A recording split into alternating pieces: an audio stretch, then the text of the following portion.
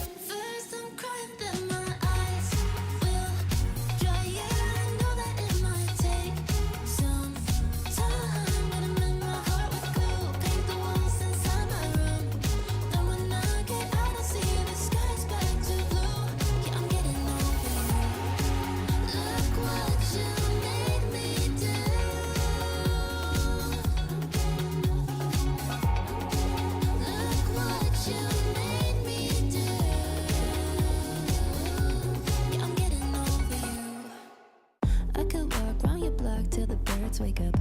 I love hearing you talk, how your eyes light up. It might be the moonlight or whatever, but the future never looked better. I just can't look away, got a million questions. Yeah, I guess you can.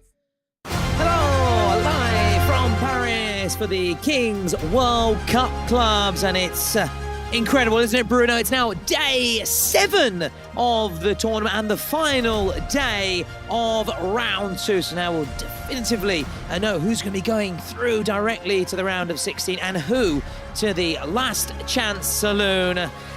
Bruno, it's going to be another action-packed day. I can't wait for it. Hello, Thomas. It's lovely to be here yet again for day 7. Welcome to everybody. 4 games again today, and we're finally going to know who's on the final planes home, who is in the last 16, who is going to the last chance. We're going to get more of a clear idea. We say it every day, but a proper clear idea of who will be going on in this tournament. Absolutely, and if you were with us yesterday, then you will of course seen the action, all the goals. If you weren't, as I say, where were you? What were you doing? What were you doing? Not watching the Kings League. But we forgive you, we understand, of course, you have your other commitments from time to time when you're not watching the Kings League, and we are going to recap all the action. In the meantime, this is live footage of the warm-up of our first game here, which sees Morash warming up here, the side from Japan, the land of the rising sun, against Jynxzi. But let's roll back the hands of time. If I could turn back the hands of time, I'll turn it back to yesterday to see GR7 get an impressive win against Olimpo United. For GR7, their first win of the tournament, and this man here, the keeper, Kironi, with a hat-trick, a tripleta, and it never happened before in the Kings World Cup club. So he made a bit of history, a bit of histoire, because we are, of course, in France, Bruno, and you do like to try and speak un petit peu de français, even though it's fallen on deaf ears mostly. They've not really understood much of it, and they immediately go to English, which is obviously good for me. So it was an impressive performance from the Italians. Olimpo United, it's 2 defeats from 2, so they are out of the competition, and curiously, both defeats against Italian sides. First FCZ, and yesterday GR7. That is correct, GR7. The Italians had a phenomenal day yesterday. Everyone's having their little days. You had the French on one day, the Brazilians, and then it was the Italians yesterday. As you say, Kironi pretty much deciding the game in the early minutes. After that, Olimpo United tried to get back into it, but the mountain was too tall, and we've got GR7 progressing in the tournament.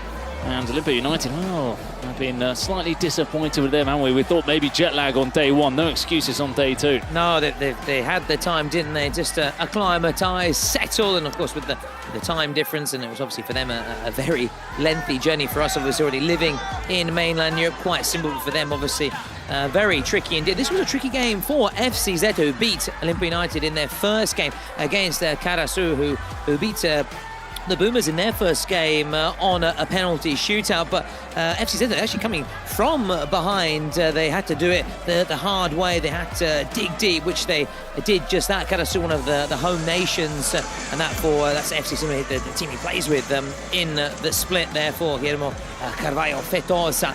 So Karasu really starting so well and buoyed by their home supporters, but Zeta starting to hit back in those final 2 minutes before the interval. From there, gave them a bit of momentum, a foothold, shall we say, in the game, and they managed to turn it around. If you are just joining us or have recently joined us, this is what you're seeing now in your main screen are the highlights from yesterday's action. To the right, that's live footage. Jynxzi warming up ahead of their big game against Morash, which is coming at 1900, so not far away. In the meantime, we're warming up, we're whetting the appetite by looking back at all the action, all the goals from yesterday, with Zeta, as we're saying, mounting a comeback against Karasu, one of the French side. And this was actually the first defeat for a French side in the competition. There in the presidential booth, we see the representatives of FCZ had a very enjoyable experience.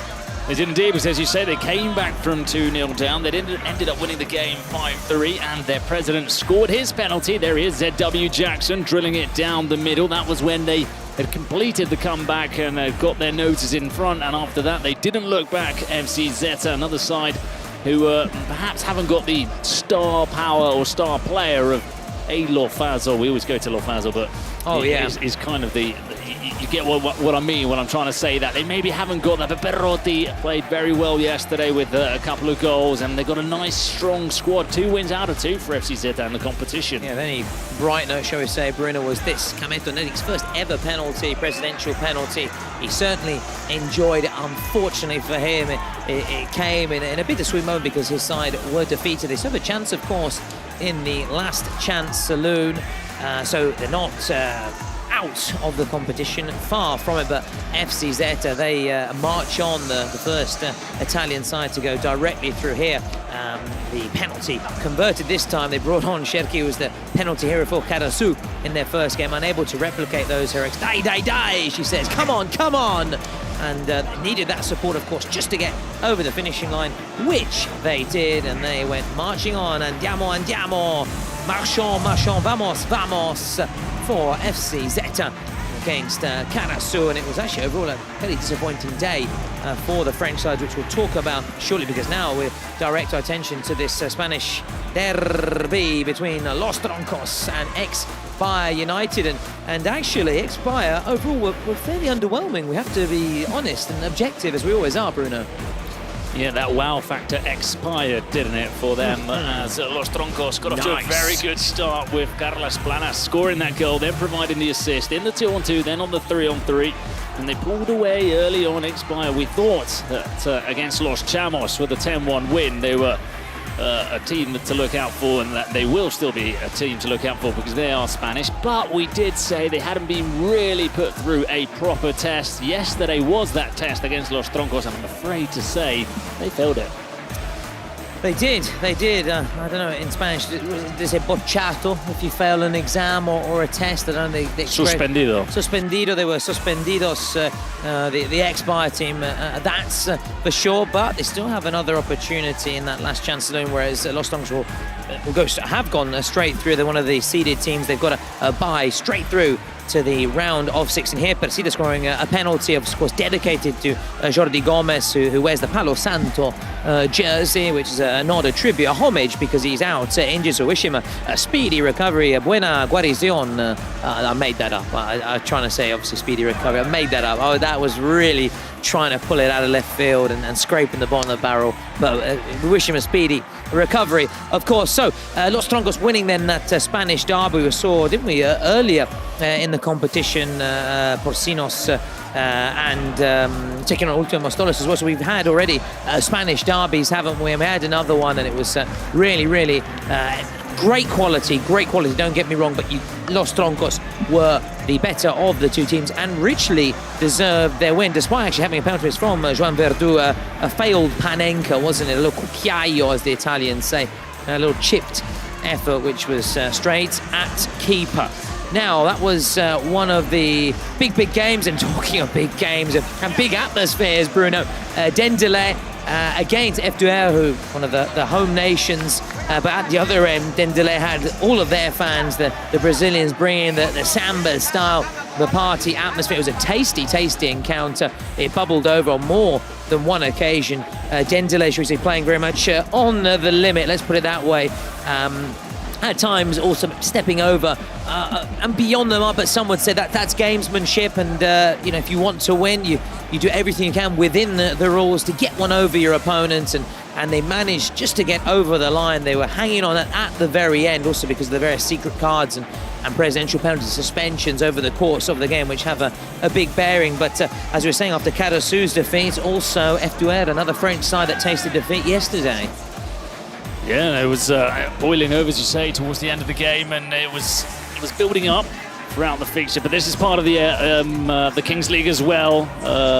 The chairman, the president. I keep saying chairman. The president's getting involved. The president's sort of riling up the fans and creating that hero and villain sort of narrative within the competition. And the Brazilians are happy to take on the role of villains a lot of the time. They took it on in Brazil with Gaules, and they ended up losing the final there. And I think yesterday Dendele were loving being the villains and trying to to silence that crowd, which they did ultimately. It wasn't as easy as it seemed here when they went up 3-1, because F2R almost came back to pull off a wonderful comeback, and what would have been remarkable inside the arena. It would have lifted the roof. The volume would have really cranked up. It would have been one of those special moments from the Kings World Cup. But I suppose Brazilians will be saying, well, thankfully that did not happen. Yeah, when you mentioned the chairman, for me, there's only one chairman, that's Jerry Block. Oh, yeah, gotta be of course. the ultimate chairman. We've got the ultimate Mostales, but the ultimate chairman has to be Jerry Block from Dream Team Harchester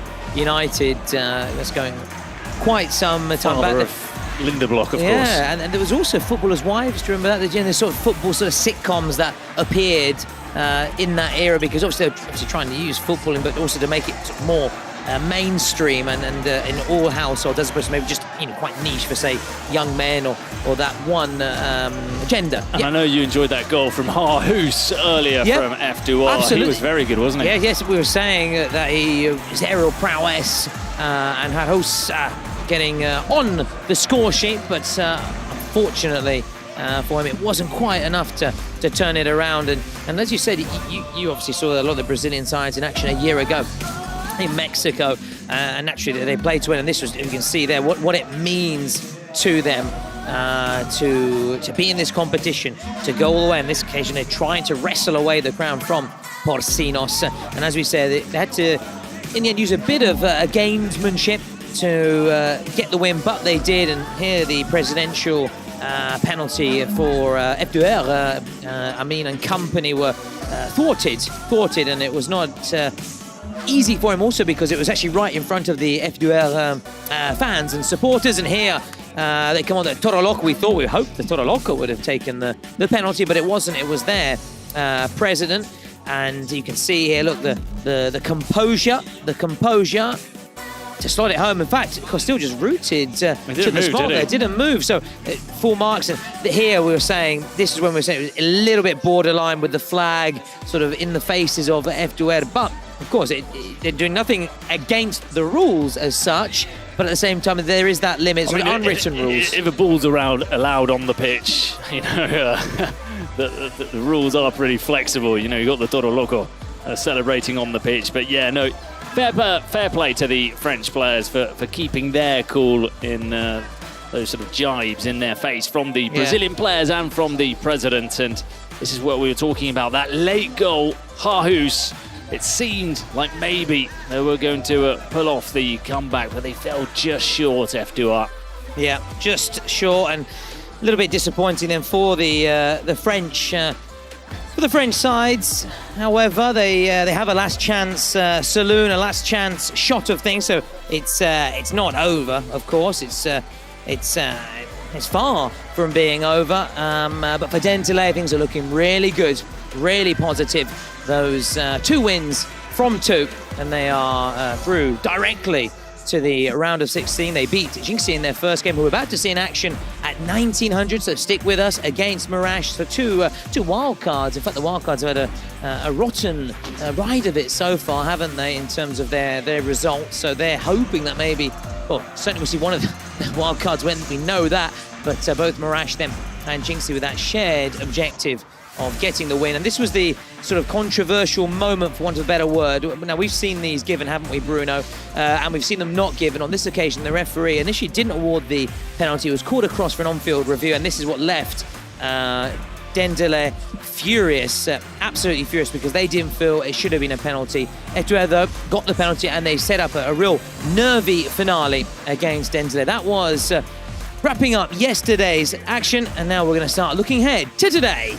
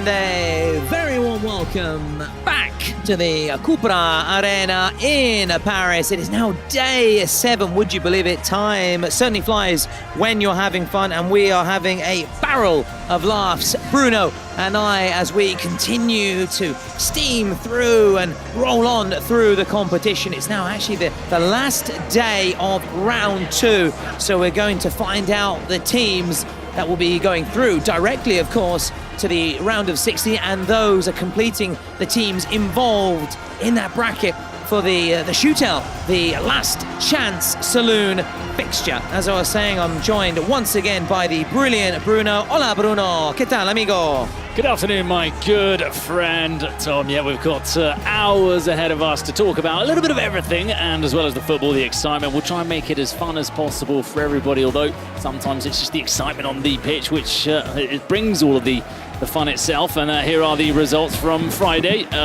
day 6, if I'm not wrong, where we saw 2 of the Italians winning in those first 2 fixtures, GR7 and FC Zeta, and 1 Spanish side defeating another Spanish side in Los Troncos. And of course it all finished off with that game where tempers were flaring a little bit as F2R, the home side, were defeated by the Brazilians. The Brazilians again, here come the Brazilians. Dender taking the win. So the bracket, Tom, is starting to fill out. Today it will be completed. Today we will know all of the teams that are knocked out at the first hurdle, and which of those have got one more chance in what I like to call that purgatory. Nice. And there are 4 slots remaining, so it's more of a last chance day today, and we've only got 1 if I'm not mistaken. There we go. Confirmation, yep. Straight into the last 16 with the 2-0 record. Correct, the Bruno Master General, exactly that. Now, if you, of course, were with us yesterday, you'd have seen, an evening packed full of goals. If you weren't with us, well, where were you? Donderes, because you missed a brilliant day of action. But as I always say, do not fear, do not worry. We're going to recap everything, because GR7, inspired by their keeper, Gianmarco Chironi, became the first ever keeper to net a hat-trick at the Kings World Cup clubs, inspired GR7 to go through to the last chance saloon. They lost their first game, but they came roaring back against Olimpo United, lost 2 from 2, and are now out of the competition. It wasn't, of course, just Chironi, also Rossi starring, but Chironi with that brilliant hat-trick, not quite the fastest ever hat-trick in the Kings League. That belongs to Pablo Beguer, but still a very impressive moment for the Italian side. Talking of Italian sides, FC Zeta, Bruno, first attempt team to reach the round of 16. Yeah, the champions coming in strong. FC Zeta, they're the first Italian side. Let's see if there are a couple more joining them, because the Italians are looking very impressive indeed this week. They defeated Canasso. There was that penalty scored by ZW Jackson as they completed the comeback. They were 2-0 down, but they ended up winning 5-3, and Perotti was very much the star of the show for the red and black side, the Rossoneri. Rossoneri, exactly. Reminds me of Milan, but also Foggia. A little shout out to Foggia. The only real bright note for Carasu became the first French side to taste defeat at this year's competition was the goal scored by Cameto, his first ever penalty as a present in the Kings League. Unfortunately for him, and malheureusement, it was a bittersweet moment, because of course he had the joy. Look at that, the joy. He's loving life, the joie de vivre. But it was unfortunately powerless to stop Canasu losing. But they do have another opportunity, of course, Bruno, in the last chance saloon, where they'll be joined by ex-Bayer, because for the 2nd time in a row, Los Troncos go straight through to the round of 16. This was a Spanish derby as well, and I was always saying yesterday, these sides know each other really, really well, and maybe that's also why Los Troncos found it, in the end, relatively simple to get the win. It was, in the end, it was pretty much sort of one-way Los Troncos traffic. It was. They defeated last year's semi-finalists, who en route to those semi-finals knocked the Los Troncos out. What a penalty, though, from Berchita, one of the best we've seen from one of the presidents so far this week. So in the 2nd Spanish derby that we've seen this week, Los Troncos advancing, and as you say, ex-Bayer still with work to do if they want to be in the last 16. And of course, we can't not mention the sportsmanship, the fair play across leagues among presidents of obviously different teams, different nationalities, and it's great to see because there's a lot of camaraderie, isn't there, on the Kings League circuit, and that's what it's also all about. Naturally, they're here to win, it's competitive, but there's also fun as well, and about making friendships that will last a lifetime. And we can see a few moments ago, and in particular, a lot of the Italian presidents helping each other out and supporting their fellow countrymen, regardless of the team they've been facing. And let's go all the way, though, now to South America, because Dender of Brazil, the first side to hail from Brazil to reach the round of 6. And this was a tasty, tasty affair, wasn't it, against F2R.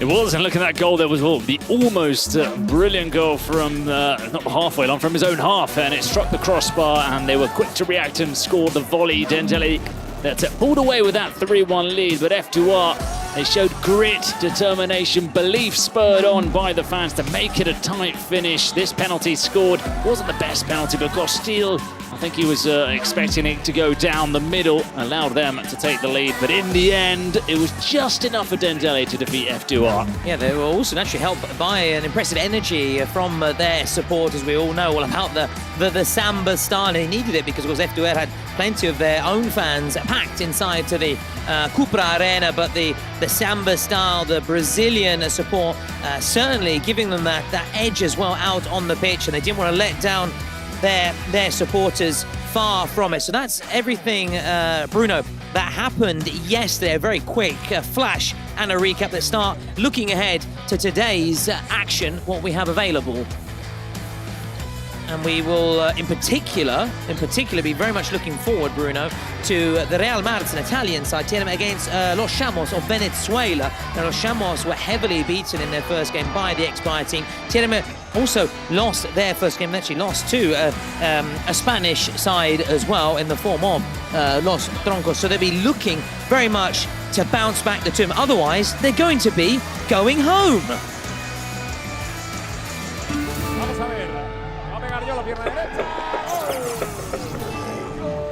Bonjour monsieur, vous avez une belle cour. Gracias. Bonjour, j'ai une lettre pour vous. Gracias.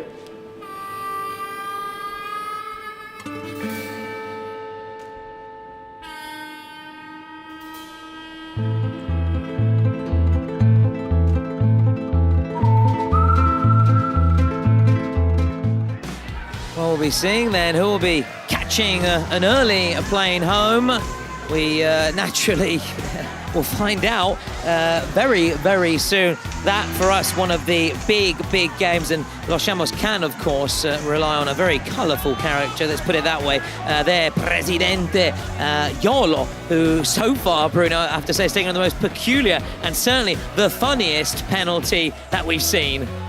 He'll come up with something today, I can assure you that. He always does it. He does it week in, week out, which, you know, requires a lot of creativity and thinking it out and trying to come up with something special. And that's what Yolo always does. I'm not sure what he'll be bringing to the table today, but then he backs it up with the score, with the penalty scored. And yeah, I'm looking forward to seeing what Yolo can offer for today's game for Los Chamos. There, if you talk the talk, you've got to walk the walk, and he certainly did that. That game is coming up at 8 p.m. 2000 local time. We are in Paris, but it's only one of 4 fabulous fixtures that we have for you, and we begin, as we've already said, at 1900. Jynxzi against Mirage, then Tiene against Los Chamos, and then SXB. That's going to be a great game against Kuni Sports, the very same Kun. And when we cap everything off with Gigantes against Furia, and those sides won their first respective games, so they're looking to go directly through. So, action-packed day ahead, as always. What do you expect? What else from the Kings League? But now, let's begin our build-up to our first game. We picked out Jynxzi's David Brinquinho, who scored the secret card penalty against Dender. They were beaten by Dender in their first game, but it was a close game. It was a close game, and they, considering their wildcard status, certainly did themselves proud. Here, Shunsuke Nakamura, responsible for taking the shootout against F2Z, not to be confused with the Nakamura who played for Celtic and Regina. Who has the same name, yeah, Shunsuke. Same name, and so Do not get confused with those two. Just that it's just his namesake, and we're almost there for that big one.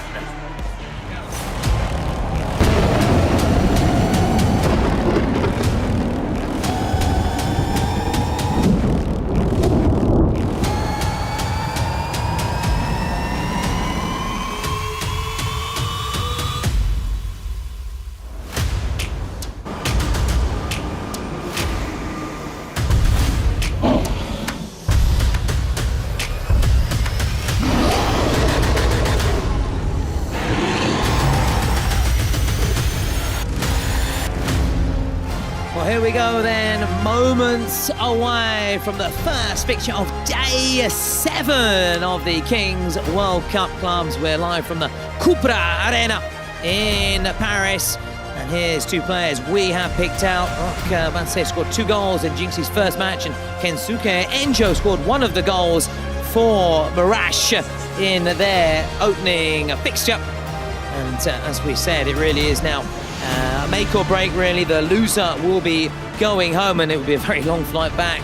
Bless them for the Japanese. For both of them, really. True, because obviously a bit Jynxzi, more in the case of Monash, but still, to be fair, it's a good point. Jynxzi as well. They've also got players who hail from Spain and Belgium. So, but overall, as you said, they're aside from the United States of America, and according to you at home, you believe that Mirage will be sending Jynxzi back to the United States of America. But you've still got time, of course, to keep voting in our chat via YouTube, via Twitch as well. And I'm a big fan of Twitch, and I like the interaction between the chat and the questions that you can throw in. It's a real great sense of community. Once upon a time, it used to be phone-ins many years ago. Phone-ins, and they still do a bit on TalkSport. They do, but the way forward is certainly. It used to be on TV and TV as well. In, on TV. And now, of course, Twitch is the way forward, and I am certainly being converted, especially thanks to the various streams that are available on and for the Kings League. That was a quick flash there of the Jynxzi squad. And here's a quick flash of the Mirage FC squad. 3 wildcards, which of course the rules and regulations. Bruno, which way do you think this one's going to go? It's tight. It's a tight one to call. Well, experiences on Monash's side. This is their second participation in the Kings World Cup. Last time they made it to the last chance game where they lost to the Turkish side Limon. They were a very good side, Limon. Would be nice to have them back this year. As for Jynxzi, well, they were pretty good in the first game, especially towards the end. They ended it very well. Rockban Sates was brilliant. Remember, he scored that free kick, and they've got some individual players that really stood out. So it's a tight one. I don't know who to go for. Yeah, I'm leaning maybe a little bit towards Jynxzi. Okay. It's a tight one. It could, well, our predictions, it could just basically turn on a turn of the cards. So literally. So we'll find out very soon. There, Jynxzi. So I'm practicing penalties. We'll talk about that in a few moments' time. He waved across to us as the lights go out here, and the ball will drop from the iconic cage. Who's going to get there first? Who's got possession? It is Jynxzi on the ball with Brinquinho, the man we picked out, who we believe could be one of their star players. Keeper off his line as well. Comes to Barata. We saw and we've seen the importance of the keepers, and that was important, but for the wrong reasons, just gifting possession to Mirage, who can now have a stab and have a go at getting the first goal of the game with Mr. Fukaya. There's options, of course, or rather an option. What options? Shoot or pass. And will he shoot? And he does shoot, and unfortunately for him, it goes into, well, not quite rose red. Yeah, it was a little bit lackadaisical. But the start for Jynxzi is, we said that they don't know each other, but these two, Brinquinho and Barata, play together in the Kings League Brazil for Capim. So there is an understanding there, although... Oh, this could be it! No foul, he's got to get up, he's up on his feet! Still, Oda! Oh, Oda! 1-0 to Mirage. Jynxzi just loving it. And Japan's Mirage are ahead here against Jynxzi of the USA. It's right away. Oda with the goal for Mirage. He showed a good strength to clash with Brinquinho, but then he got up quicker than Brinquinho. Brinquinho stayed on the ground. So the first goal is for Murash. Let's see if the Americans can score, because they've got that capability with Brinquinho. They can score. They have answered your question, but the arm is up. The arm is up, Bruno. Yeah, I'm not going to jot it down. How many times have I had to scribble out goals on my... You're just too eager. You're just too eager. You're a bit Roy. You're a bit Roy. You're Eager a bit Roy. beaver. You're a bit Roy there. A bit keen, but it's good though. It's good. Oh yes, there you have it. It is a goal. It is. So let me jot that down then. that was a stuttered celebration if I've ever seen one for Jynxzi. It was yes, no, yes, yes, yes. So they immediately level 1-1, and the man that singing the praises of both off-air and on-air as well. We obviously talking a lot about this competition in our downtime, watching and rather playing a bit of Fortnite, but also chatting about the competition. It's part of, naturally, of our conversation as the shot comes in. It wasn't far wide from Fukaya. We spoke a lot about Brinquinho, especially after that first day when we were digesting it all back in the hotel, weren't we, Bruno? Obviously, we were struggling to sleep because the adrenaline that was flowing through our veins and pumping through. And we were chatting how out of the wild cards we were very impressed by Brinquinho, and who's shown he's up and running. Nice shot there of the presidential booth with Jynxzi. We expect to, of course, see him take a presidential money. He's certainly not going to hold back, is he? Junichi Kato. Remember Junichi Inamoto? I do. Now, Brinquinho shooting the ball, trying to draw in players just in front of us as well. You can see Casters, that's Bruno, and I were alongside our German colleagues. Lars. Yeah, we've got Lars, as always, sat down. You can see there's three lads probably can't see standing up. Yeah, he's slouching. Not good posture. Brian Clough would not like that. Lads, sit up. Brian, don't make them like anymore, those managers, those old school managers, although he would like the colour green. Famous sweater, always wore a green sweater. Old Big Head himself, the greatest manager England never had. Bit of a Squid Games tracksuit worn by Lars today. It was. And now the all green for Lars, who's sipping away on his coffee. Still a bit early. Yeah, it's a bit early to have the coffee. It's only, well, not even 4 minutes in here. He definitely makes the most of what is on offer at the arena. And at the hotel, might I add, as well. Now here they come. So they're taking the touching off Barata. I don't think it did in the end.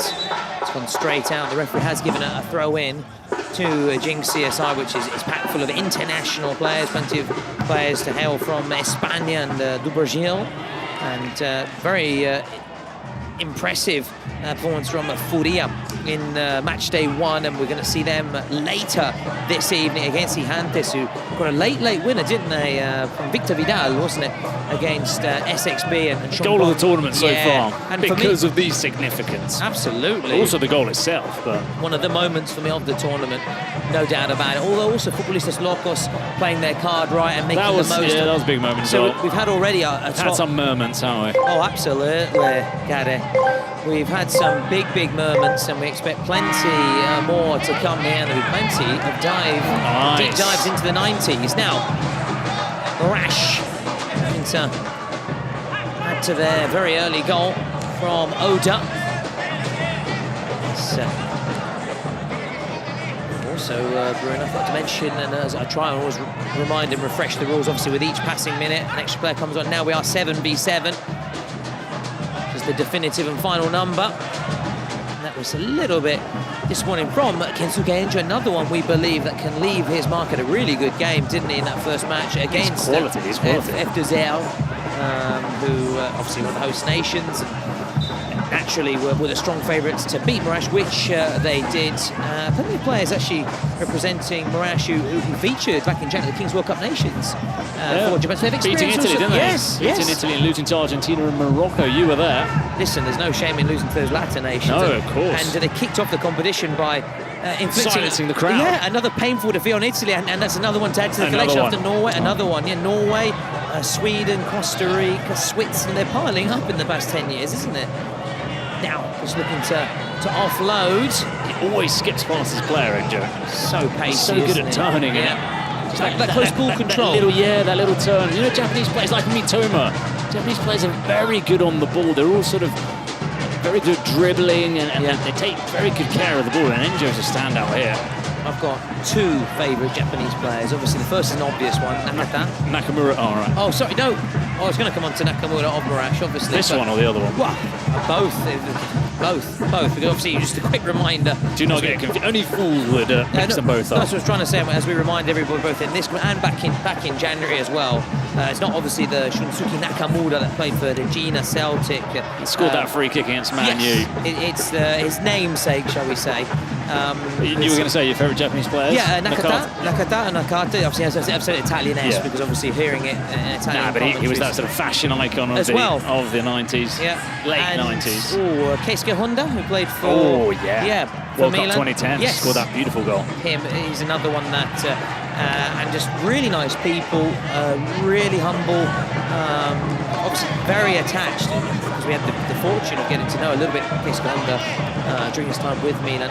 Very attached to his country. In fact, he used to wear two watches, so one obviously for Italian time and one for Japanese time. Nice. But really humble, really good workers, and he was very, and they gave him the 10 for a good reason, because he was one of the sort of technically gifted players of that. Unfortunately for Milan fans, a very sort of disappointing period in terms of results and out of Europe, but he sort of... But a similar mould of that Nakamura, very good at set pieces. You know, the Japanese players, Honda, they're sort of generally those classy players, all the wingers, like I say, Mitoma. Look, in Spain, for example, for the last couple of years, we've had Take Kubo at Real Sociedad. Remarkable winger. I don't know where he'll be going. He'll definitely be moving on. He came through the academy of both Real Madrid and Barca. There's a goal! Well, we were singing the praises of Japanese players, and it's the Japanese team that lead here. They retake the lead and they capitalise on a mix-up at the back, sliding in there.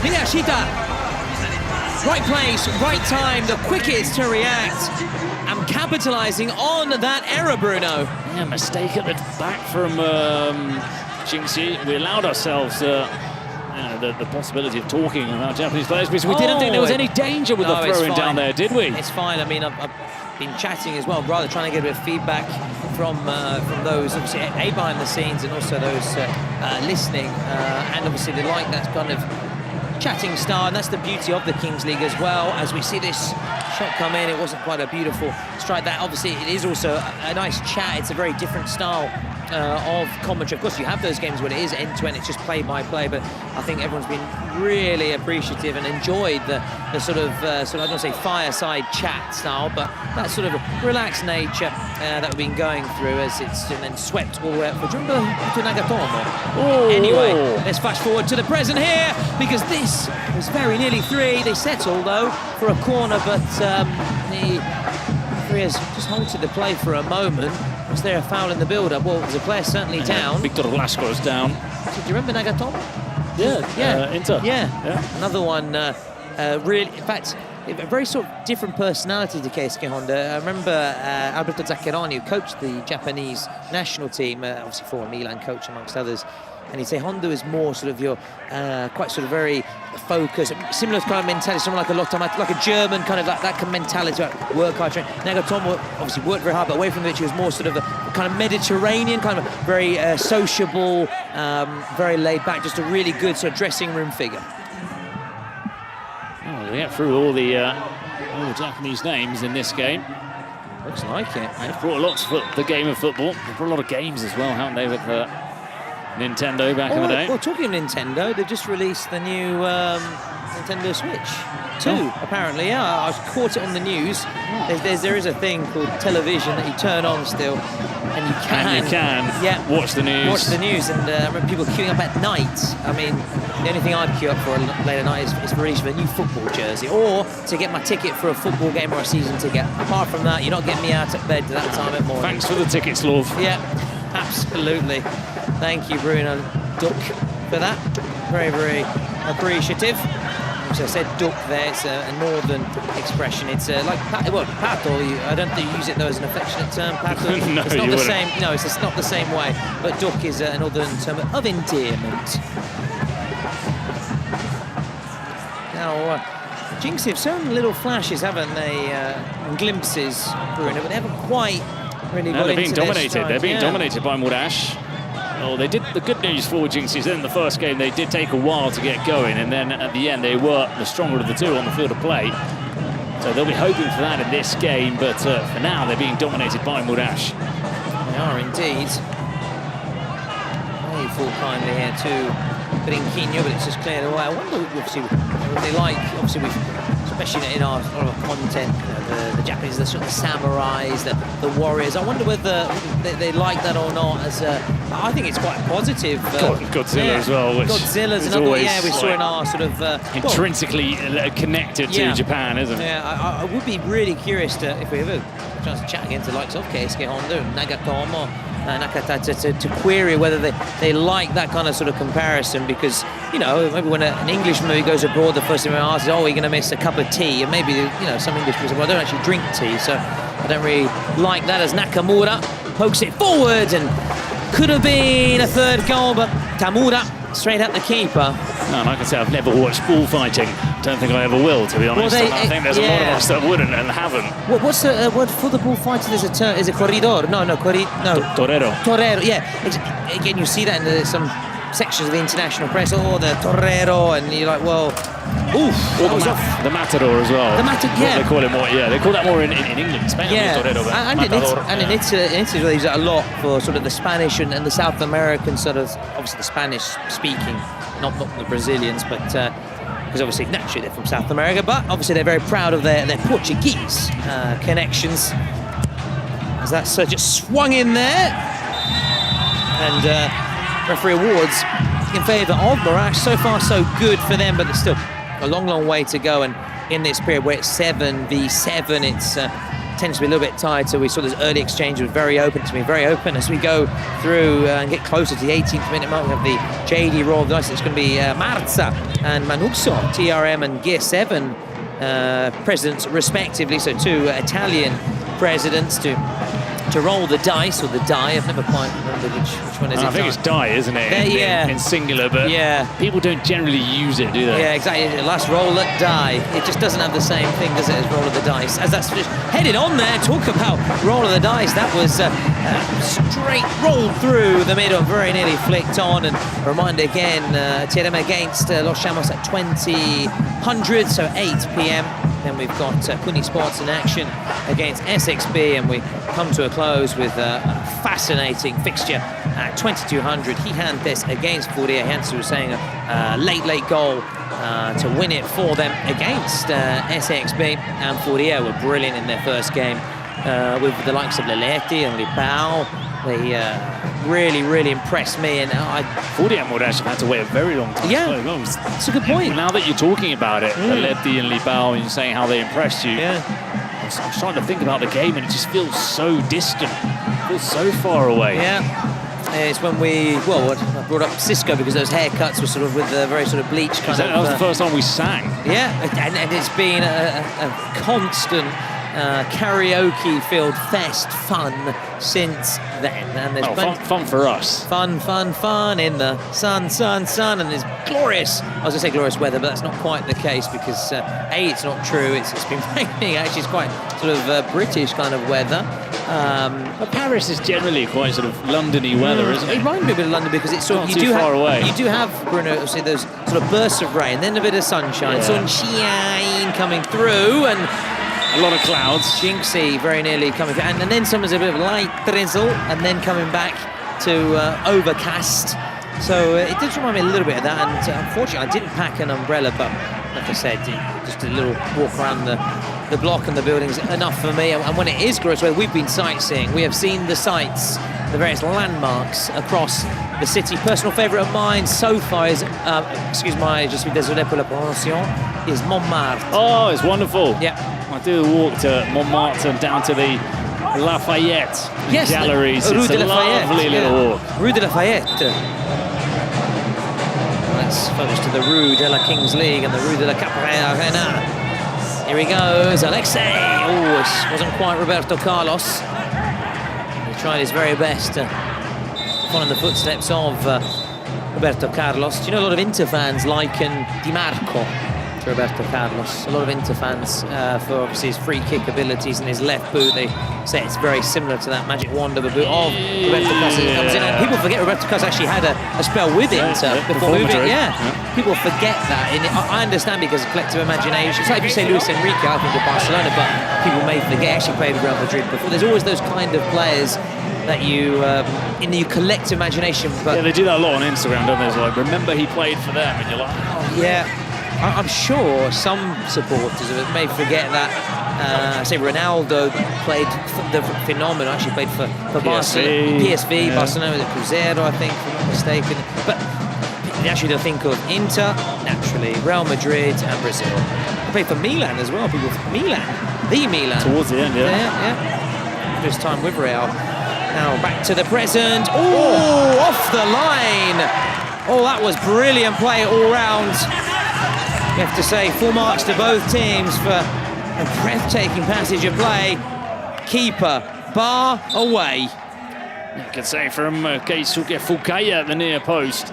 And they really did warm up Fukaya. He was on the pitch. The whole Monash side were on the pitch for 20 minutes warming up. We didn't see Jynxzi, but of course there are other mini pitches on the outside where they were probably warming up. We were here, so we can't confirm or deny. I'd imagine they didn't just come onto the field of play, but Monash were on here for a long time, and the keepers were really working. So I'm not going to say that save was down to the work he put on the pitch before kickoff, but they definitely were out here taking things very seriously. And here come Jynxzi again down that left-hand side. Again, they're working the keeper. This time they settle for a corner. Will we see one of these sides at the Défense Arena for the final on the 14th of June? They're certainly not up there as the favourites. Not just the final, plenty more to come that day, including an exhibition game between France and the rest of it, and a brilliant performance, live performance from Gims as the shot comes in, takes a big deflection, and the clock will stop. And we reach the 18-minute mark. We're going to have the roll of the dice, and we'll see what the outcome is going to be. We're going to be just one president in the end. I thought we were going to have two, but all good. Or maybe just hiding behind that. What we got. Okay, 3v3. We like that, which means that the keepers can come out as well and be involved, come out their penalty areas. Let's try and listen in to what's being said.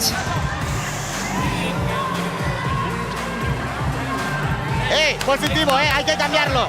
Vamos, las tenéis, atacar por fuera. Vamos. Barata, vamos, Calma. Vivos.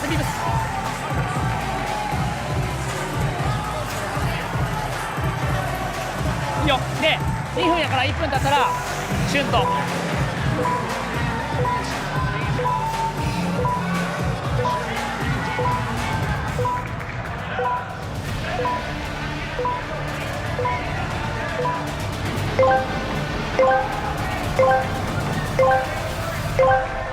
Now the countdown is over. We're back underway. Final 2 minutes, and we expect goals here, don't we, Bruno? With the space opening up here, and maybe one could say could favour Jynxzi with their sort of flair from Spain and from Brazil. They had a 3-on-3 in their first game as well. Must admit, I don't remember the outcome, but so they have been used to the 3-on-3. And Brinquinho definitely is a player that is pretty good in these 3-on-3 situations, or 2-on-2s, and Barata in goal as well. Fukaya straight at the keeper, and Barata. Oh, he thought about it. I think is he going to join in with the attack? Yeah, it looks like he is. I thought maybe they might roll him off. Yep, very nice. Here he is, Barata, brilliant Barata. We'll find out if it's brilliant or not. Or a belter, purely belter. Good film. Now Barata. Oh, good ball. Here he is. Oh! My. Well, now I think I've seen everything. Brinquinho. Have you seen a man eat his own head? Okay, I've seen nearly everything. Oh, okay. I've seen Brinquinho miss from close range, which I never thought I'd say from that position, a player of his talents. But look how important the goalkeeper is in this side. You go back to Lino Carson, for example, who would sit back really deep because he's a traditional goalkeeper and he wouldn't get involved. He wouldn't give you an advantage in a 3-on-3. But Barata, he's the one taking the corner. He's the one doing the overlapping run and then playing the pass. He stayed there as his well. pass before was the pass of a good outfield player, the one that he flicked over to Brinquinho. Brinquinho's there again in sport. He's free as well. Can they get the ball to Brinquinho this time? He must score. Brinquinho, can he make amends? Oh, no. He can! He does make amends moments after missing a sit-up. He fires it home. There, number 20. He doesn't miss twice, does he, Bruno? Thought for a moment there when he tried to take it around the keeper. He'd made the wrong choice, but he just about found enough of a gap to draw the ball into an empty net. So, third goal of the competition for Brinquinho. It's now 2-2. Can Fukaya and company fire back here? Here is Fukaya. And staying in support. We've got Nakamura on this side of the pitch. And it's not that Nakamura, it's just his namesake, a reminder. Who would make that error?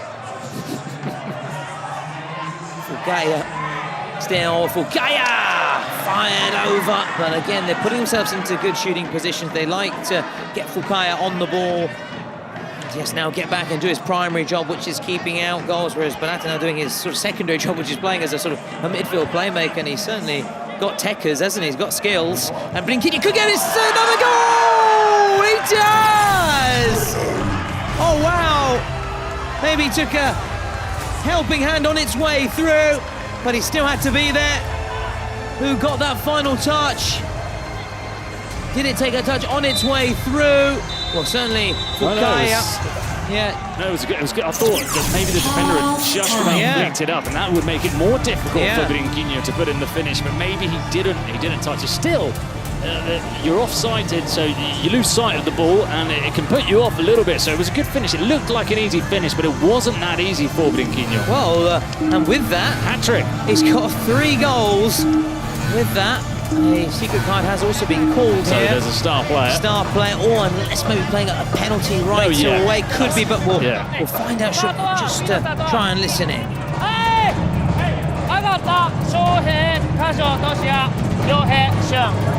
OK これクワトロ1回落ち着かせてやって OK OK 自信持っていこう行きましょう OK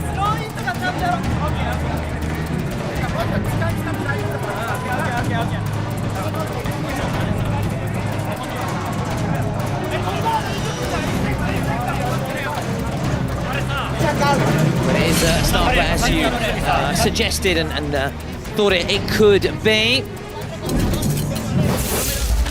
So the star player is used for Jynxzi. So Brinquinho, you'd think, on a hat-trick more so. Got to be. He's another one of those on 4. There are a lot of players on 4. If he can break through that barrier, get onto 5. We have one player on 5, which is Wellington. So it'd be another Brazilians are free scoring in this tournament. But if he can manage to get to 5, then he'd be in that company. And if he can get to 6, he'd be the sole name at the top of the top goal scorers list. Can he be in that party of 5? And unsurprising, them wearing that green armband, the star player, and basically what that means for those who are relatively new to the Kings League. Should he score, this goal would be worth double, and it would mean that Jynxzi go from 3 to 5 and stretch their lead even further. And obviously that card, should we say, lasts all the way through to the 38th minute in terms that he's got until the 38th minute to make it count. As soon as he scores, obviously the star power status is taken off and it's no longer valid, but he has right until the 38th minute to put his name on the score sheet there, Brinquinho, which is obviously... We saw one yesterday, did we? With Addis? Was it Addis? Yes. They used star play. Exactly, and also a few days ago... Yes, also a few days ago for Zaytuna as well, but it didn't really have a big bearing on the overall... Zubatini was the player, so we have seen it. It wouldn't be the first time, but it'd be arguably the first sort of big high-profile name in the form of Brinquinho there, one of their wild cards as we get back underway.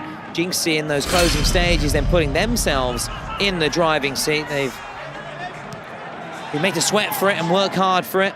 It's a game which, this is often the case, we have to say, in the Kings League, does ebb and flow, and now it's momentum and the tide flowing in the favour of Jynxzi. I haven't seen a shot of their president yet. We saw him celebrate a lot, didn't we, in the first game by taking his shirt off, which... he's not with us today. He's not with us today. It's almost Ravanelli style, but he doesn't lift it over his head, but still sort of taking the jersey off. I love that celebration by Ravanelli. The white feather, the silver feather, I beg your pardon. He did a sort of white/silver hair.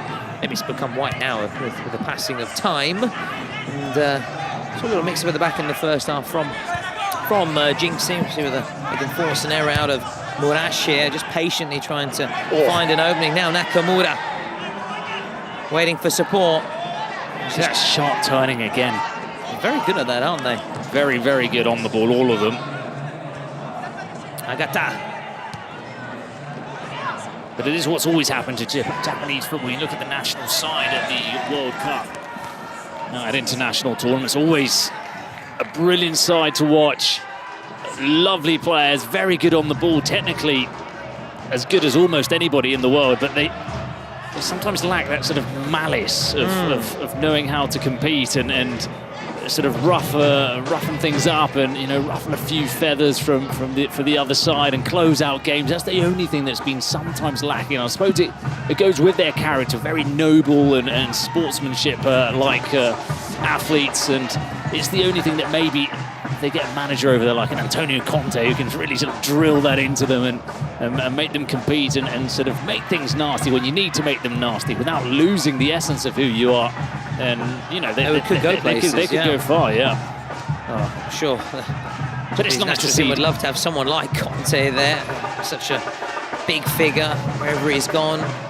Rarely had negative experiences, but Tottenham Hotspur perhaps is one that springs to mind. But barring that, but this wasn't his first season when he led them to the Champions League, so qualification is just that second season able to really kick on. Barring that, you look at where he's been at Chelsea, Juventus, Inter, Napoli, obviously Italian national side. He really restored a bit of pride, and with the side which wasn't really star-studded, he only lost to Germany on penalty shootouts that year, which can go either way, of course. And we know the Germans, when it comes to penalty shootouts, are very good, as our colleague Ralph was reminding us on our way over, as we actually travelled together with the Germans, of course, exchanging notes regarding today's matches. It was a good conversation. We naturally turned to the German national side, the Spanish national side, the Italian national side, and Ralph and Tyler were having their say. As always good debate, so it's always good to see their opinions. The shot goes in, and it was a stinging strike, and it stings the gloves of Barata.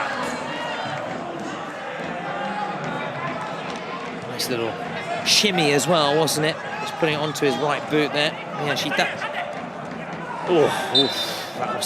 That was. What were you saying? They haven't got that bite. No, I'm obviously joking, but yeah.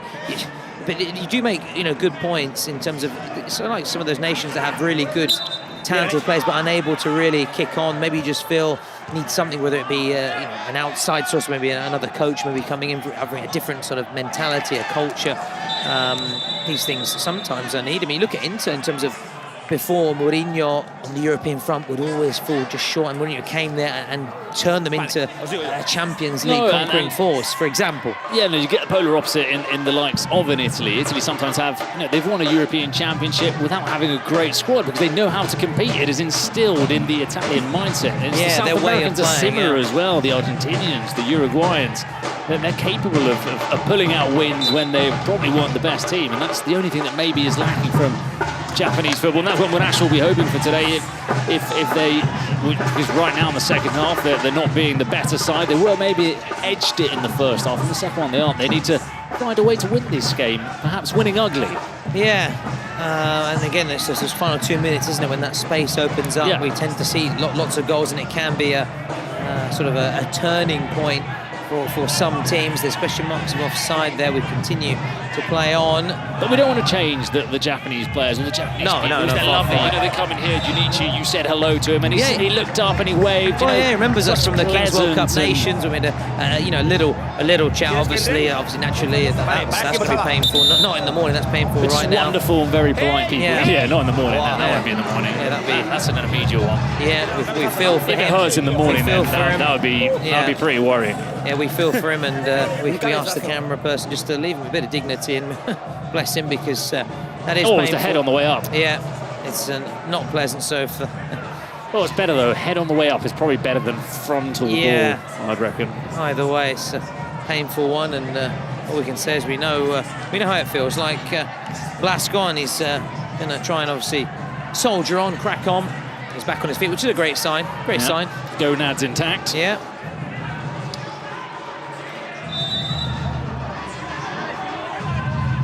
They've got to throw in. Deep in their own half, looking to push up. So ease the pressure on the rear guard, Jynxzi. Push forward. Just get out their own half here and start pinning Marash back again. Reminder, we're live from the Cupra Arena in Paris, and we'll be here right the way through to the 13th of June. And the 14th of June, we'll be moving to the Défense Arena for the final. We're at the Parc des Expositions part of the city, if you are curious and wondering. A few stops away on the metro from Gare du Nord. Now the shot comes in, and just a relatively long bus ride back as well.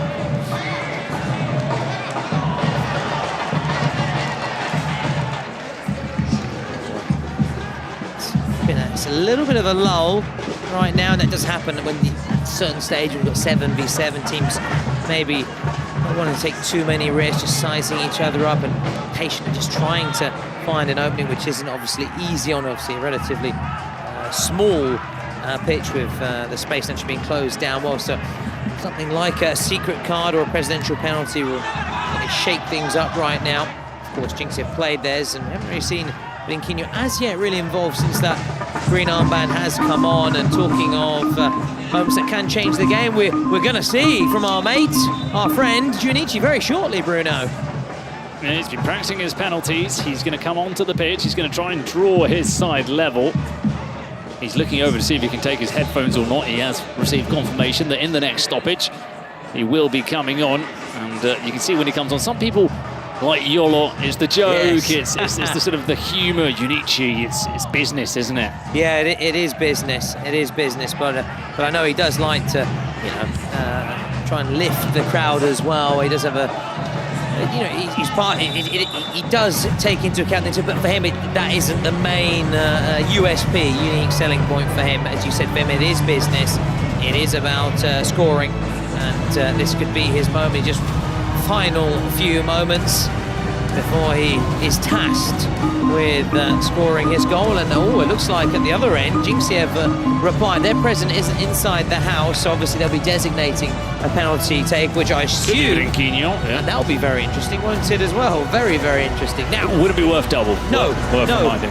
But in terms of that, taking him into the Capo Cannoniere, their sort of territory, in that sense, it would be very special, very, very special indeed. Now, here he is, little fist pump, little salute, but as you said, too much spectacle or entertainment, not too much showmanship. As the flag waves with pride there. The Marash crest. Good to see. We spoke about the sportsmanship, didn't we? That we've seen the camaraderie between the Kings League brothers and sisters, of course. It's a game for everybody. Come one, come all. You know how it is. Some people are the heads, some people are the hands, others are the humour. Yeah. And we're the latter, aren't we? At least we think. it's a pretty basic shirt, isn't it? This from Marash. We've been talking about basic shirts. A little bit too basic, but it's the Japan blue. Here they go. Can they go level?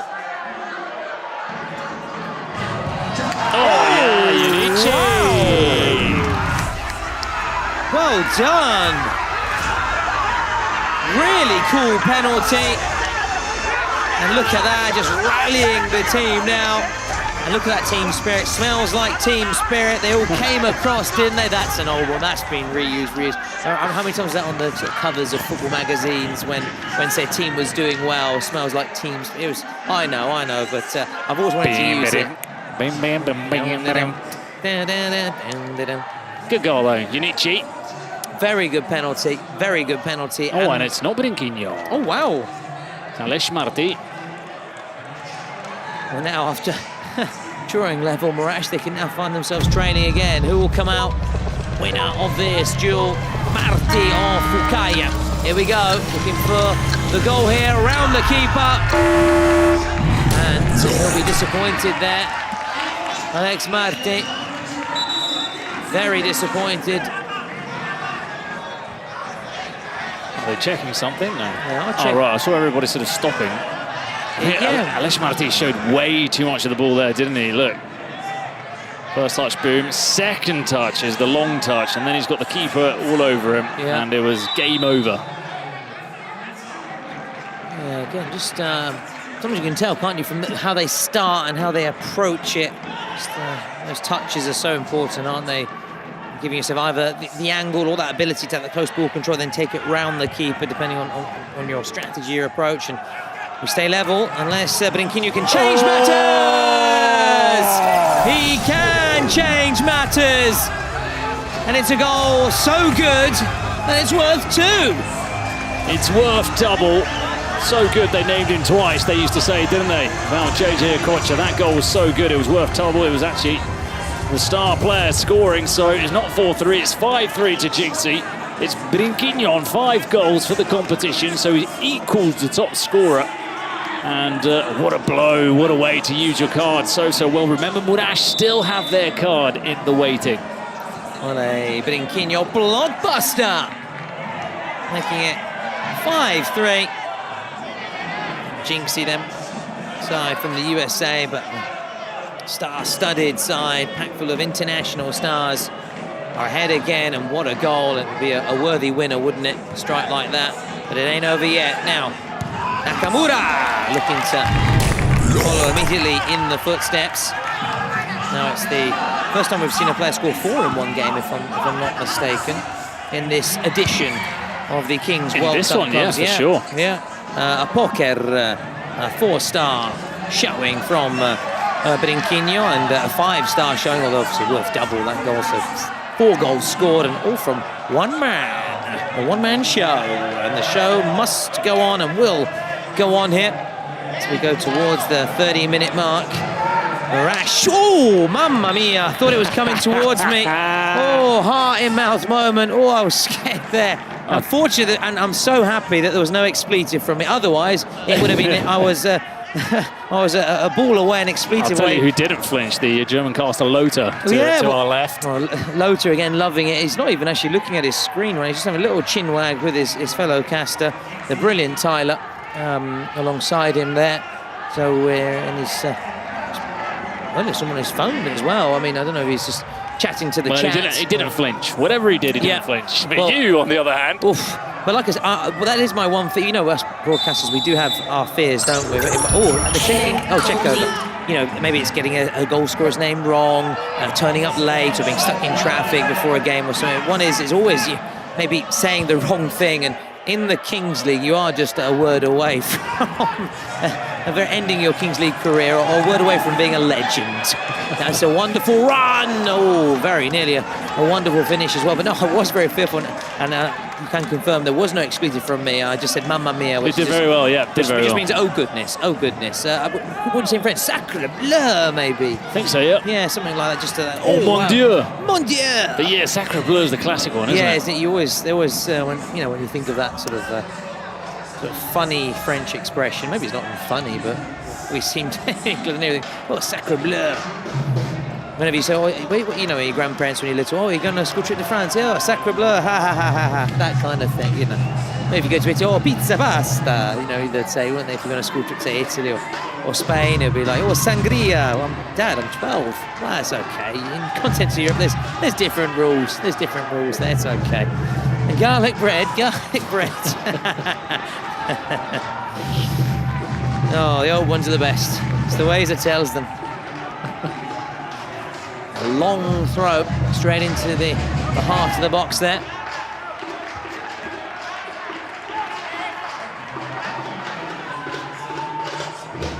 There he goes. Again. Potter arrowing it in. That was What's the name of, was it Delap who would take them for Stoke? Was it Rory Delap who would take the... Yeah, Rory Delap, it was. They would work on... It's his son, isn't it? It was signed by Chelsea now. That's right. I think it's his son, isn't it? It's amazing Liam Delap. how the sort of footballing gene is passed on, the sort of fathers and sons. Obviously, Diego Simeone, Giovanni Simeone, Lilian Thuram, obviously 2 sons, Marcus and Kefren playing in Serie A. Tim Ware, the son of the great, the legendary George Ware. Those were just... Johan Cruyff, Jordi Cruyff. Yeah. Oof. And yeah, and in fact, he never had Cruyff, did he? He had Jordi on the back of his shirt because he didn't feel sort of worthy. Did he play for Barca? Yeah, of course he did. Because his dad was playing. Sorry, coaching, I beg your pardon, in that period. The dream team. Suggesting a little bit of nepotism. Well, listen, you also see Alex Ferguson, his son as well, you know, had a little spell at Man United, Darren Ferguson. He's been managing Peterborough for years. Yeah, I think he may have coached Wrexham or played with Wrexham. So, but you know, it naturally gives you a sort of a little ladder. There's no doubt about it. But you have to still be good enough to progress. And it's like Simeone now. He's playing for his dad. Yeah. Still got that card, Murash. Just slipped away from him. Oh, it's there. It's there. Can they get the shot away? Nakamura saved. Saved. Are they going to play that secret card? At the moment, again, purely speculating. The longer it goes on, always makes one think it could be a shootout or a penalty, or maybe they wait for the final 4 minutes to have goals worth double. There's always that possibility. But if you've got that, wouldn't you use it right away to give you that, you know, foothold back in the game? I'm not sure. Anyway, Brinquinho, man who's literally deciding this game and the difference maker. Oh, there it is. There's a secret card. Which they'd love to have something like a penalty or a joker card. That's what they really want and would love, but obviously it's secret, it's chance, it's luck, it's the luck of the draw. Well, that was a late challenge.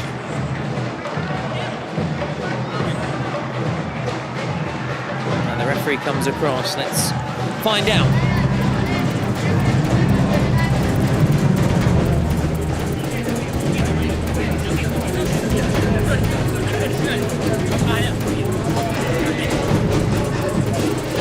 Oh yes, it's Joker. Surely penalty. What? Penalty. Suspension.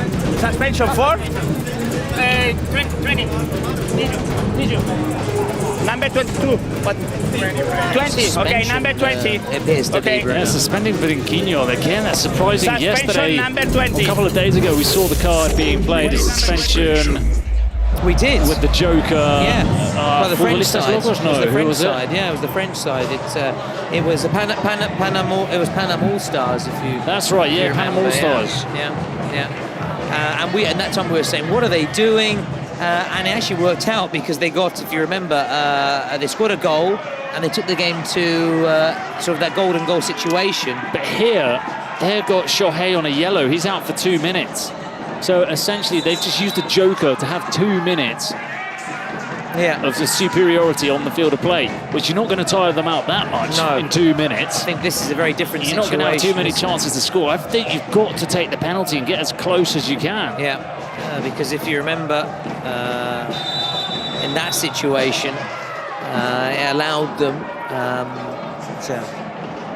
in those closing stages, wasn't it? If you remember, we were all saying, why not take the penalty? Why not take the penalty? But they had their Joker and they sort of cancelled out the cards that their opponents had played. Whereas in this case, you said they're already a man down. It is a little bit baffling, but then again, if it pays off, we'll be the first to be eating our words.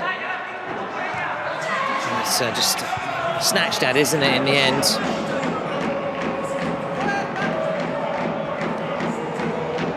We've got a minute before Shea can come back. They're number 3. It was given that Simbin that yellow card for that late challenge a few moments ago. And then they'll have, under 3 minutes, 2 minutes and a half, more or less, just 2 minutes, you said, to make the most of their numerical advantage.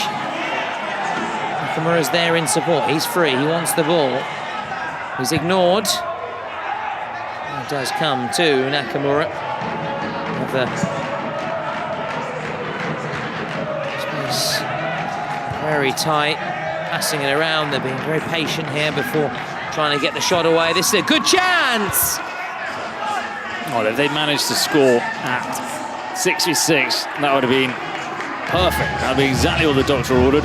Go 5-4 down to the last 2 minutes of 7v6 would have been perfect, but I still think it was the wrong call, that joker card. No, I think the situation was very different, wasn't it? Very, very different in that game as well. Panama All-Stars always gave you that sense that they could score. Rash haven't really offered too much, have they, in this second period at least? Unless they can turn the situation around now. Can they get that goal to make it 5-4? Ooh, that was close. Was it tipped over? I think it was, wasn't it, by Barata?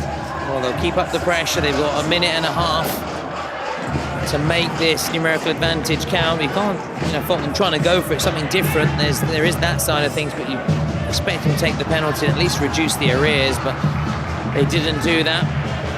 So it's played all the way back here. Ball rides that really well.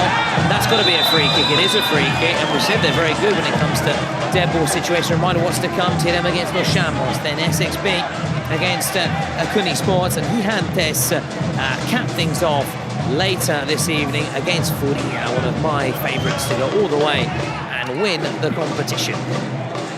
All right, Sherlock.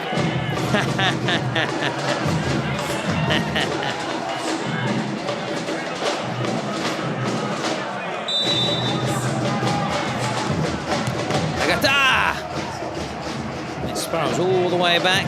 Not to illusion, I thought it was going the other way. Still on the ball though. Oh, that's a real crunching challenge. Looked like he got the ball. I said looked like, we'll need to have another look at it. And of course it will be checked as we speak and as we play on here. Oh, Barata very nearly caught out and then again! Oh! Took a while to get up there, didn't he? He did, but he managed to keep it out not once but twice. Look at that, that's a really good save. Very good save. Very good save. Oh, they're saying there's a handball there from Jynxzi. Look at this here. Let's see if we get the other angle. Just waiting. That's why there's a little delay here. Brinquinho's about to come on, Bruno. Come back on, should I say. Well, that's really positive for Jynxzi. They've managed to hold on, haven't they, Bruno? Yeah, and the card evaporates to no avail for Murash, so they took the risk and it hasn't paid off, and now it's looking a little bit more bleak for the Japanese side. It is, because we're less than a minute away from those final 2 minutes, and Jynxzi are back on the ball, looking to make it 6. That, for me, would have been it. Would have been over there and then, but it's still not over yet, of course. With this final 30 seconds, and Asting's goals are going to be worth double. Rash would need a goal just to go level. Of course, Jynxzi a goal really to seal the win. You'd think so, you'd assume. So, we don't assume. Assume. In the Kings League, that's for sure. This could be a chance. It's Enjo, still Enjo! And Barata very relieved to see it go out as the clock continues to tick down here. There we are. Now going to have those final 2 minutes. Goals worth double with Jynxzi in the driving seat. Again, we'll take a little pause and try and hear what's being said out on the pitch and on the touchline.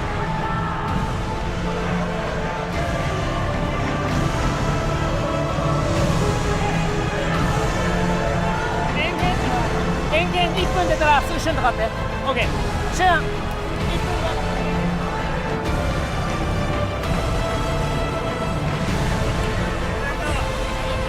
相手戻ってるよ、人数戻ってる。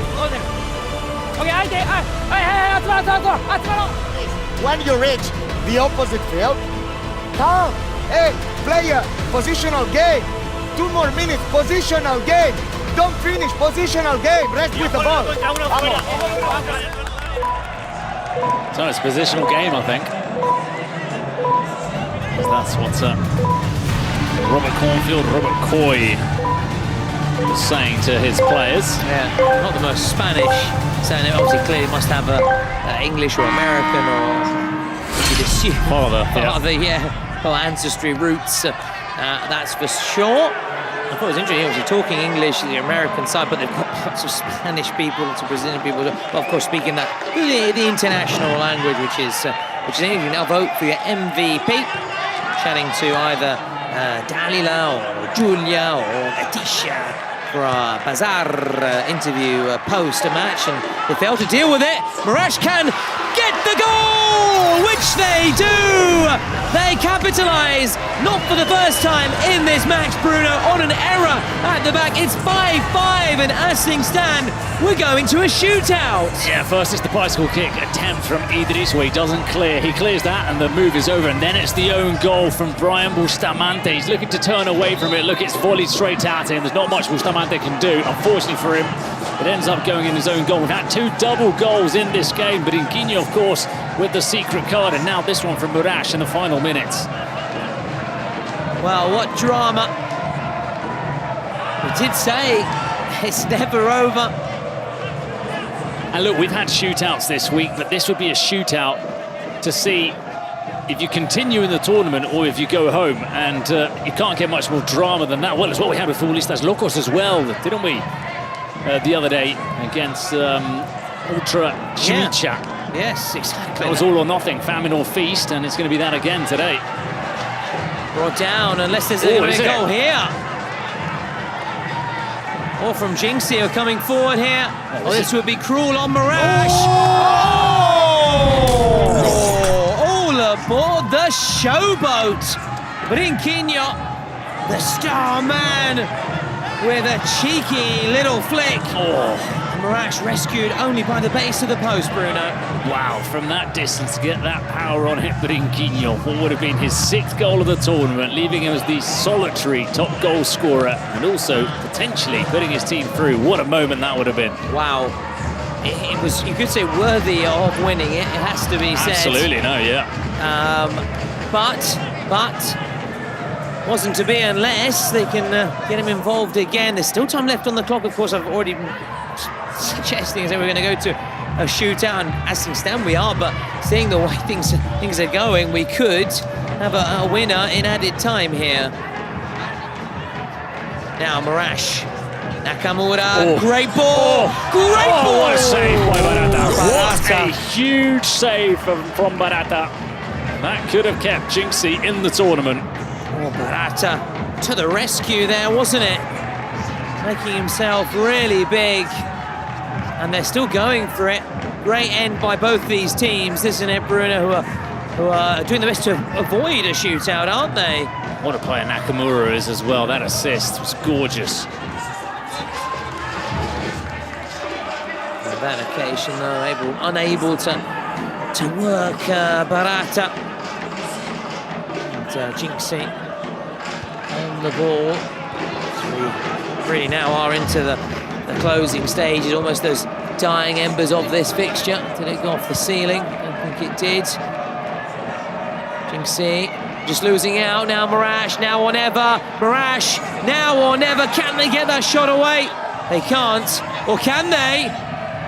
Still, Nakamura. Oda! Straight at the keeper. Did well to keep his cool there and get his body behind the ball. It's a shame that Murash have taken so long to really let their hair down in terms of their attack, because look at the quality that Nakamura, I mean, the openings that he creates for his teammates. I think he could even shot himself there. And now it's going to be decided on a penalty shootout.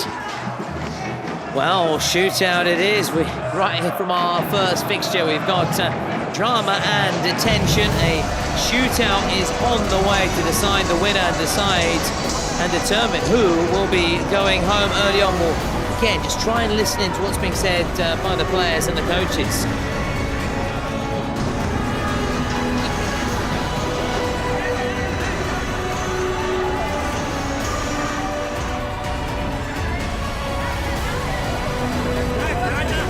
Come here.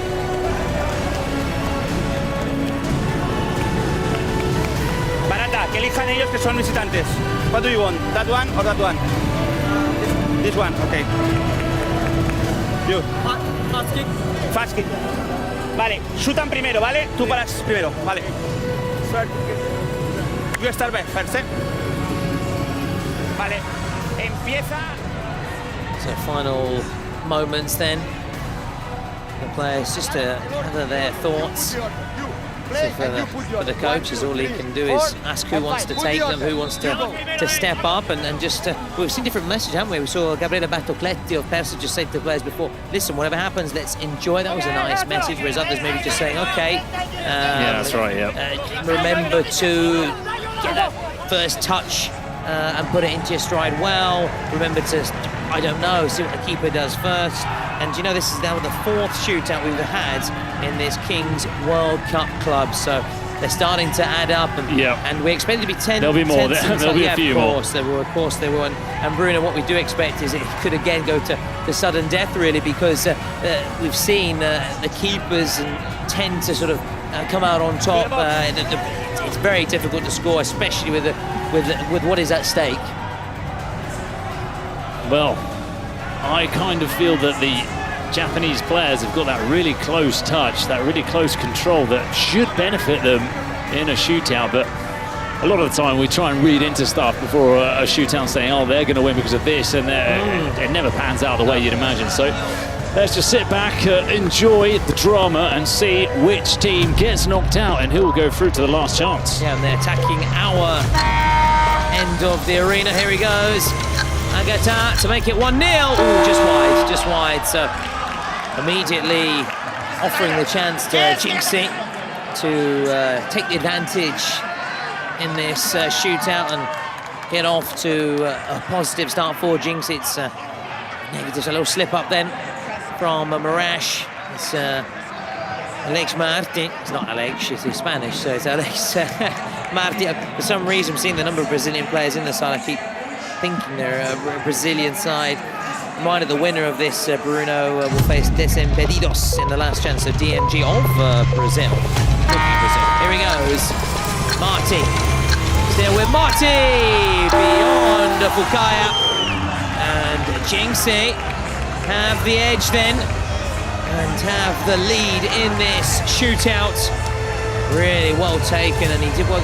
The first touch was good, wasn't it? And he's sort of making amends after earlier when he wasn't so precise. Yeah, no, I suppose maybe that one sort of served as inspiration for what he was going to do there, Alex Marti, as he slotted it away. And now that means that the pressure is on Murash because they're 1-0 down, and they know that you don't generally score a lot of penalties in the shootout, so they know they're going to have to score a couple to try and win this.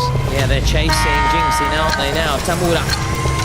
Still with Tamura. No. Oh, no.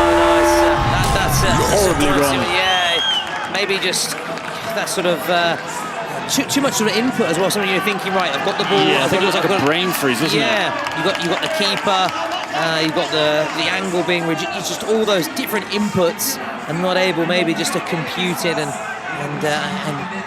go with the right outcome. Now this is a big moment.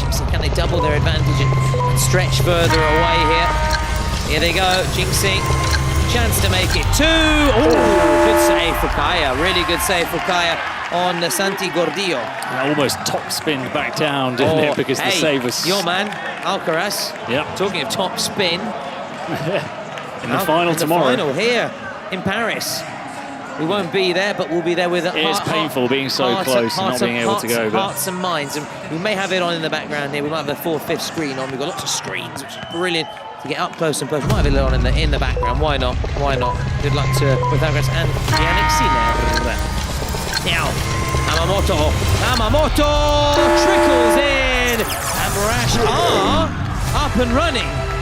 Well, that was much needed, just to apply that little bit of scoreboard pressure also to the Jynxzi players, and that just about went in, didn't it? That could have spun either way, just on the inside. So 1-1, and it's Trinquinho now, the player just that's off the net, and, just ran just before he could even get there.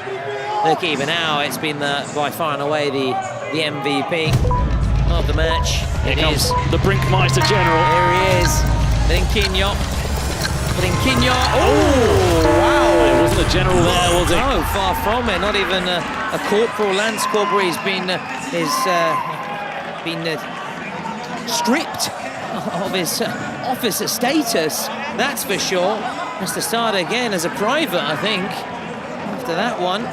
Well, you know your ranks, don't you? I know it runs in the family. Yes.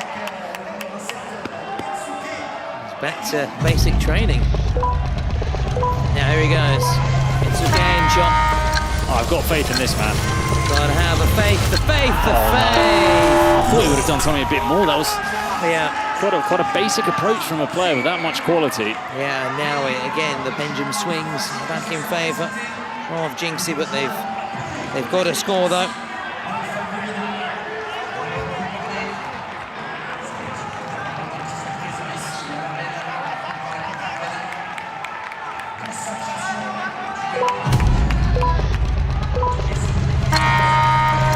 Gumina for Jynxzi, big moment, and he delivers the goods.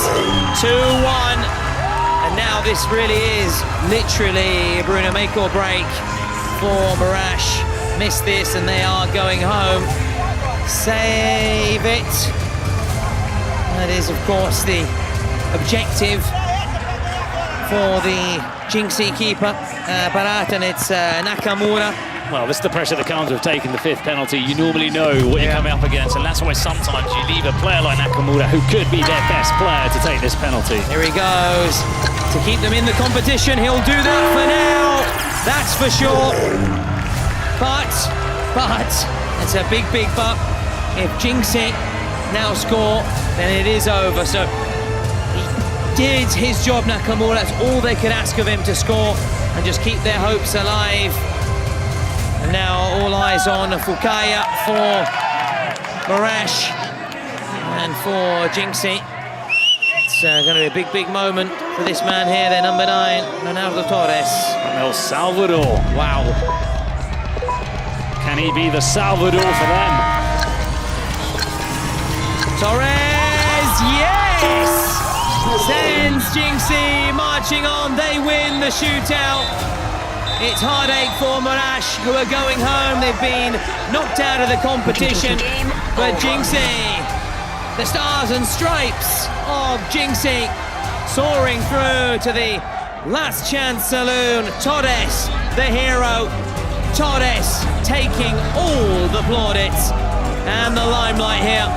And nerve-jangling, nail-biting shootout. It's disappointment for them. Marash player, Yashida still claiming it's not him, that's Nakamura. Claiming though the MVP prize, and we're chatting with one of our hosts shortly, so there's something to take away for Marash, as you're saying.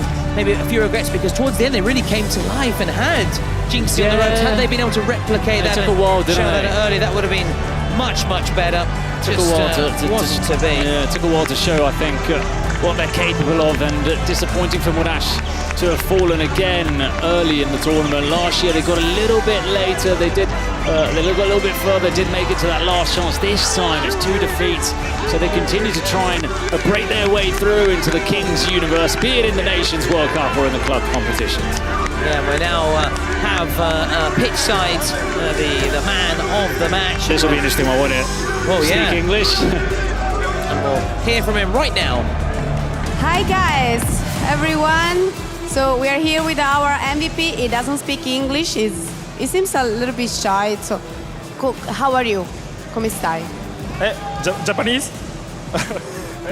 Okay. Yes. I don't know how to say how are you in Japanese, but so just sign your shirt and I will let you go. Okay? Okay. Bye. Bye. Yes, please. Thank you so much. No, here. You have exactly, yes. Esatto. Good job, like this. Esatto. Done, you're free. You can go back to your, go. Okay. Yes, you done? Ciao. Poor guy, it was so embarrassed, but guys, you can find the jersey of our MVP on Bazaar, get the app and see you there in a live stream. It was kind of fun. See you later.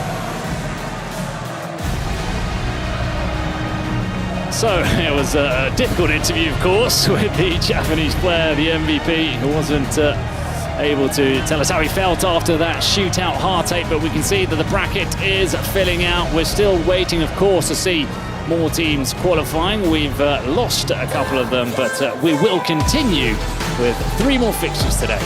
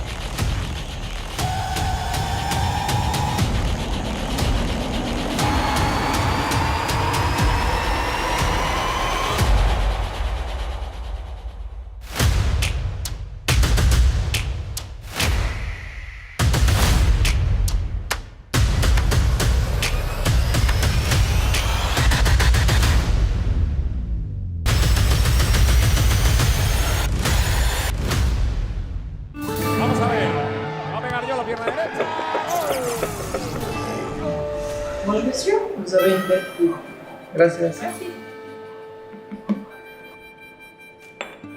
Bonjour, j'ai une lettre pour vous. Gracias.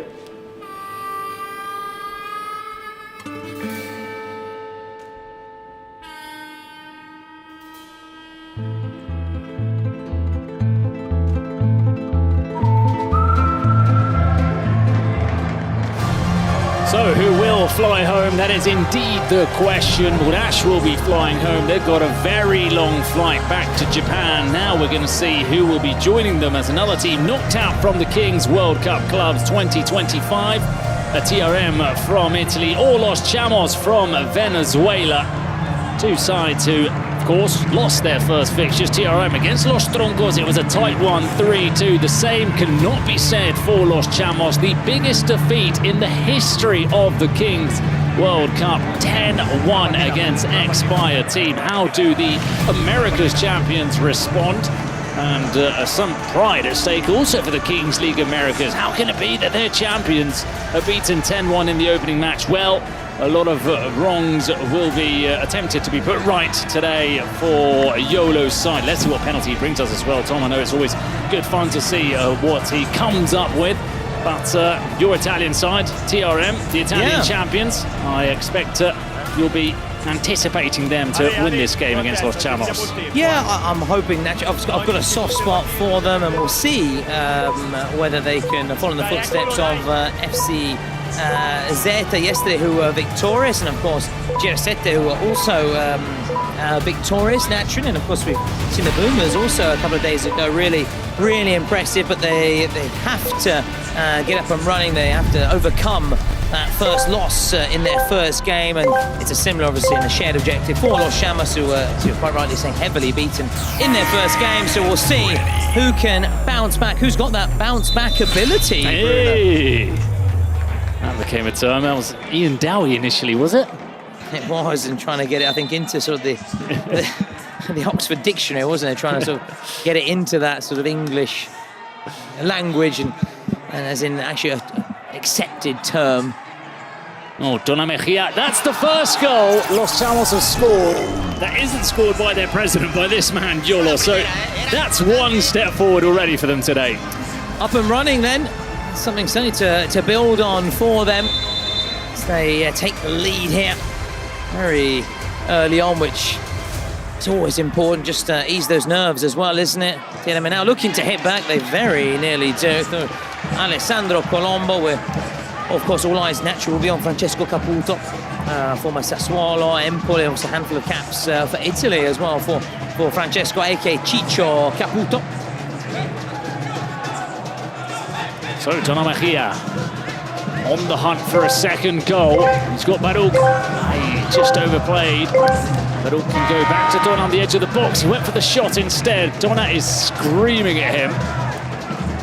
And he feels like it was a corner as well, which hasn't been given. Oh, this player could play. Remember him, Castillo? Oh, yes. He was one of the sort of few bright notes, wasn't he, really? He was. Oh, Los Chamos.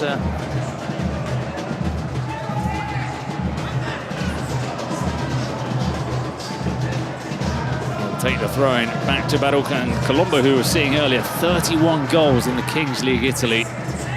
Top scorer by a mile in that competition. Hasn't scored yet here. More than 1 mile, I'd say. Oh, and that's wide. Yeah, Caputo, the only player who's scored, as well as Vadje, the goalkeeper. Yes, Los Chamos, it was, been speaking about it a lot, it was the heaviest ever defeat in the history of this competition.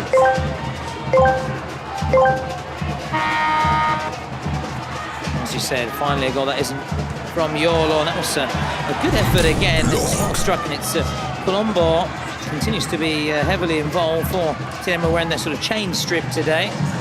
We like to actually change jerseys from time to time, and talking about the jerseys, don't think you can get them kingsleague.pro and on Bazaar as well, and JD, don't forget the JD app as well. Absolutely. Plenty of gear available.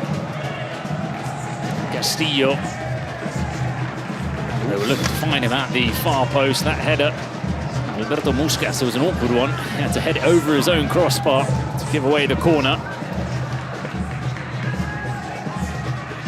Could have been a very embarrassing own goal. The drums are back. Oh, it's another goal for Los Chamos. Tona Mejia with his second of the game. Yeah, and Tona Mejia is back as well with a second. Just what Los Chamos needed after that nightmare start to the competition. That was the perfect start to this game for Los Chamos of Venezuela. Venezuela took a step closer towards qualifying for the World Cup last night with their win against Bolivia. That would be historic to have the Vino Tinto. I know you like the nickname. Oh, I'm a big fan. The red wine. Just of the nickname, in the of World course, Cup. not actually Vino Tinto. And they're playing in the same Vino Tinto strip out here. They're off to a flying start against TRM. Looking to claw a goal back here. With Alberto Muscas. It's also the clash between the Kings League Italia champions and the Kings League America champions. That's right, yeah. So we've been... It's funny how it works, isn't it? You've got Italian champions struggling a bit more than sides that didn't win in Italy who have qualified. In the Americas, likewise. It's no real guarantee, is it? No, you can't read always too much into it because of things such as the secret cards, the presidential penalties, the roll of the dice as well. Those 1v1s or 2v2s, 3v3s, those can all change the situation. As that shot flew over the crossbar, a couple of fans behind taunting the Italian player, sort of telling him, yeah, you've missed by a mile, mate. Goal's down there.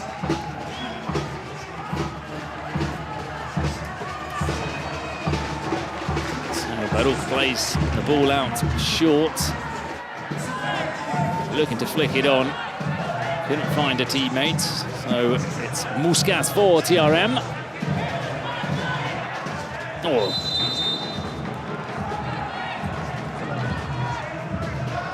It's a clear shove on Alessandro Colombo. Look at that.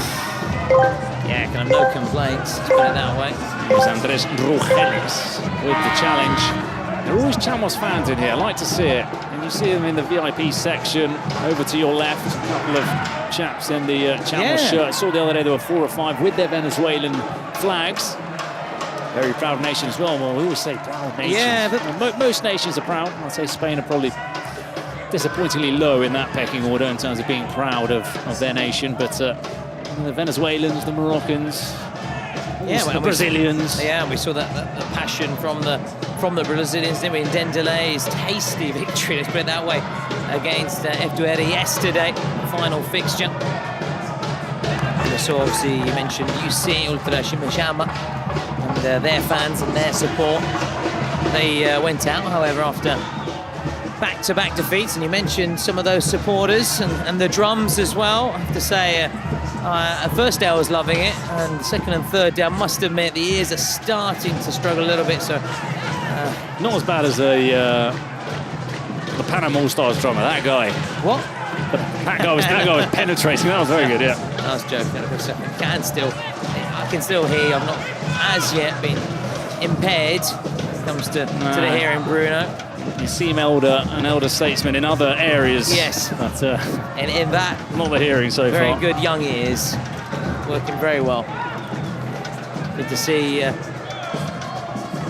Just to our left, Heinz, German caster, just there again. Very comfortable in his lovely seat. Very lounging back, whereas we are, poor old Bruno, those old school stools. Bar stool, I would call it, really. Yeah, you used to have these in science, I remember at school. Yeah. Those little stools. I've not got one, but that's okay. I do like to move around, gesticulate. You do have a couple of things. You've got your jumper on one of them, you've got your notes on the other. Yeah. Well, I expect the very best, Bruno. So, until I get given a chair. Well, look, let's be honest. I mean, Carsten, the German caster, he's had the chair all week long, so... That's true. That is true. Well, don't forget about La Défense Arena on the 14th for the final. Let's see what kind of a seating arrangement we get there. Well, that will be... should be a good one, I'm sure. We'll be in the stands. Exactly. I wonder if we'll be next to Heinz as well, or... Well, could be. Could very well be. Next to Andreas and company. Tyler. And talking of the 14th of June. Oh, there it is. There it is. Get your tickets still as an exhibition game. France against the rest of them. Yeah, Gim's also performing ahead of the match. The French/Congolese artist and Do you know he's he's got 13 siblings? Wow. Looked it up the other day, yeah. Wow, that's tough at Christmas time, isn't it? And when it comes to birthdays as well. When you're thinking, Mum, come on, I want to be an only child and have all the attention showered upon me. Was not to be. So TRM still looking for their first goal in this game. No real chances either for them. Is it Muscas? Yeah, very underwhelmed so far by TRM, but again, let's wait for those final two. We saw also FC Zeta, didn't we, yesterday against Karasu. It was only in those closing stages that they really got into life as they looked to get into a life here with Caputo. There we go, it's Caputo. It wasn't Caput, got the shot away. Using his body again, as we mentioned the other day, he's so good at holding off the defender and anticipation there, though. Will drop for Castillo. A little bit. The only thing about Castillo is a little bit predictable in that he's so left-footed. Yeah, there are some of those players, aren't they? Remember Juan Veron, when there was to say his left one was just for sort of leaning on, standing on. He was very sort of one-footed. You do have those players from time to time that, as we said, just heavily reliant. Yeah, some of them go for Rabonas instead of using the other foot. Eddie Clamilla was one of those. Yeah. Anyway, I loved some of those jerseys that Veron had back in the day. There's Lazio, Argentina jerseys, and again, that brings you back to the jerseys you can actually buy and purchase that you're seeing here today. The TNM jersey, Los Chamos. I'm a big fan, as we said, the FC Zeta one, and of course, if you want to take home any of the Kings League merchandise, you can do exactly that, Bruno, in particular on a bazaar, such as balls, signed jerseys, and much more is waiting for you on Bazaar. I keep reminding you, don't I, Bruno, to download the app, follow your favourite content creators live after the matches, and you know they'll show you unique Kings League items you get directly through the app. It's an opportunity you don't want to miss. So a reminder, get downloading, get on Bazaar, grab the signed items of your favourite MVPs as well. Get on there, Castillo. Thought he was going to pull the trigger. He went for the back heel. TRM managed to clear just about, gain some yards down that right flank. It will be a throw-in. Well, somebody's down. Castillo is down. Down, but not out. Far from it. In fact, Los Chamos are in. They're not out. They're up. Well, it's nice to feel there. There it is. Didn't hear that. Coming out from the stands here, just to our right. Chamos flags waving. A good position, leading 2-0 here. So we go towards the midway stage of the first half, like 2 20-minute halves, 40-minute games. As we saw in the other fixture, you can of course go to a shootout. There is never a draw in the Kings League. There must be a winner one way or another. Never a draw, never a dull moment. Absolutely. There's always something, regardless in any game, there's always those pulsating moments, whether at the very start or the very end. And always great drama from the Kings League. He's back on his feet, Castillo. Castillo back up on his feet after that magic spray. Slight roll of the ankle for him. Luis Castillo, one of the 3 wild cards. Donna Mejia's one of the others who scored a brace in this game. Brace. Bracing themselves now, Los Chamos, for a TRM attack, and that very nearly looped into the back of the net. Just shows, and we keep saying it and coming back to it, just get a shot away. Come off anybody now, Caputo just in front of us here. Whipped in. There was a header from Carlos, number 21, Carlos Filippi.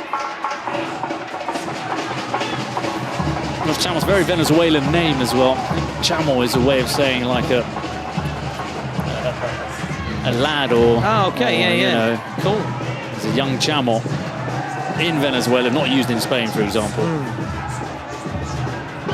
So it's like the lads. The lads, are we the lads? Oh, was that a foul? No, Referee says didn't the think so. referee. Yeah, I feel for Chamos. I personally felt it could have been a foul. Chamos on the ball. It's Pipa, number 23, to Castillo. Back towards Cisneros. Now it's Dani Lopez. Looking for that space for Castillo, but he's a little bit too far back. Now he'll try and get involved with the 1-2, but they've not played it too well. And this gives TRM a chance! And they fire back, and it all came from that 1-2. Cazzo ha fatto quell'anticipo? Così, Così, vedi, così, fanno ste cazzate. Fanno così, così, così. Very nice, just like that, just like that, just like that. That's exactly what they needed, wasn't it, Bruno? A moment like this, goal to get them back in it, spark back that belief, and they believe again. They've reduced the arrears 2-1. They're very much back in business. Now back in business, that's the way. I like it, was the chant from the TRM dugout, or from the presidential booth, rather. It all came from that mistake. They were trying to pull forward and drive forward Los Chamos, but you need to be careful not to leave too many bodies exposed at the back, as they now have their own chance to attack. Cross was looking for Pipa.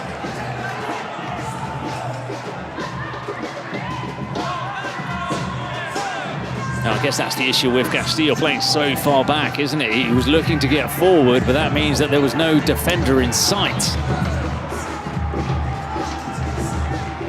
I didn't actually get confirmation of who scored the goal for TRM. I'm hoping for them to putting up our graphics department, if they can help us out and sort of confirm from our angle here in the booth. It was difficult to see who was the player that scored for the Italians. Definitely wasn't Caputo.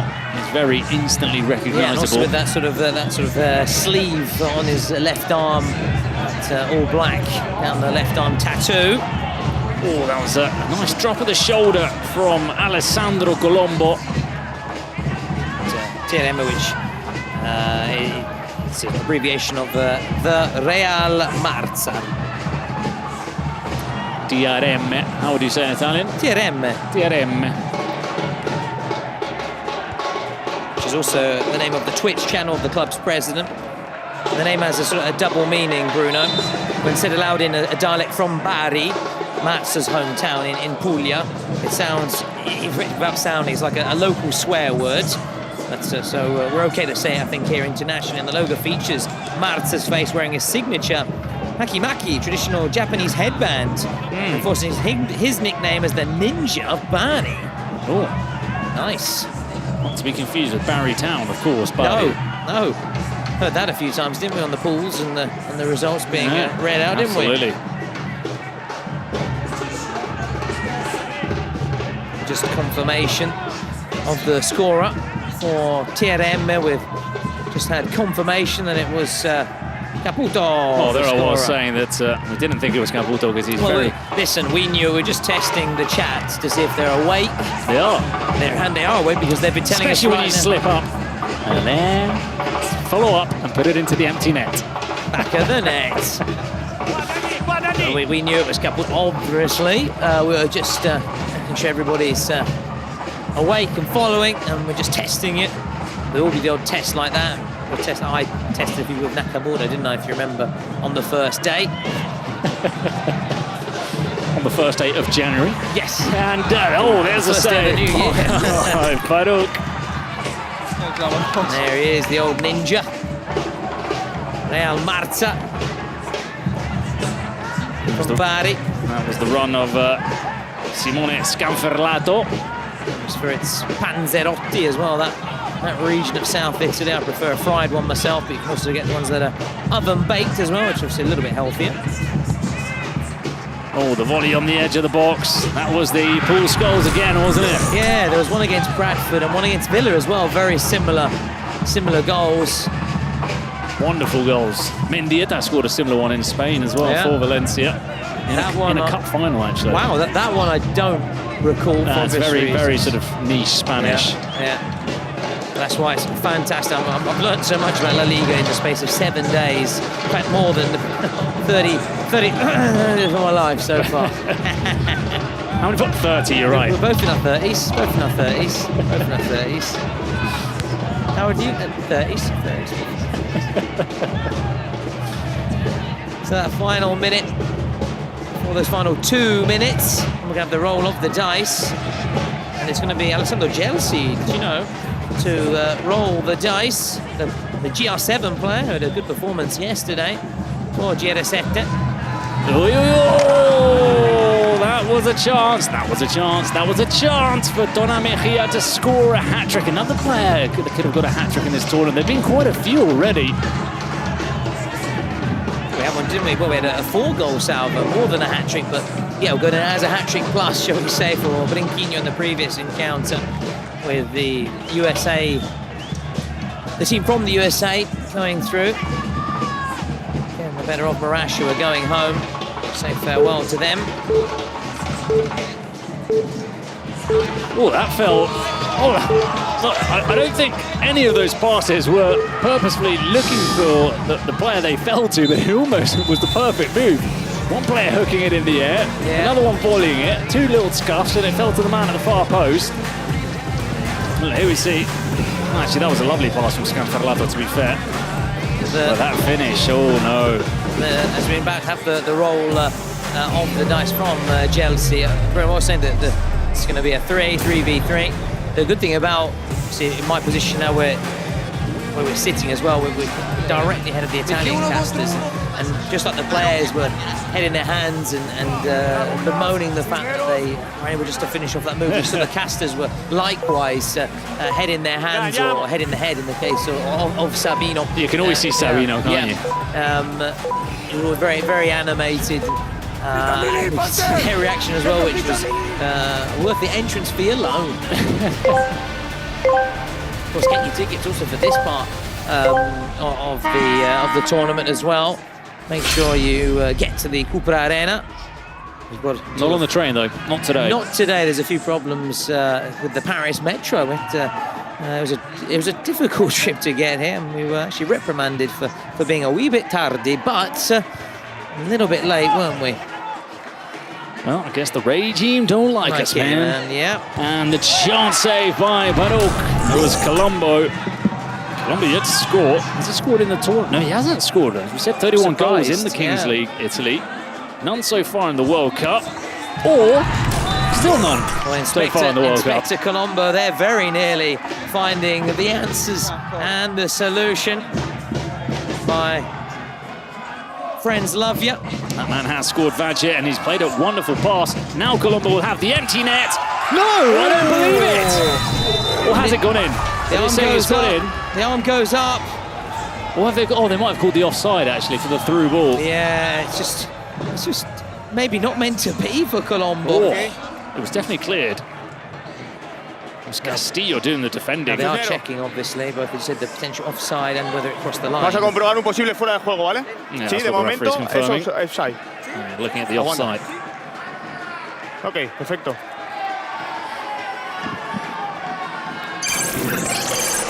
Checking in progress.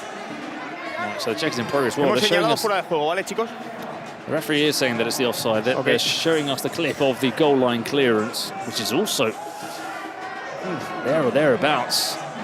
6 of one, half a dozen of the other. Difficult to tell whether it did cross the line or not. And we wait.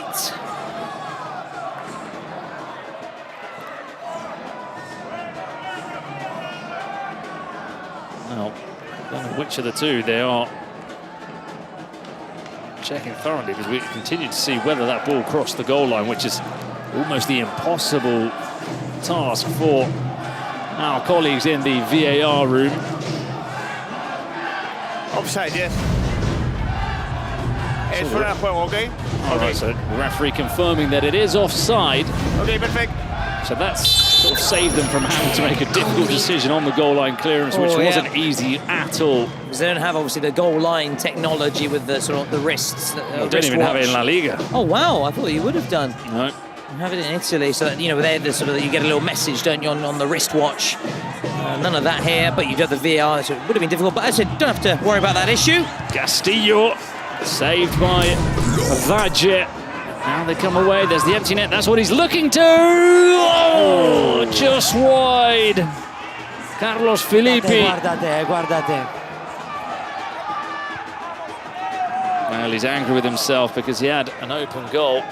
Yes, there was a player in the way. Yeah, they managed to get men back and make it, in Castillo in particular, make it difficult for him.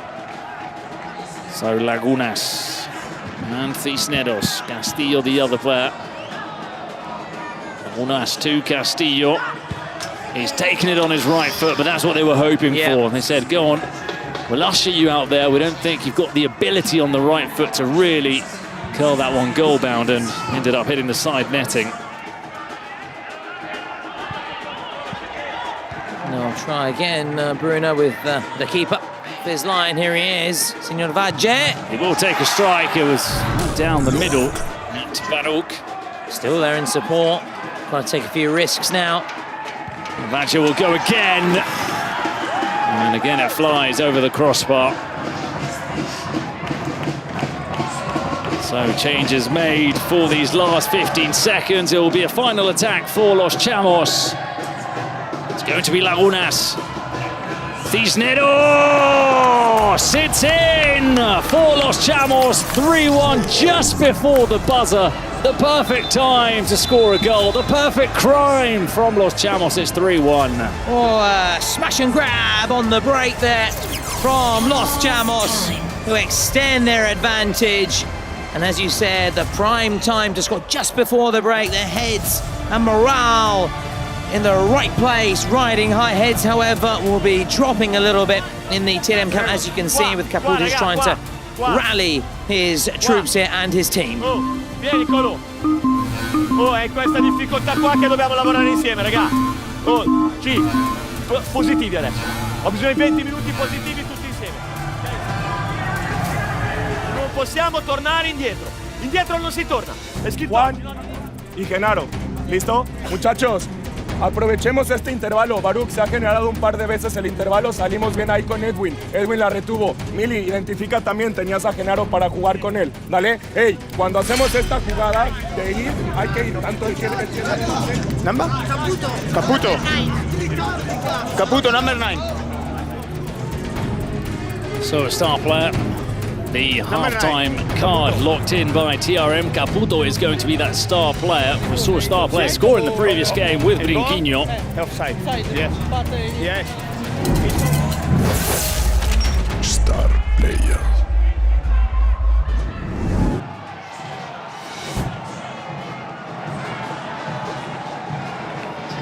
There he is, putting the green armband on.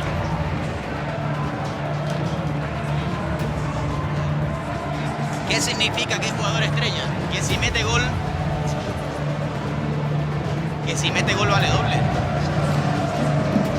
Tenemos la barra activa. Pidieron penalti presidente, pero sí. Ya, voy.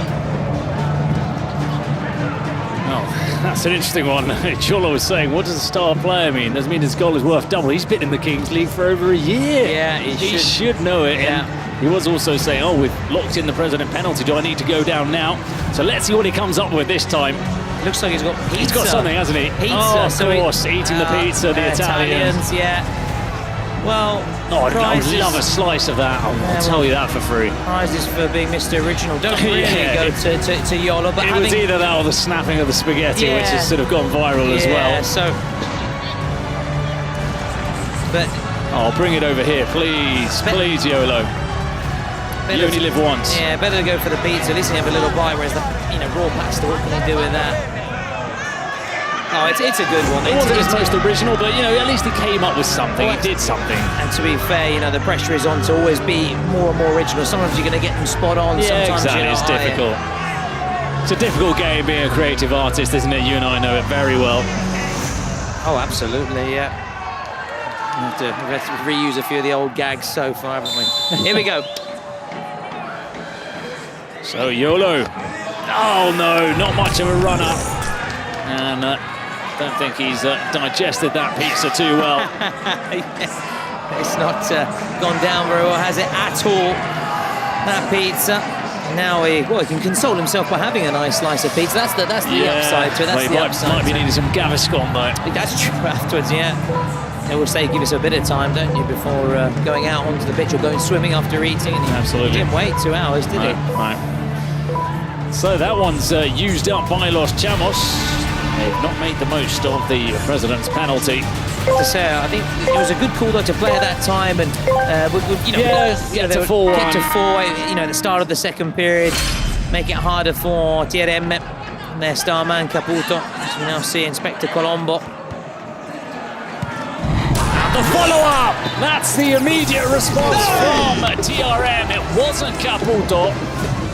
Instead, it was Simone Scanferlato who scores for TR. Look, there was only one really small gap in which he could put that ball through, and he found it, blasting it beyond the Chamos goalkeeper. So quick response from TRM. Yeah, is that a sign that things are going in the right direction for TRM? Obviously, the penalty save, and now just moments after getting a very early goal at the start of this second period.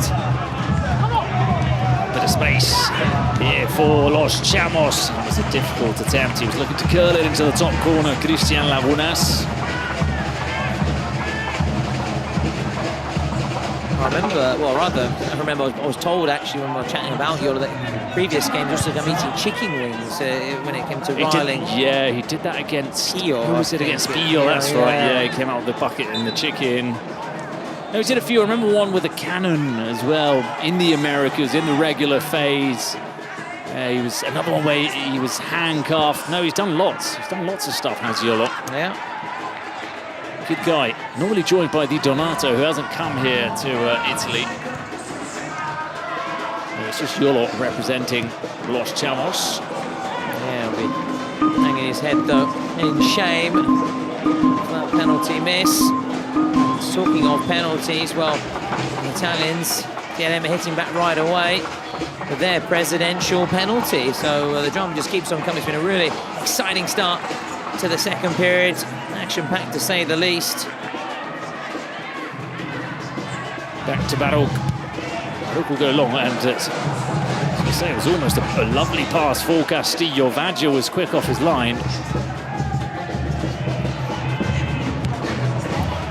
Cross to the far post is taken down nicely by Donna Mejia. Here comes the two-time goal scorer in the game, Castillo.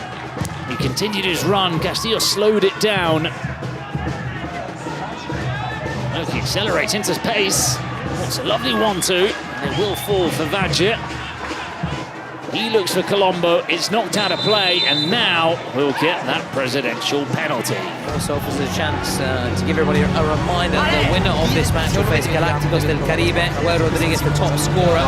With 5 goals, 2 MVPs in just 2 games. And the loser, of course, will be going home. It'll be either adios or arrivederci. And they've obviously gone for the shootout. And it's an opportunity, though, for Mr. Colombo, Inspector Colombo, to get up and running in the competition. It is. One last question, can you score?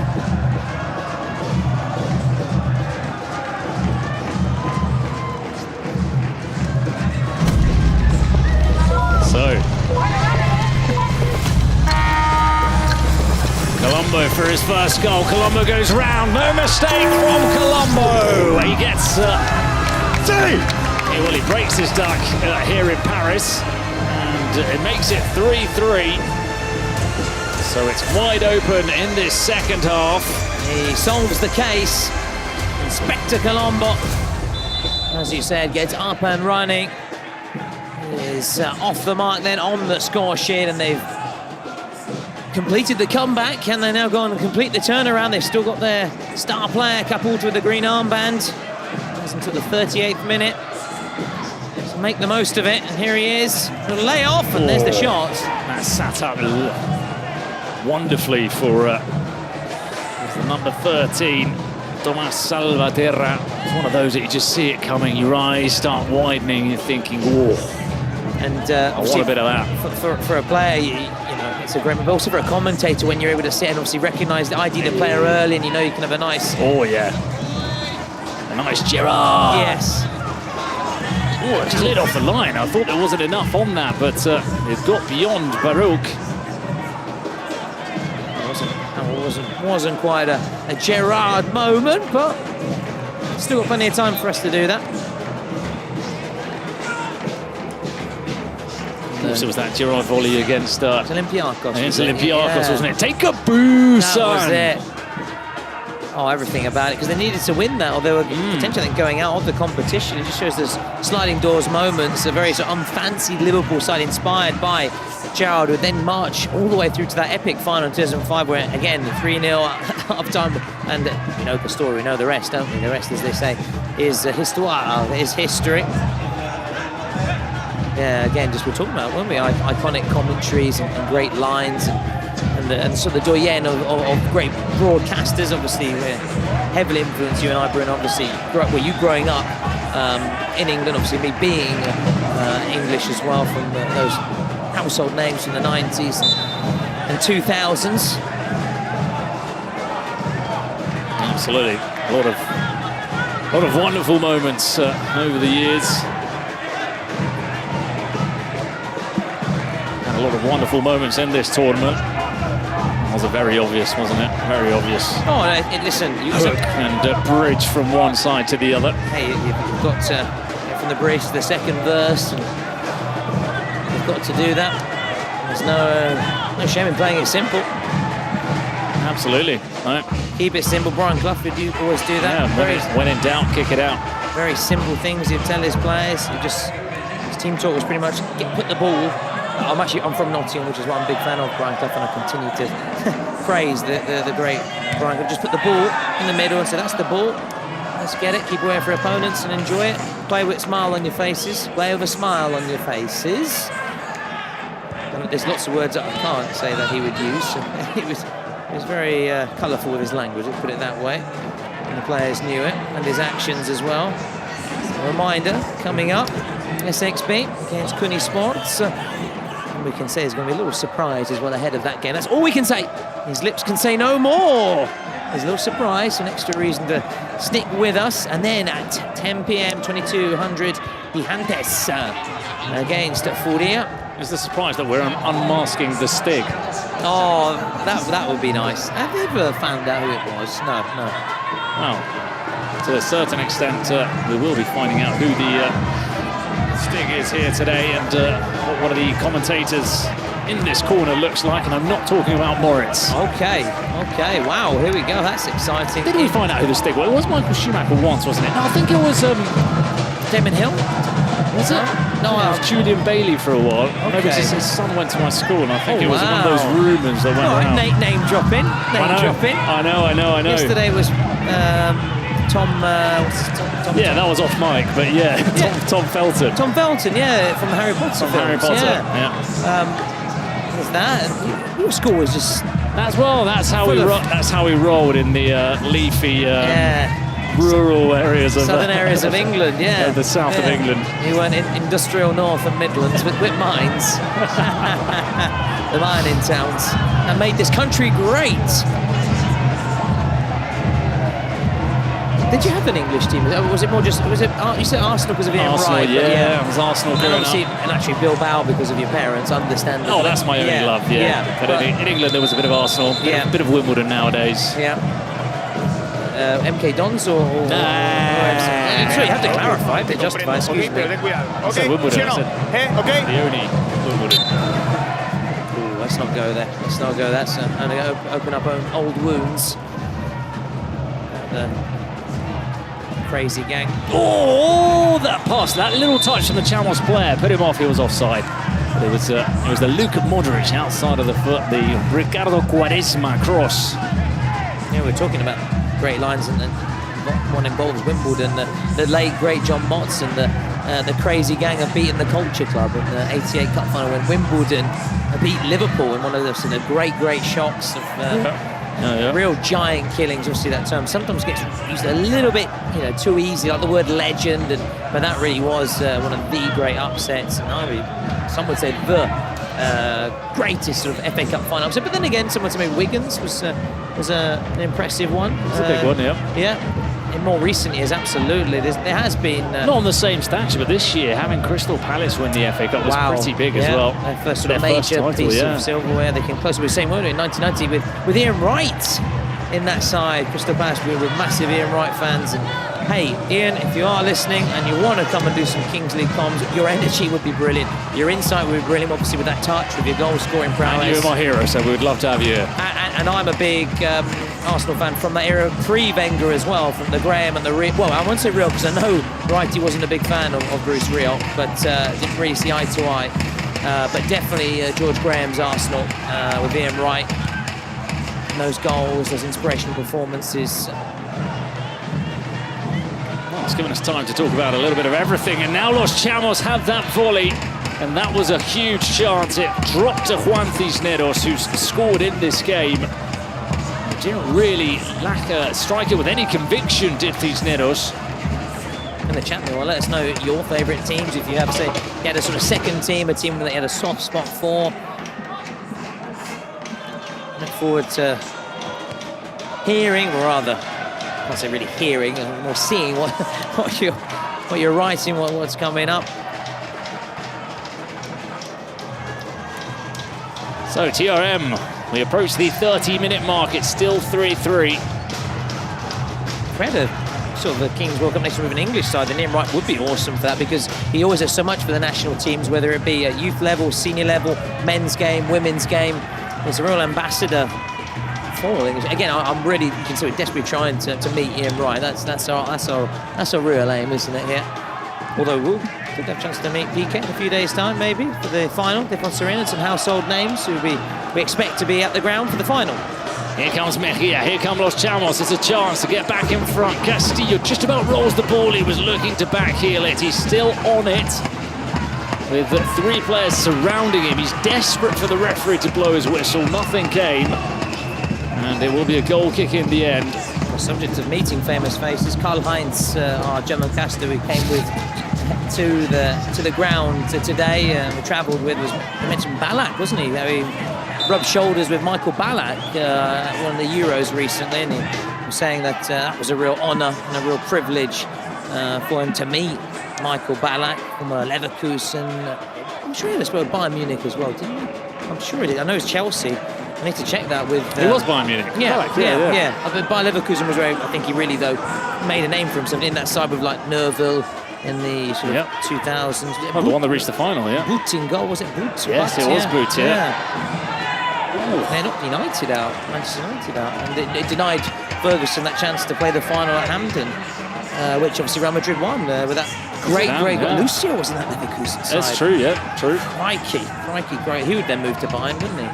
Berbatov as well, I think. Yes, mamma mia, what memories. They're all coming back to me. So free kick on the halfway line. Who was that going down? Edwin Cardenas was, Cardenas I should say. Oh, that's my influence. I'm infecting Cardenas, of course. The accents on the A. It's me infecting Bruno. It's not the other way around, of course, with my Spanglish from time to time.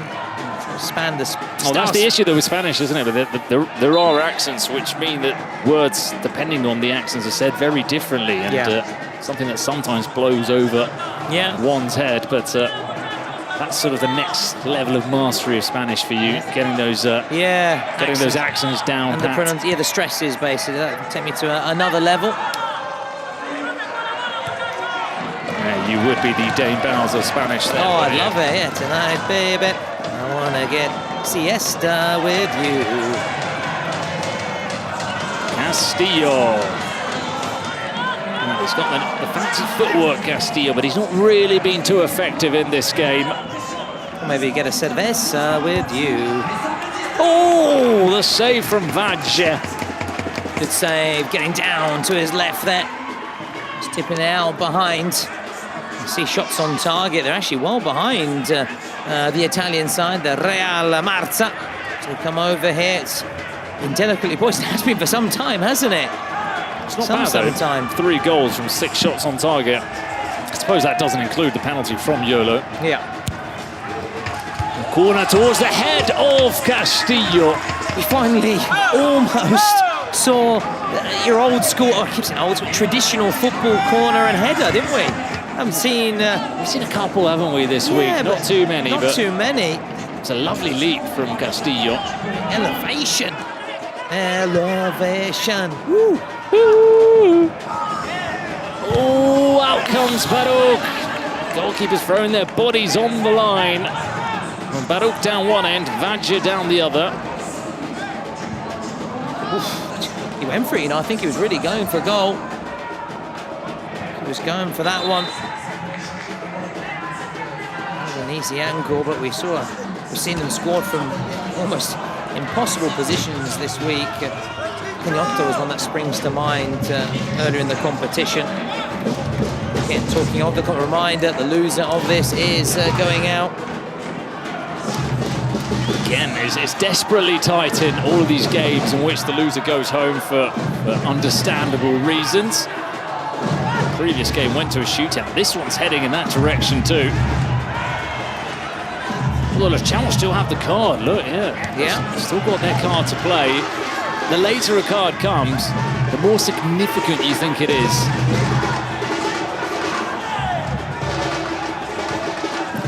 Caputo Colombo with the cross. Couldn't find Caputo, who was the intended recipient of that ball being whipped in from the left-hand side.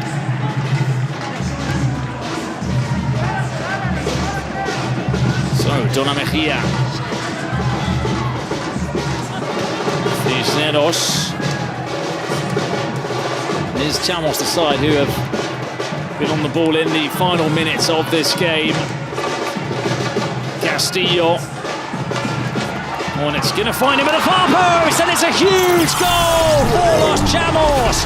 Edwin Cárdenas with the 4th, and they've still got that card to play, so it could be a double whammy. Let's wait and see for Los Chamos. Advantage Los Chamos then as we go into these final minutes. Bruno need to hang on a little bit longer, make sure Caputo doesn't score, keep thwarting him, keep frustrating him. They are almost there, and they're so close now, Bruno, to going through to that last chance saloon. They can taste it. And with a nice glass of red wine, it would be very tasty indeed. Secret card locked in. Salvaterra. It's got to be a shootout or a penalty. It must be. Must be, yeah, because it's under 4 minutes as well to the end of the game.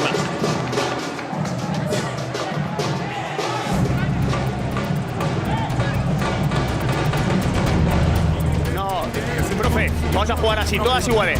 Son todas iguales. It is a penalty. Oh, it's a huge card for Los Chamos.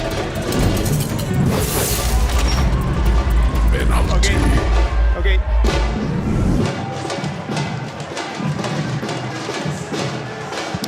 So, he's called into action again, as he was earlier when he actually denied, didn't he? The presidential penalty. He was equal to the effort, wasn't he, Alessandro Vadje? Now he has to do it again, but this time it will be a lot harder to keep it out, that's for sure. It's Cárdenas, it's a penalty. It's a brilliant card to have for Los Chamos right at the end, especially after having scored the 4th. It could be 5-3 now. Look at the suspense. Cárdenas scores, and the red wine are heading to the Catalina wine mixer. They're 5-3 up, and they're getting closer and closer to that last chance. Especially after losing 10-1 in the first game. Who could have imagined that Los Chamos would be in with a sniff of continuing in this tournament? Well, that's what happens in these Swiss systems, in which you always get a second bite of the cherry. And Los Chamos have done just that. TRM, who was so close against Los Troncos, could be heading home, the Italian champions. That cross is booted right into the ceiling. Remember, though, a goal from Caputo now And it would be 5-5, so there is an option back into the game for TRM. Castillo brings it down. Oh, there was a chance there, and I think this is going to be a yellow or not. And he appeared to be sort of digging into his pocket, didn't he? That was a real opening on the counter-attack there for Los Chamos. Now, Bruno, just for our viewers, our listeners, in a few moments I will have to, very much like these players that have been given a yellow and have to leave the pitch. I'm going to have to leave shortly our commentary position. Of course, everybody, don't worry, I'll leave in the very capable dulcet tones of Bruno Bergareccia, and it's all part of that little surprise, a little teaser which I teased up a few moments ago. That's right. A few moments away. You might be thinking that's a relief, finally. You might see the face behind the voice. Oh, and it's not a I'm sure everybody will be interested in knowing what Matthias, the German caster, looks like, because we've been going on about him so much, but they're going to find out before that what our very own Thomas Lawrence looks like. There you go. Well, listen, don't get your hopes up. And, but just think, he's a nice guy, good heart, means well. Out there doing his best. And he's out there doing his best, and you will never have a commentator who's based just a chilled out entertainer.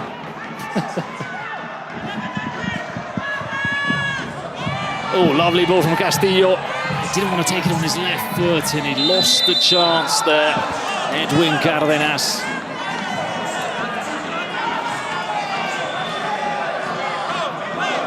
No time to waste, taken quickly. Salvaterra. It's good defending from Los Chamos. Baruch gets rid. Last 9 seconds. Won't get the ball down in time to shoot, or will they? He's going to have to shoot here. Oh, there's no point really in trying to dig that towards the box. It was almost impossible from Federico Turati.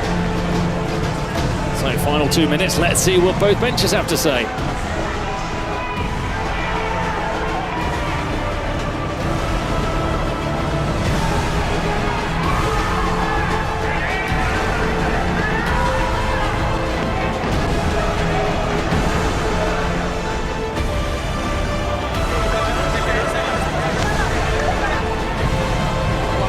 tutti avanti.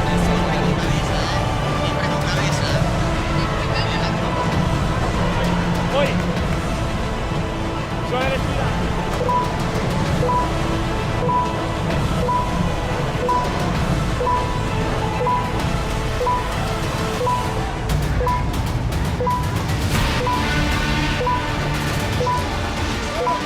So one last talk to his players from Marco Bertoni, hoping it's not one last talk, because no reaction from his side here, and they'll be heading on the next flight. We saw in the promo video before kickoff those tickets to Bari.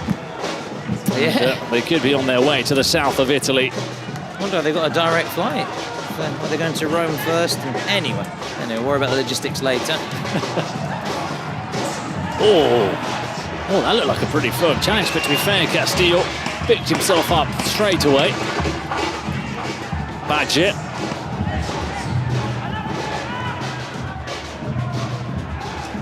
Down the right-hand side was Scanferlato. Difficult name, Scanferlato. It's not easy. And now it's the cross from Scanferlato. It's cleared. It will be picked up by Badgett.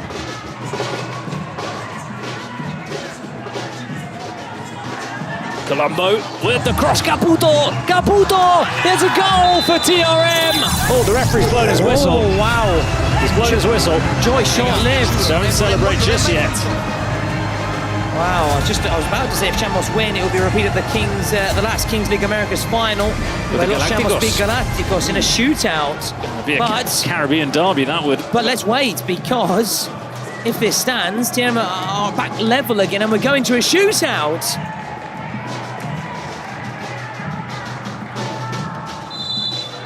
Oh, it is offside. See from the reaction, the disappointment. So no goal for Caputo. Still on the 2 for the tournament. Flicked on by Castillo. TRM, they've managed to put the ball in the back of the net. They can get the ball into those dangerous positions. They've still got a little bit of time. Let's see how much is added. Colombo. Caputo, there he is holding off the defender in his trademark style. Cross in is headed behind in acrobatic fashion by Dender. So there will be a corner into the near post. Booted away by the defender. Colombo again. That takes a couple of rebounds and is cleared. Will be picked up by Salvaterra. Interesting how much added time. Well, there is the answer. 2 minutes, Bruno. Colombo. That will end up safely in the hands of Jonathan Baruch.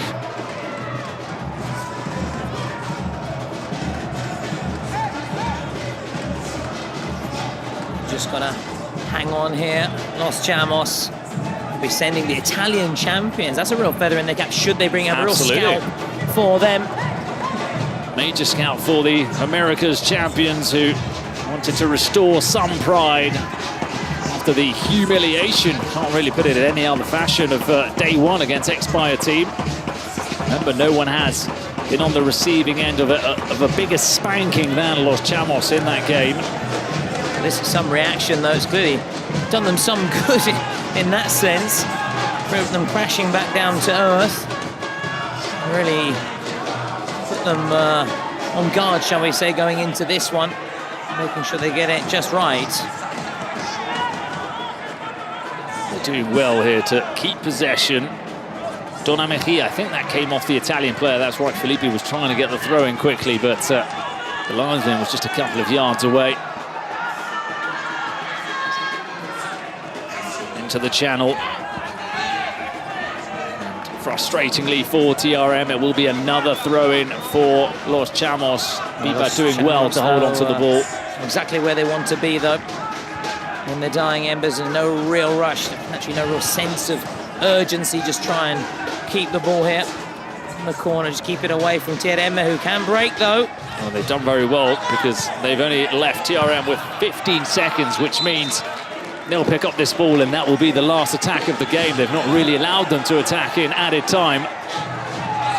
Thrown into the mixer, volleyed away. It's getting desperate for TRM, the Italian champions. Oh, knocked out of the Kings World Cup. Well, they crash out after losing to Los Troncos and Los Chamos. Relief for Yolo. It's his side after visiting hell on day one. Will be in purgatory, will be in that last chance of trying to make it to the gates of heaven, which are the last 16. So strong turnaround from the Venezuelans. And we have some Italian sides still in the competition, but surprisingly, it is their champions who are gone.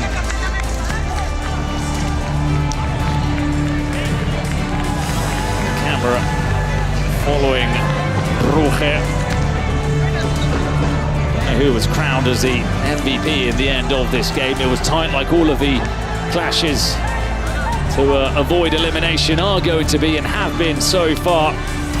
Donna Mejia is the MVP. He scored the 2 goals early on, which really set Los Chamos on the way, settling any nerves after that difficult first game. He's making his way over to our pitchside reporter for that MVP Bazaar interview. And I think we're going to hear from him very shortly. First, we can see that bracket, that confirmation of that game between Galácticos del Caribe and Los Chamos, a Caribbean derby. TRM knocked out, and now let's go to that interview. Congrats, Mejia, you are the MVP of this night. How does it feel? Did you expect this winning or not? Yes, obviously. I'm very proud of this team, and this is Chamos. So are you happy, right? Yeah, very happy. Can you please sign our jersey? Here, please. Guys, remember, you can only find these jerseys on Bazaar, so hurry up or you'll miss it. But I'm sure you'll find your jersey there you love the most. But you have to be fast, guys, otherwise they're gone. So hurry up and Guys, we see there. Get the app and get ready. Thank you so much.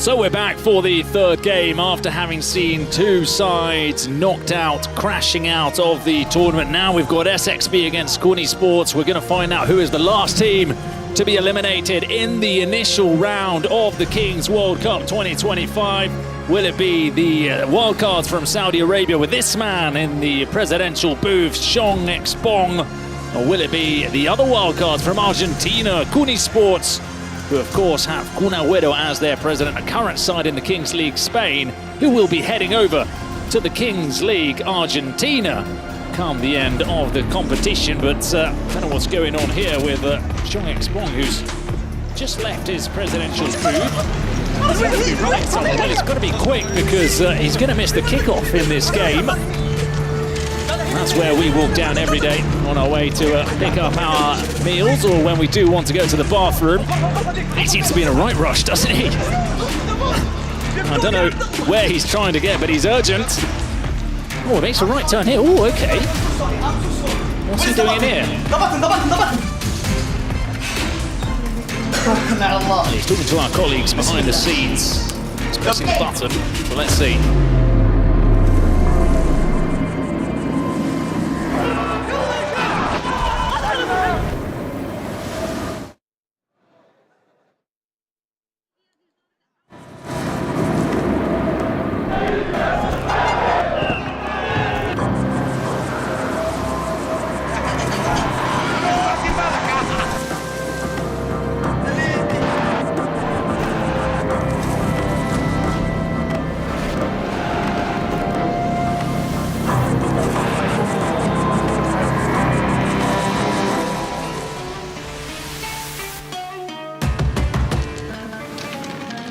Let the game begin.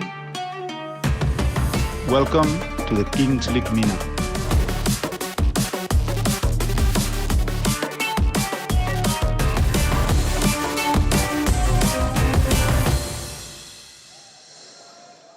Well, the wait is over. Kings League Men has officially arrived. We're kicking things off in Saudi Arabia, where teams from across the Middle East and North Africa will battle it out for glory. Now, joining us are two of the region's biggest icons, and you know what? I am not underestimating. We've got Chamos and Ilyas El Maliki, each leading their teams into the tournament. You come alongside me here. Now, we've got a couple of questions for the both of you. I'm going to begin with Chamos. Now, you can answer in Arabic, do not worry. How do you feel about having your first match in Mexico just 1 year ago, and now we've just announced to everybody the Middle East League? It's your moment to respond to the audience in the MENA region. Okay, if you let me, I will speak in Arabic, please. Absolutely, please.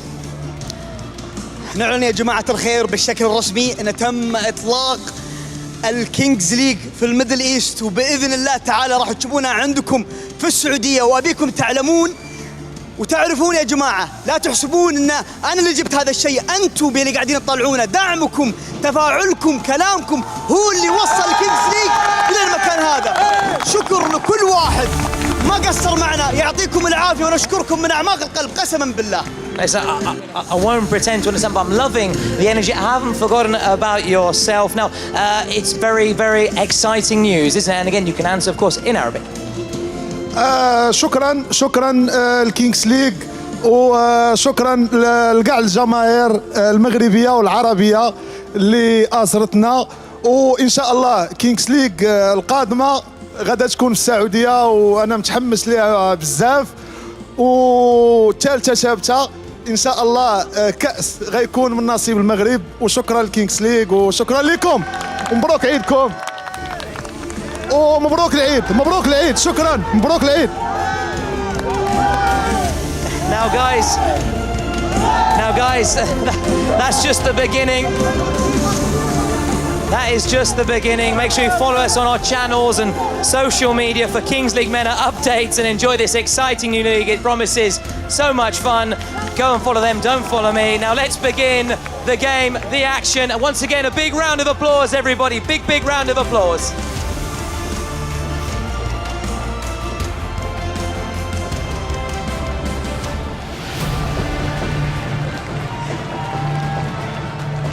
Well, wonderful job by Tom. Now we've unmasked the commentator. Everybody can see his face. I'll be sitting comfortably behind my screen here in the corner so as to not expose myself as Thomas has just done down there. But wonderful news for the Kings League, continuing to expand. A couple of years ago, it was only in Spain. I remember when it went to the Americas in Mexico, then they hosted the World Cup, and then Italy, Germany, France all came on board, and now at the Middle East and North America MENA. And that will be a fascinating watch. Of course, Kuni Sports are heading over to the Middle East and to Saudi Arabia, which will be hosting the World Cup in 2030. And of course, has a more powerful domestic league every single season that goes by. Top players heading over to Saudi Arabia. So it's going to be the same with the Kings League. And will we continue to have a Saudi presence in this tournament with Jynxzi and SXB? Well, they'll need to overcome Kuni Sports, the experienced side, managed by Juan Miranda, who we saw there drawing the secret card. They were beaten heavily by Furia in the opening fixture by 8-4. And that was almost to be expected, as Furia are for many, and for our beloved Thomas Lawrence, one of the favourites for the competition. He's back, he's just sprinted back from the field of play. I was saying, Tom, you've been unmasked. I'll continue to sit here comfortably behind my screen. Well, listen, if you want, I can speak to them, and there's a spot available on Sunday if you want. It's okay, it's all yours. You're the big name. You're the big name here. You're the much-loved caster. I'd love to be the Lofazo of casters, but that's unlikely. I'm more a Lino Caster of the casters. How about that? Well, you know, he's a cool guy. He's cool. Let's leave it at that. Oh, look at the keeper going round the keeper. And it's a goal for Camilo Gaviria, the Colombian wildcard. Big celebrations. Also, good job on understanding the Arabic down there. And I was honest. I didn't remember. I said I didn't really grasp it, but I was loving the passion. There was a lot of passion, wasn't there? There was a lot of passion. In fact. I like how they just yanked the microphone out of your hand. Like, look, I'll take over from Listen, here. who are you? Who are you? What's your name again? That's it. Okay. No, good stuff. It's brilliant to be back, everybody, and doing what we love most, which is commentating on the Kings League. And talking commentating, I'm going to be very commentating on another goal. I was quite surprised when I was seeing Jynxzi sort of running in behind the arena. I thought, well, he's going to bump into Tom, because that's near the bathroom, where we tend to see you sort of lingering. Yeah, let me clarify that. It's not a kind of a George Michael incident in the 1990s. It's what happened was just between games. We are live for a long time, and one does need a quick break. And are they going to get a break here? Oh, yes, they are, because it goes just wide of the post. That was a big break. Talk about big break. Very nice snookering them there. Yeah, they're hoping that they will not be snookering them tonight. big break.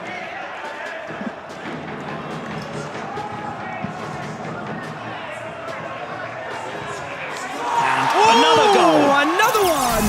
Hey, the announcement of this Kings League match has given them a real boost. That's it, they've doubled their advantage. The side, as we're saying, has just announced this big decision, this big move, and they could get another one. Because it could be another. Oh, they're fortunate that there was the buzzer and an extra player could come on to break that attack from Angelo Caro. Remember Angelo Caro on day one? I was telling you, brilliant player with Barceros in the Kings League Americas, the James Rodriguez side. The futsal player who's played internationally for Colombia. And today, well, he scored his goal. His first goal of the competition, in fact, Angelot.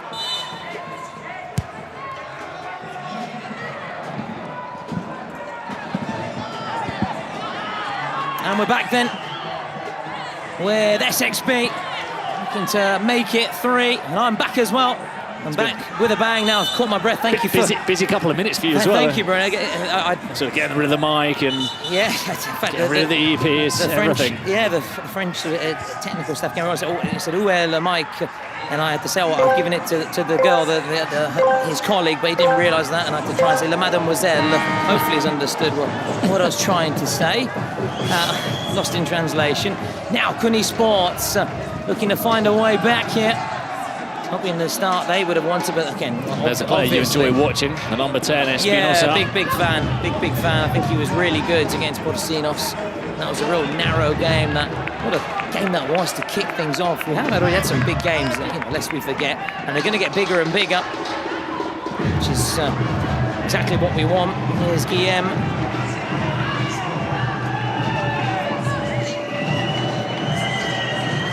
Just checking inside. Offloading here. Here he is, Mendes! And it's palmed away. And it's man there, Camilo Mena, one of several stars that have been assembled. By Shongbong in his determination to make this his year. And it'll be interesting, the Kings League Mena. I was saying, whilst you were running up here, how obviously a lot of sports are sort of veering towards the Middle East and Saudi Arabia with that World Cup in 2030. How many big name players are signing for Saudi clubs? And coaches. Looks like Victor Osimhen, it could be the next one over there, Simone Inzaghi. What about the Kings League? How many players are they going to attract and get over there playing? That will be interesting. Oh, that's a good point as well. Really good point. That Saudi League really is. It's just getting bigger and bigger. Simone Inzaghi in his first interview as Al Hilal boss, talking about the millions of fans that they have and the history of the club, the tradition, and of course he's not going to wait too long before making his debut, shall we say, in the dugout with the Club World Cup around the corner. It's brilliant. We've got the Champions League just finished, the domestic season finished, now you've got the Kings League, then you've got the Club World Cup, and then before you know it, back into pre-season, back in, and we're back underway. So we are now, the Escalado has finished, not to be confused with Enchilada, and it's now 7v7. Chongbong's SXB leading here 2-0. They were beaten with a late goal by Victor Vidal Gigantes in their first game. They don't want to make the same mistakes, don't want to have Kuni Sports within touching distance. They want to stretch this lead even further. In front of us here, you may spot Bruno and I. Again, now that everyone knows who you are. Yeah, there you go. And they say, oh, it was that rotund man, the same throat, Mr. Toad.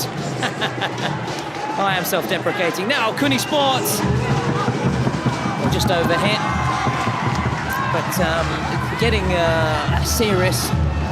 It's a big moment for both these sides because they don't want to lose this game. If they lose, they are going home, and it would be, say, an upset really for both, I'd say, because Kuni Sport, the name they have, the weight they carry in the Kings League, but also SXB because I mentioned earlier they've assembled some real stars, haven't they? Lots of players from the Colombia squad. Danny, look at that turn there. Good strength, really good strength. For example, is Brian Gutierrez one of those wild cards that you were alluding to? Yes, he was. One of the numerous Colombians in this side. Nice, here he is, Angelo Caro. Still Caro. They want to go all out. They want to make this happen. They're prepared to, as you say, invest. They're prepared to get the very best around. I'm loving the traditional dress. I like to see that from the respective nations wearing the, the traditional apparel. Let's put it that way. Again, just bringing that international feel to everyone. Brings their customs, their traditions, and not only on the pitch but also in the presidential booths as well. Yeah, absolutely. It gives it that sort of that flavour. I like to see the different colours as well. Yeah, that's the international love. I like it. Yeah, one love. I'm really happy to see XXB now wearing their sort of the green, the sort of Saudi Saudi colours. Yeah. I like that. The men in green. Here come the men in green. Kuni Sports haven't yet got going, but listen, they don't need to be too concerned. They've got so many sort of options ahead of them. They may get a goal back right here. Should they do that, that would make it very interesting indeed.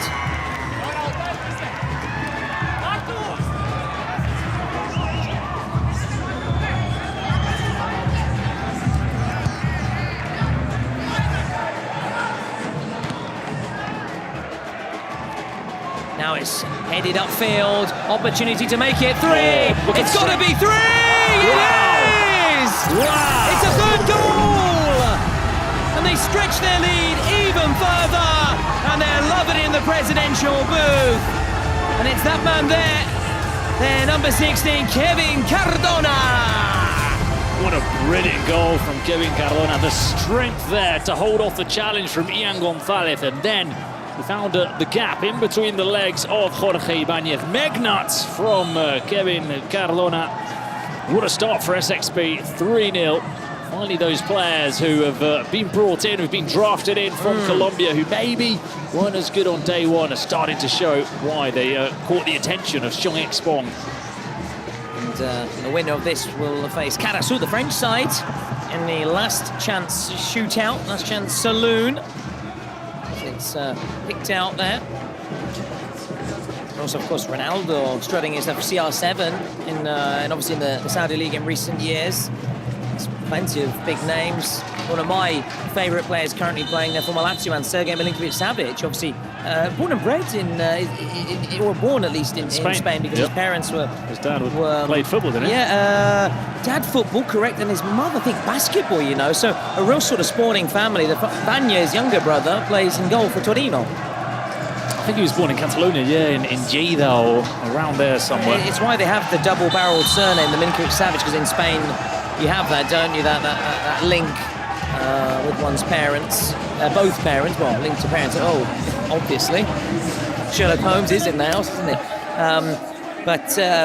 Yeah, to both mother and father. Working with Eloisa. Kevin, te saco asistencia, te recuperas. Te espero. Yeah, expect if it continues like this, the clock will be stopped. Oh, looks like he's winded after clashing with the Kuni Sports defender. He's back up on his feet. The referee was checking with him, asking him if he was okay or if he needed some assistance. He said he just needed a couple of seconds to sort of get back some air in his lungs. A recap of SXB's results last year. They beat Persas 3-2, and then they lost to the Expire team in a shootout. And in the last chance, they lost to Olympia United, who are actually on the plane home. Chance for a dead ball situation then. Luisa. Oh, it's not Luisa. It's that man there again. Kevin Cardona is having a blinder. I will say sometimes when I hear you say SXP, yes, I think you're talking about the second string side for a county in the south of England. Does sound very much like that, to be fair. That's and again, the shot. So still 8 minutes away from the roll of the dice. It'll be Yolo, the president of Los Chamos' girlfriend, by the way, Karen, who we've spotted a few times at various events, an influencer 3 million followers. No. 3 million. 3 million. Which is the size of, well, more than Milan. More than Milan. Why is she not the president? Good question. Well, I think the fans would like her to be the president, all 3 million of them, and no doubt after this tournament, she's going to have a lot more followers, plenty more. So the numbers they get, it's mind-boggling. I can't comprehend. Because for me, if you think maybe up to 80,000, because I think of like San Siro, 100,000, the old Camp Nou. Yeah, 3 million is like a micro-state, like a small country. Yeah. How many is Wales? We'll have to ask Tyler. He's just to our left. He's got a Welsh father, German mother, and he's alongside Michael in the German caster's booth. I thought it was Stefan. Is it not Dietmar? And they're looking very cool and calm there. Chongbong and company. Oh, do you remember actually in the first game, Yasser Al-Khattani with the yes. And he was very good. Needless to say, he had the last laugh with his penalty. Wonderful penalty. Yeah. I really do like that though, the Saudi mentality. You know, it's the same with the Saudi Premier League. I know there are some things that some teams that maybe people don't like that they're sort of buying all these players and whatnot, but that mentality, that drive to win, to compete, to improve. You see it with Jynxzi, the fact that he comes with a former player. Yeah. He's thinking, right, I want to get those presidential penalties. Yeah. He's not thinking about coming out of the pizza box, you know, sort of... No disrespect to you. No disrespect, it's fun, because I love it. But it's just the mentality that makes me laugh, and it's cool to see that he really wants to win.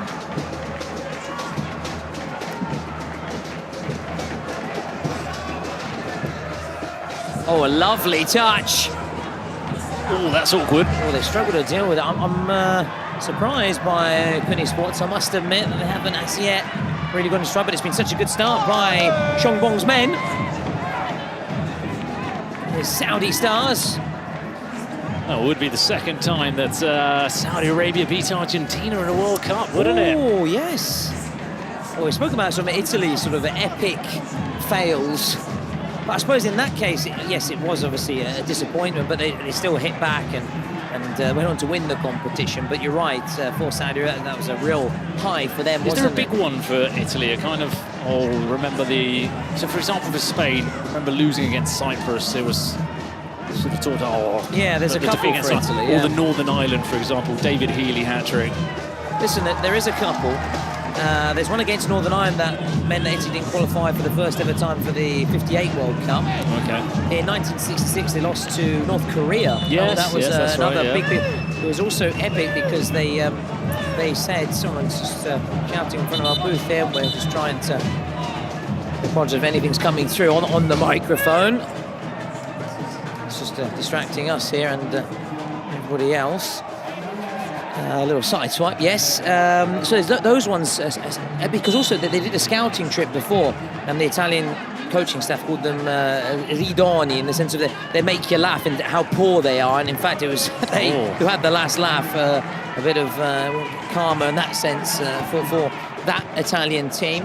Then through the years, the rest have come more in recent years, to be honest. There's really upsetting defeats. Now, Italy were beaten heavily in that 1970 World Cup final, but that was against Pelé's Brazil, so there's no real shame in that. And they just played arguably one of the games of the century against West Germany, winning 4-3. So that was very, very different. They crashed out in '74 after losing, I believe, to Poland, but that was an aging team as well, and they were at least getting to the tournament. So, and then recently, as we've spoken about them, haven't we? Switzerland at the Euros, Macedonia, do you remember denying them qualifying for the World Cup the one in Qatar? Was it Qatar, wasn't it? In 20. Qatar was the most recent one. Yeah, that was the one because they lost to Macedonia, and then Macedonia went through, or North Macedonia, should I say? And then they lost to Portugal. So that was the big one as they were European champions as well. After being European champions. North Macedonia didn't go to the World Cup. No, they lost to Portugal in the final. Yeah, it was a semi-final. Playoff, right? Yes, oh, yes, right, that okay. makes sense. Yeah, that's right. Yeah. So they have been, even in more recent years, but there are a few of those sort of humiliating moments. I mean, I think every nation's got them. Everyone, yeah. I think we've mentioned Brazil in 1950 losing that World Cup on home soil, and obviously in 2014 on home soil that heavy loss to Germany, which again, just to our left, Olivier never misses a moment to remind us of it. He loves that game. I'm trying to think who scored for Brazil. That sort of consolation goal. Was it a famous face? I can't remember, but it's one of those moments where you just remember where you were, don't you? In that historic moment. So absolutely, yeah. Our friend just Bertie to our left. Never loves talking about it, because they went on to win the competition, didn't they? Germany, and beating Argentina. Argentina in the final, yeah. Mario Götze. We tried pronouncing Götze and he just didn't understand us. And on the subject, I will say, he said Lucas Barrios to me from Borussia Dortmund. I was being quite polite. I said, oh no, I don't know who that is. And then he showed me a photo and I went, oh, Barrios. Yeah. So, we all do it. We all do it. I mean, the amount of times I've had a go and had a try at some of these very difficult names for me to pronounce, but at least we're having a try, we're having a go, and just all you can do is just try your very best and finish the game with your head held high. And so far, SXB, head held high. So Kuni Sports really have to change something. I'm tempted to, depending what it is, play the secret card. Otherwise, Bruno, they're going to have to wait for the JD roll of the dice, which is one of our official partners. That could be a real big moment, and potentially a turning point, as we've seen over the course of the competition, with then reduced space allows more scoring opportunities for the teams to. Talking of opportunities, well, I thought there was going to be an opportunity, and it looks like Kuni Sports have won it back. It's real determination here. There's the shot! And they fired it away, and they've got the goal. And boy, did they need that. Isaac Isi Mendes. Look at the laces on that. Bosh, Isi Mendes. It was going from left to right. What a perfect time to score. Just 10 seconds before the JD dice, the JD roll of the dice. And JD are our official partner of the Kings League World Cup clubs. You can download the app and visit the website or one of the many stores to check out the new range, or exclusive only at JD Products. Don't forget to follow their Instagram channel. Don't miss out on exclusive Kings League content. And there he is, YOLO, YOLO, YOLO, YOLO, YOLO, YOLO. We'll see what comes out here with the JD roll of the dice. Hang on. Do you have to roll it again if that happens? I mean, it's technically wedged there, isn't it? What are we calling that, a 2? We're calling it a 2. We'll call it a 2. Anyway, let's try and listen in to hear what's being said.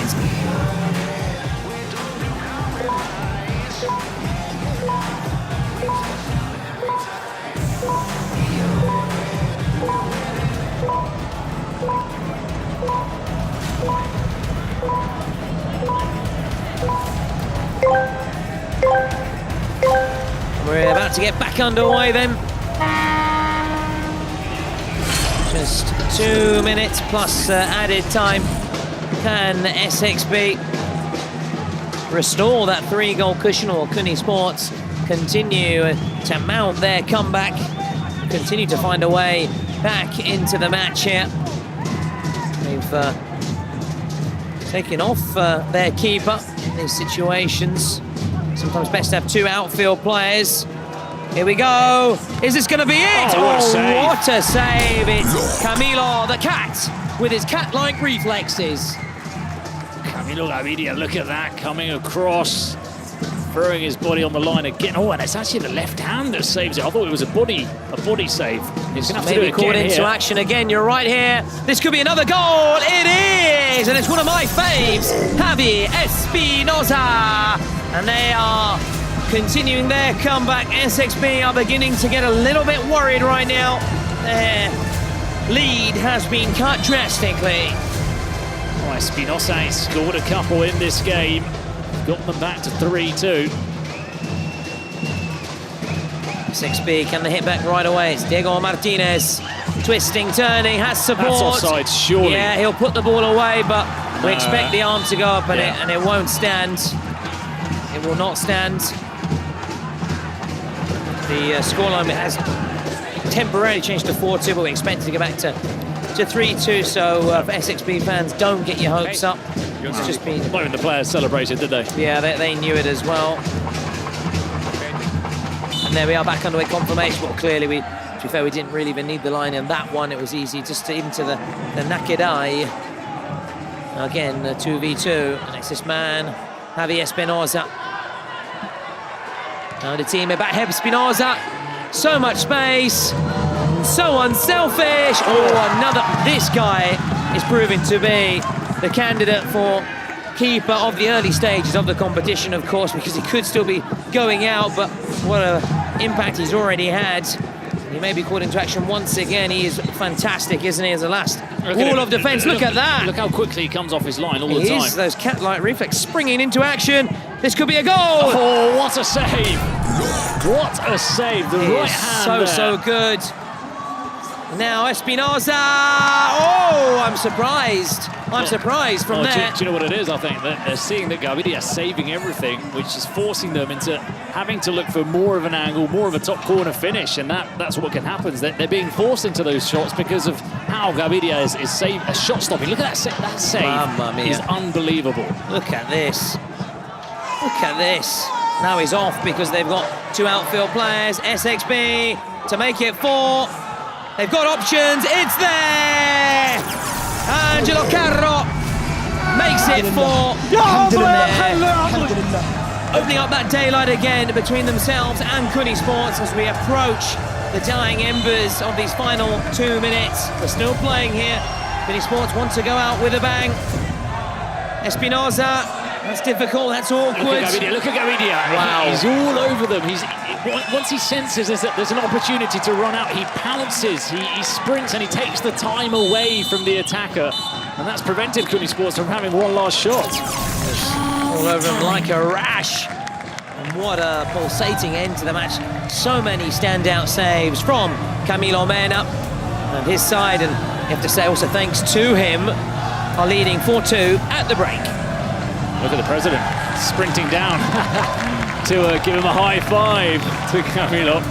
Showing Expong, he was sprinting down, running down the steps and coming across. And, well, much deserved high five for Camilo Mena Gaviria, the goalkeeper. Now let's see what we hear from Abdullah Al-Sheri and Juan Miranda.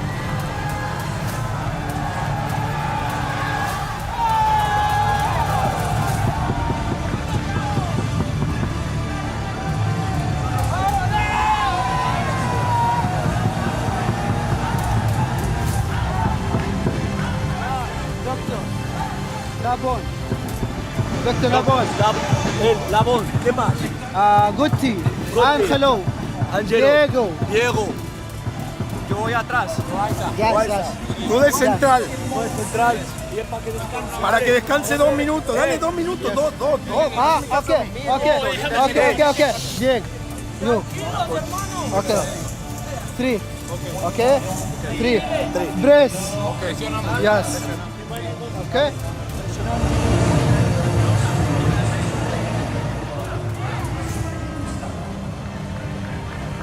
Well, fantastic first half here.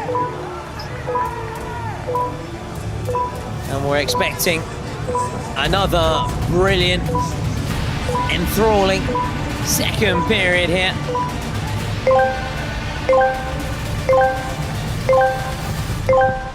And we're back underway. The ball dropping from the iconic cage by now. It's a mainstay, isn't it, Bruno? When it comes to Kings League action. And it works really well as well because initially there were some issues sometimes with the cage getting jarred, but like everything in life, you know, things evolve, tournaments get better and better, and then the Kings League is improved in all aspects. Yeah. I was going to say a bit like the VAR, but in some countries they'll say that's actually going backwards, and they're still having problems to this very day. Especially I know in England it's very divisive. It doesn't have the same sort of consensus that it has in maybe other nations. But anyway, let's focus back here. Oh, this could be a chance here. Oh, again! This is unbelievable. He is superhuman. He is superhuman. Camilo Mena, and full marks to Xiongbo for getting him here and getting him in the side. They're building from the back to go back. Like Brian Clough would say, you start from the back, you get a top keeper. That's how you build your team, and they rarely got a keeper wrong at Forest. Peter Shilton, Mark Crossley.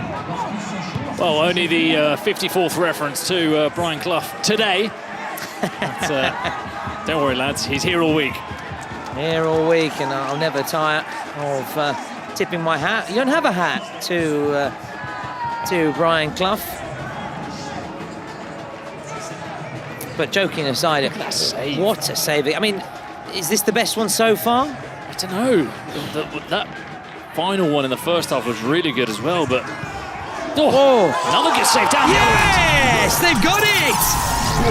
Oh, the quickest to react. We spoke about the reflexes of Camilo Mena. Check out those ones there inside the box at the other end of the pitch. And they now make it 5. And it's a goal from an unlikely source. Camilo Saiz. That was a wonderful save initially from Jorge Ibanez. But between the sandwich between two Kuni Sports players, Camilo Saiz the quickest to get his boot on. I like that celebration as well from Xiong X-Bomb. Yeah, and the sort cool of the one where sort of twists his finger and swirling. It's a bit of a Serge Gnabry, but it's not quite the Serge Gnabry. Yes. You know, sort of like eating the noodles. Yes. I like the initial one. I like the dance. This is worrying, though, Bruno. Look who it is. It's Camilo Mena. This is very worrying for SXB. Let's hope he's okay. I thought Monterde had been the goalkeeper of the tournament up until now, but after this game... Yeah, no, Camilo Mena just ahead.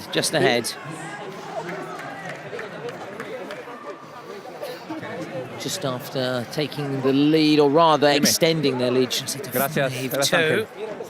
With a bit of concern now, SXB, and they're hoping it's just a knock. Just going to receive a little bit of treatment. Maybe that's, remember the old magic sponge they used to bring out, and the magic spray. Huge sponge as well, wasn't it? Remember Deep Heat? That was good. Slice of orange at half-time. Yeah. It was all very basic, frankly. Very, very basic.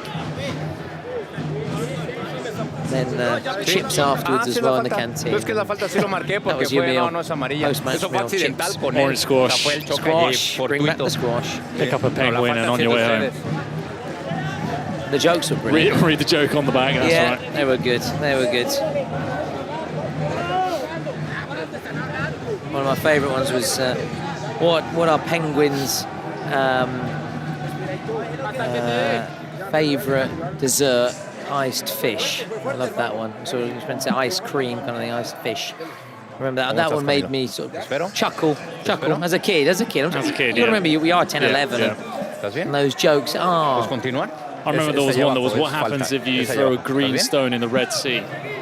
It gets wet. And I thought that was quite good as well. Very good. That one stuck with me. Yeah. Sort of very poor versions of Jimmy Carr, aren't they?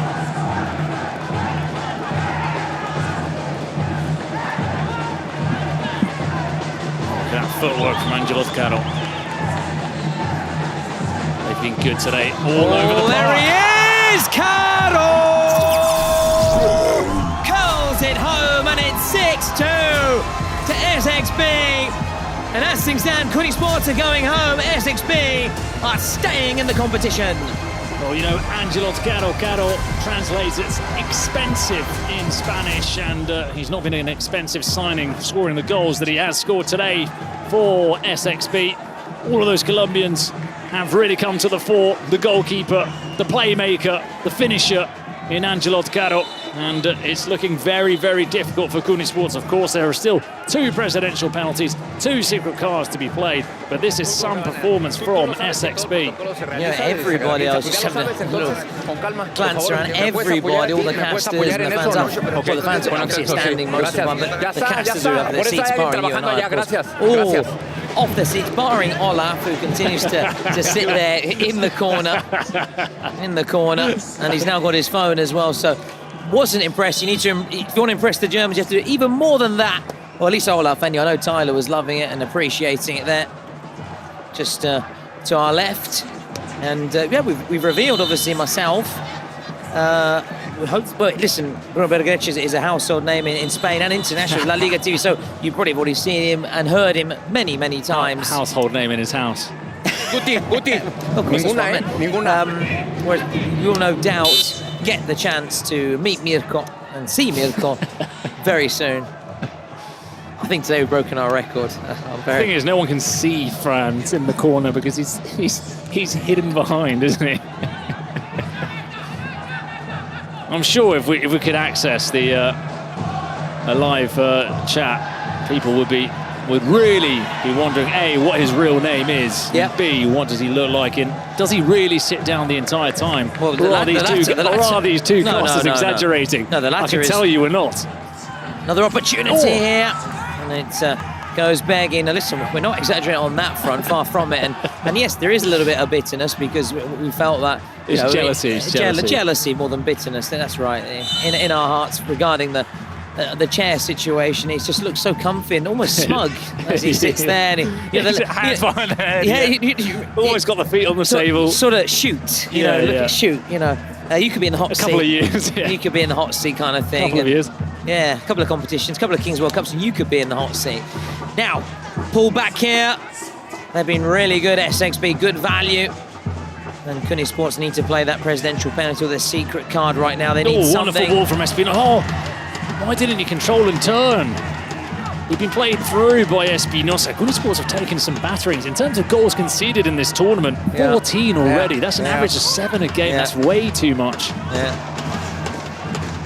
Look at the possession as well. They've just been far more clinical, haven't they? Essex, been that goal from Carro. And the saves as well. But listen, I was actually just saying, I was just thinking, I've been a little bit harsh on because they have Camilo has made some... No, the saves. Yeah. The difference between the two teams has been Camilo. Yeah. Definitely.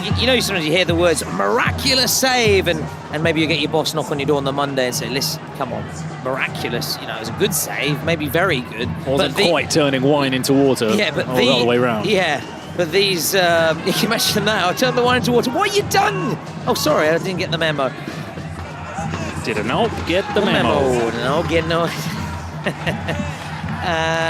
But they have been that bordering miraculous saves towards the end of the sort of final 2 minutes in particular when and the first one in the second half as well. No, but yeah, the end, because that's when goals are conceded in 2-on-2s, aren't they? And the ones that he pulled off, there was XG in the Kings League. They were probably very, very close to 1. Yeah. Look at me sounding all modern. Do you use those stats, the expected goals, or you? If I haven't seen the game, I don't mind looking at it because it gives me an indicator of really how close both of the teams have got, and maybe you can sort of sense, okay, they lost, but they put up a bit of a fight, or they lost and they did nothing. Well, we mentioned Fortnite's secret card, but it has been locked down here. And it was much needed, really, wasn't it, for Kuni Sports, Bruno? They really needed that lifeline. They need this lifeline. They need something. They need a helping hand. And that's the beauty about this game, because we're almost talking as if Kuni Sports are crashing out, heading out. But the secret card could be anything. Could give them a foothold back into the game, give them a bit of momentum, and things could change very, very swiftly. And it comes and it's blocked, still with a green jersey. It's one of those sort of unexpected goal heroes, really, the defender. Goes out on that far side. Now we're going to have the secret cards.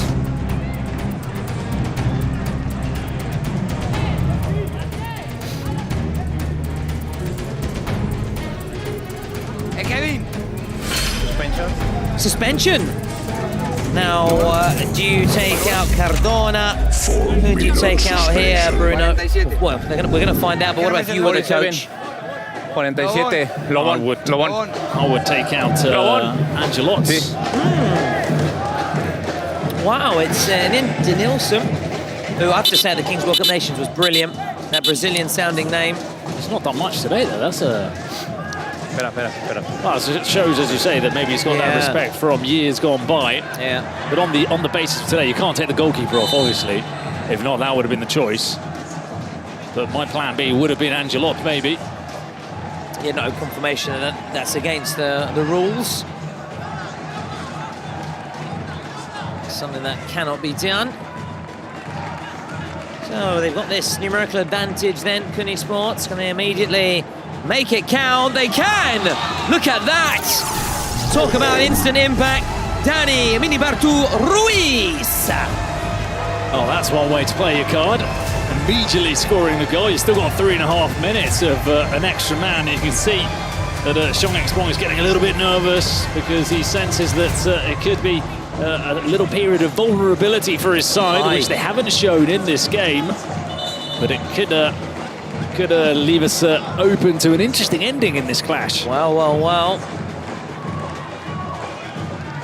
The beauty of the Kings League, the fact that you always do have a lifeline, a way, a hook back into the match, regardless of the flow of the game and the way it's going. At that stage, it was SXB storming away with it. They've taken a player out, and it's quick thinking, and they've immediately made the most, as you said, of that card. And we saw, say, Futbolistas Locos a couple of days ago against UC, similar situation.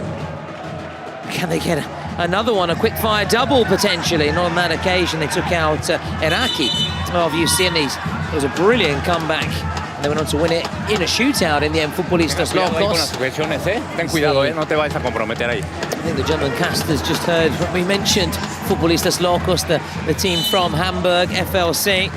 And it's Jynxzi, I think, just the only one not really acknowledging it on his phone. But Tyler running out of options. Yeah, tomorrow we'll start again. Start to scrape Das Barrel. Yeah, if we can go to female names, we could, Angela, Claudia, Christian. There are a few still. Yeah, Christian Ziegler. Florian. Oh yeah, we still got a few. we got him. We're all weak. Right the way to the 14, and then we'll start again.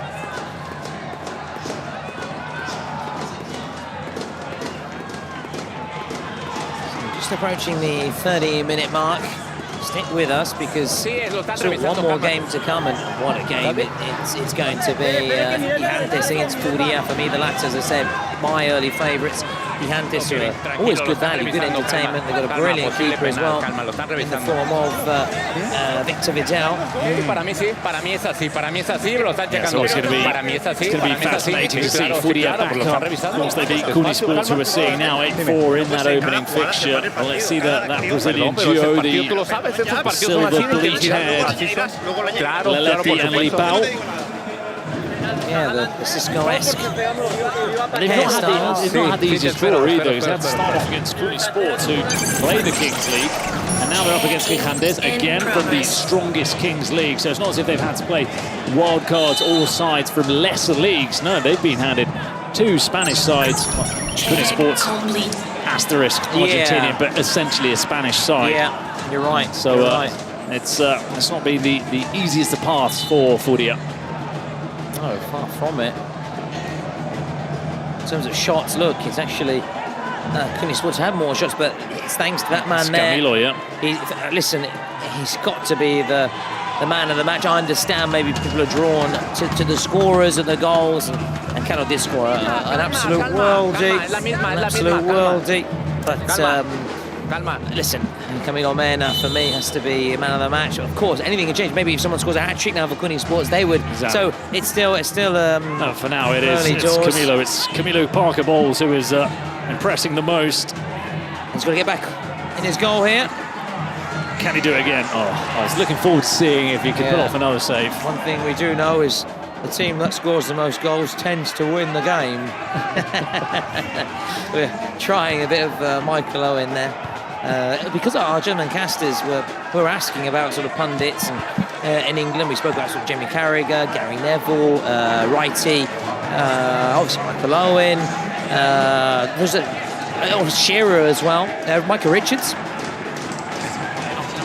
And comes a strike and it goes straight over. Smith. I like Alan Smith. Is it Alan Smith of the 90s or Alan Smith of Leeds? No, Alan Smith of Arsenal. The Arsenal, yeah. Yeah, very good, very good. Obviously, I'm a bit old school. I remember Jimmy Hill and Alan Hansen and Mark Lawrenson. Of course, Alan Hansen was match of the day. Yeah. Don't worry for my kids. Exactly. But SXB could be winning a lot with Camilo. Very positive signs so far. I'm just going to hang on 40 more seconds or so, Bruno. It's going to be back to 7v7.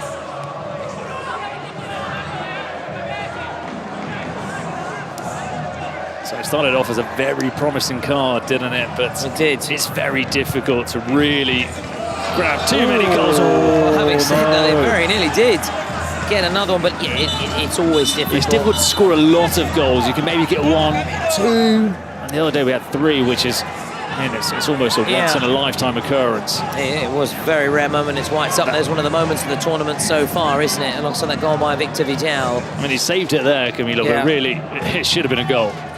He's off his line again, and look at that. It's the Schmeichel, isn't it, again? He's hurt himself in the process. And also, Bruno, because you've got to remember, for the team that is down to 6, I'm not saying it's easy just to sit back and sit deep, but 4 minutes you can sort of hang on and think, okay, it's only 4 minutes. And do you know what happens a lot of the time? When you've got 1 player less on the pitch, you're a lot more switched on, whereas sometimes when it is 11 against 11 in normal football, 7 against 7 in a reduced format, sometimes you can say, right, I won't track back, I won't do this, but with 6, you know you cannot afford to not track back, to not help out defence. So it means that everyone's a lot more switched on, making sure, not leaving gaps, looking at their markers. Yeah.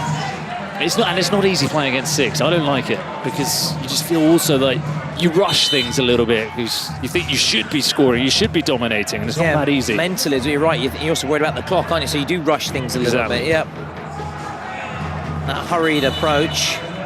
Now secret card incoming for SXB.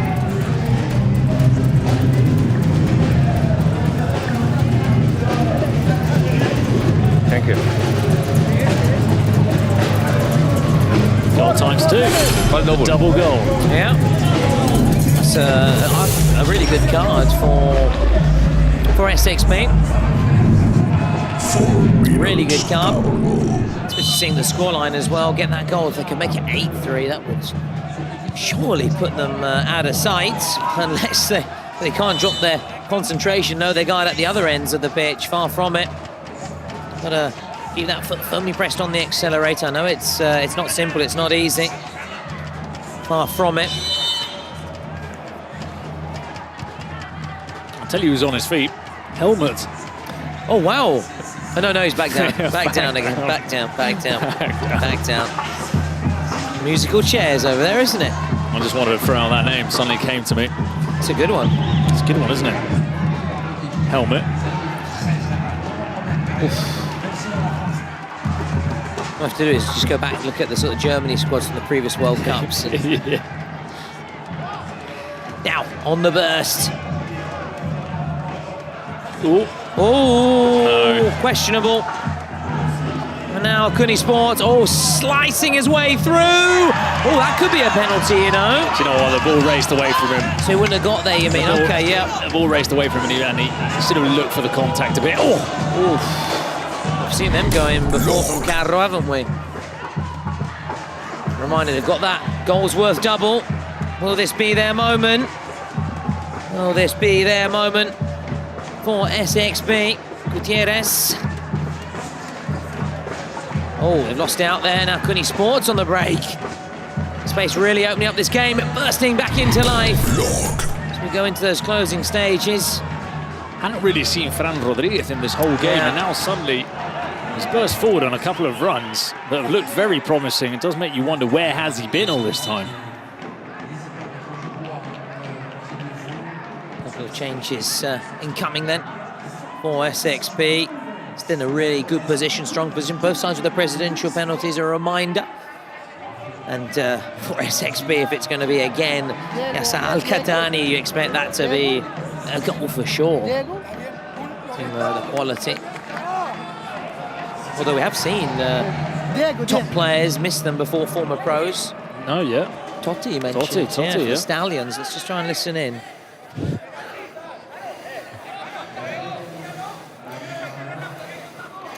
Okay. Okay. Check on, please. Just want everyone to know that breathing was not me. All time it was the referee. I was muted. So can confirm. It wasn't me. It wasn't me. Shaggy used to be a player. Well, he is a player in the Kings League Americas. It's not the. No, of course okay. not. No, okay. Of course not. It wasn't him.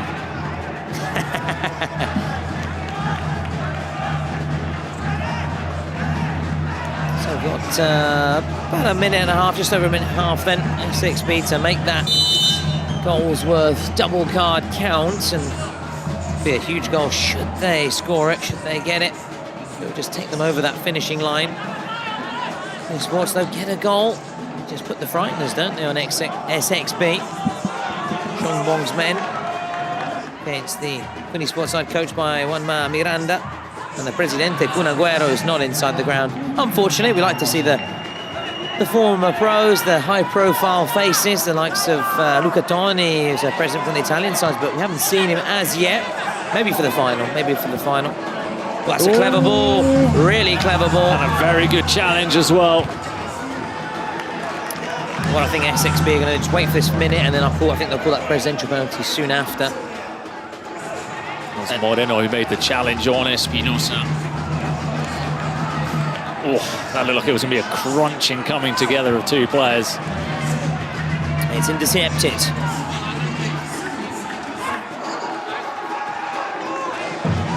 Cardona. And with Camilo Mena. Mena, that's good. Mena, the Kings League Mena, Camilo Mena, yeah. It's very apt, and if you did miss it, just launched the Kings League Mena. Beginning in Saudi Arabia. So you're battling out for glory. Middle East and North Africa. We heard from Shongbong and the president of UC as well, alongside us, who took away... Maliki. Who took the... Took Mike from you. Yeah. Again, not a problem. It's not a big deal. No hard feelings. He can keep it. Not a problem. And, big fan of his presidential penalties, I must admit. Well, at least the first part. Not the shooting. No, the shooting is unorthodox, and that's putting it kindly. But it's just that first part, isn't it? That show, just trying to sort of wind up the opposition keeper. The dancing as well. Again, you still can't catch a glimpse there of Heinz Harold because he's sitting down. It's on his computer now. Heinz Harold. That was a Formula 1 driver, wasn't Frentzen, that's it, yeah. You have used a bit of Formula 1, haven't you? A bit of Schumacher, Michael and Ralph. Michael Schumacher and Ralph, but hadn't gone for Heinz Harold. Oh, Sebastian is another one. As the shot goes in! Oh! It must go in! Oh! There is no way past Camilo. Oh, well, when he can't save it, the frame of the goal is there to help him. And then a bit of lady luck as well. Oh, that was a nice rebound. strike. Let's have a look at that from behind. Oh, and he was close to touching it as well. He was not far off touching it. No, he was not. Not even that. No. Got Jasper on his feet. Well, that was difficult. That was... we've seen those be turned into one's own net before, haven't we? His own goal moments.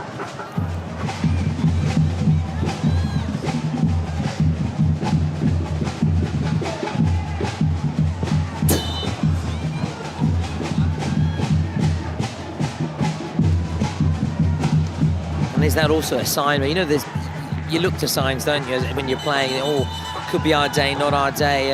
The frame of the goal there, rescuing SXB on that occasion. Is that just a sign that it's not going to be Kuni Sports evening or their year? They're on course for an early exit. Oh, can they get this? For the volley. I think Shongbong was screaming over to the dugout for them to lock in the presidential penalty.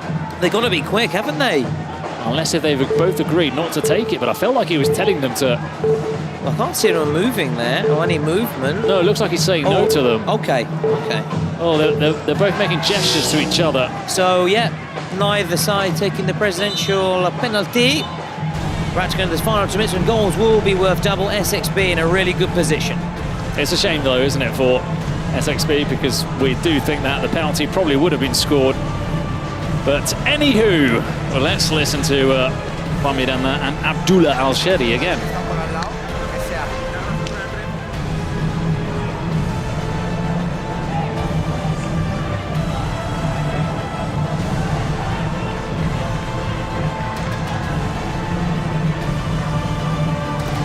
As the ball is lifted up once again. Iconic cage, we go back to it. 2 minutes, a little message there from the President Chongbong. We heard from early after the official launch of Kings League Manor. Yes, the wait is over, finally. And the wait is almost over here before we get back underway. The final couple of minutes, I can see our friends there, over there, in the Spanish commentary booth as well. Yeah, about to get underway. A little glimpse at the other casters all around to see who's up on their feet and ready and raring to go. No prizes for Jynxzi, still lounging away on that chair. And then there's Yogi.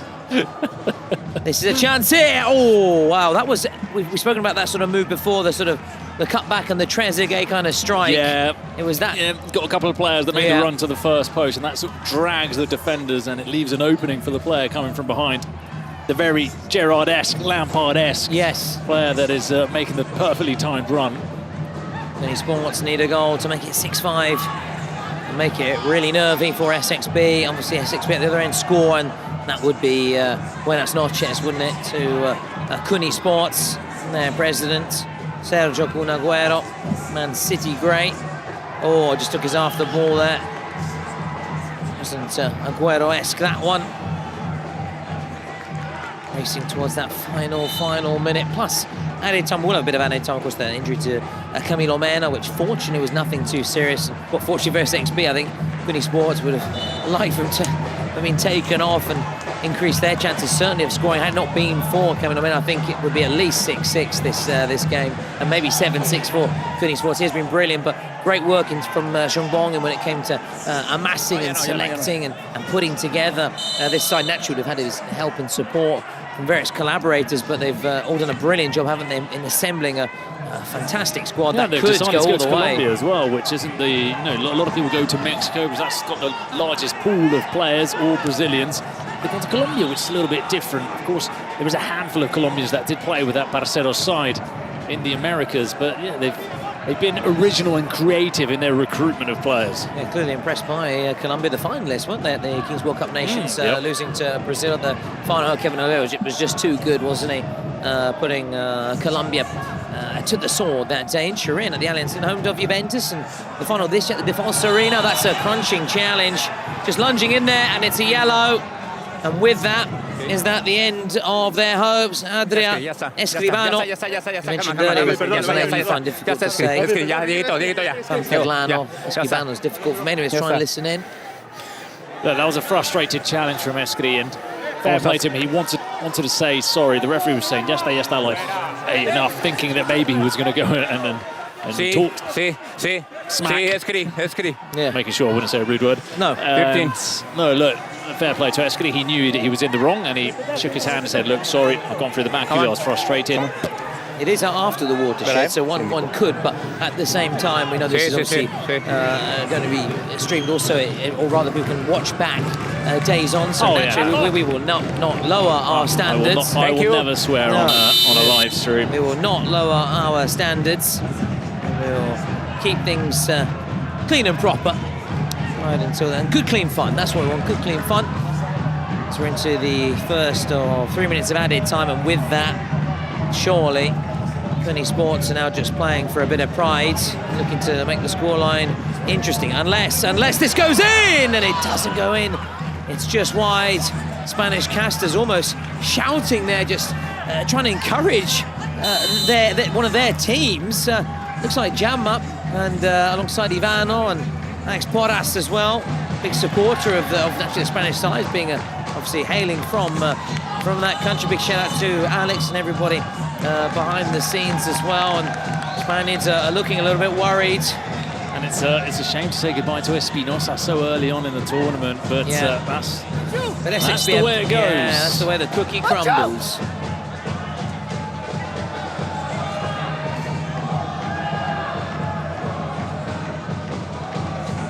Last touch, I think, coming off a green jersey, but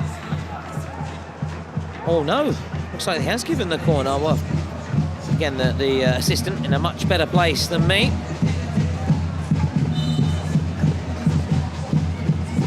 No, we think she's Italian. We haven't had confirmation as yet, but with the sounds Italian. Yeah, with her English, which is very, very good English. Don't get me wrong, but with the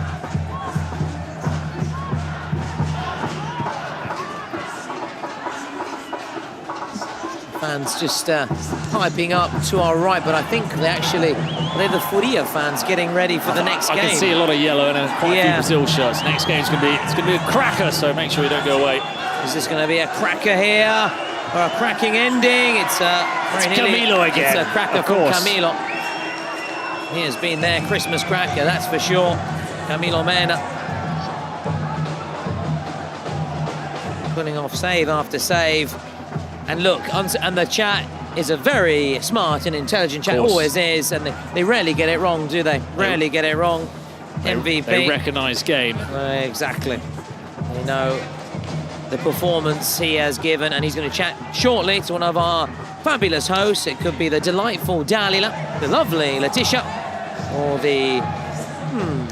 All right, Cilla Black. Okay. Oh, yes! It's game over! SXB with one of their star players, Caro, coming to the fore once again. Unbridled joy. Too much in terms of the emotion to take for some. And SXB seal the win late on. No way back now for Kuni Sports. And Kuni Sports are going home. SXB stay in the competition. And they really put down a strong marker, a statement that they have what it takes to go all the way. Angelo Caro, 4 goals in the competition. Another one of those, that bracket of, I don't know, 5, 6 players that are on 4, just behind the 2 players on 5. It's another parallel competition which takes place, but that is fascinating. I also want to see it because it's been a foregone conclusion in previous tournaments with Kelvin Oliveira. Now it's open. The golden ball and the golden boot, who could take it away? They're checking it, of course, once again. But regardless of the outcome, you think it is SXB over the finish line. Conclusion, which once open for a unknown Texas. And there you go, confirmation that really is it. As they can, Kuni Sports at least get a consolation goal here, Bruno, and just go out with something to cheer about. Doesn't look like it. Congratulations to SXB. The referee will blow his final whistle shortly. The party starts for SXB. Shong Bong, check this out. Sprinting onto the pitch. Hasn't got maybe necessarily the ideal clothing, shall we say, but still able to sprint there. Camilo Mena, your MVP, richly deserved, but everybody playing their part. And Angelo Caro, what a performance from him. And naturally, their president taking center stage, hoisted aloft here. We're going to see more of him in the Last Chance Saloon, and we're going to see more of him, Camilo Mena. Can't wait to hear from him shortly. He's going to be chatting to one of our hosts of our MVP interview, sponsored by Bazaar. Camilo Mena immortalising this moment, savouring that moment with a selfie, almost Francesco Totti style in a derby, remember, against Lazio 10 years ago when he scored, and the selfie in front of the Cordova. Anyway, let's focus on now, more than 10 years on, the man of the moment, Camilo Mena, thanks to his performance, and of course his teammates at the other end. We'll now see what this does for the Last Chance Saloon. We will have, of course, SXB taking on Karasu in that Last Chance encounter coming in the next couple of days. In terms of the round of 16, we're still about to find out who's going to get that final slot, that bye to the round of 16. And we do say farewell then to Kuni Sports, but it's all about SXB, it's all about their keeper, and they're actually hoisting him aloft right now as we go pitchside to hear from Camilo Mena. Here we go, full of enthusiasm, full of energy. Everyone are, of course, really happy, like us. Hey, Camilo, ¿cómo estás? How are you? Bien. Muy agradecido por el país Arabia Saudita por traerme a participar acá al torneo de la Jynxzi World. Sí, muy agradecidos con ellos. Si no ellos, no estaría acá. No words needed. Go sign your shirt. This is the space where you have to sign. Of course, take it off the glasses. Here, signing. It's so funny how they are really preparing the pitch, but when they come to the interviews, they are kind of shy and disoriented. But I think in this case, he's just happy and full of emotions. You can go and have fun with your team. And congratulations for the winning. Thank you so much. Guys, you can buy his jersey on Bazaar. Say Bazaar. No. Bazaar. Bazaar? Bravo! Good job! See you later, guys. See you.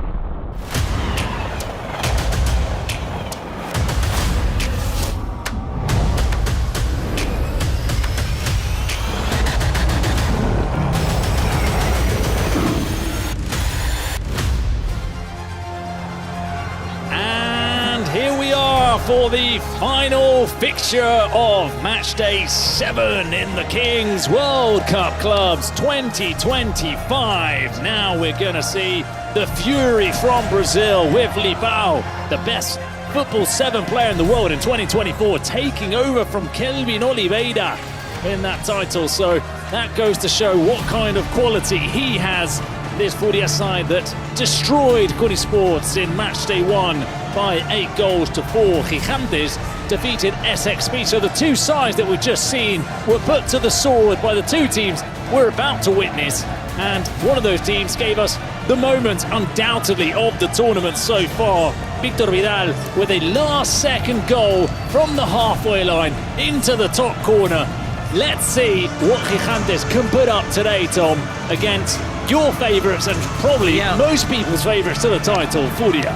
Yeah, no, it's not really sticking one's neck out to say Furia after that fantastic performance, as you said, in their opening encounter. And obviously we mentioned there's no Obe Martinez, no Kelvin Oliveira at this edition of the Kings World Cup, but we've seen Lipao, we've seen Leletti lay down early markers and show they could potentially follow the footsteps of those who have the kind of impact those players have had in recent years and in previous competitions. Gigantes will see whether they can make things a bit easier for themselves or whether they can make life hard to themselves, as they did when they needed that goal in added time when goals were worth double, which took them ahead of SXB, who were leading, and that goal from the keeper, and they had really nothing to lose. They just had to go all-out attack, which they did, and the keeper, an unexpected hero on that occasion, one of the moments of the tournament. Are we going to have another epic moment like that across this game? We'll find out shortly. The countdown is on, Bruno.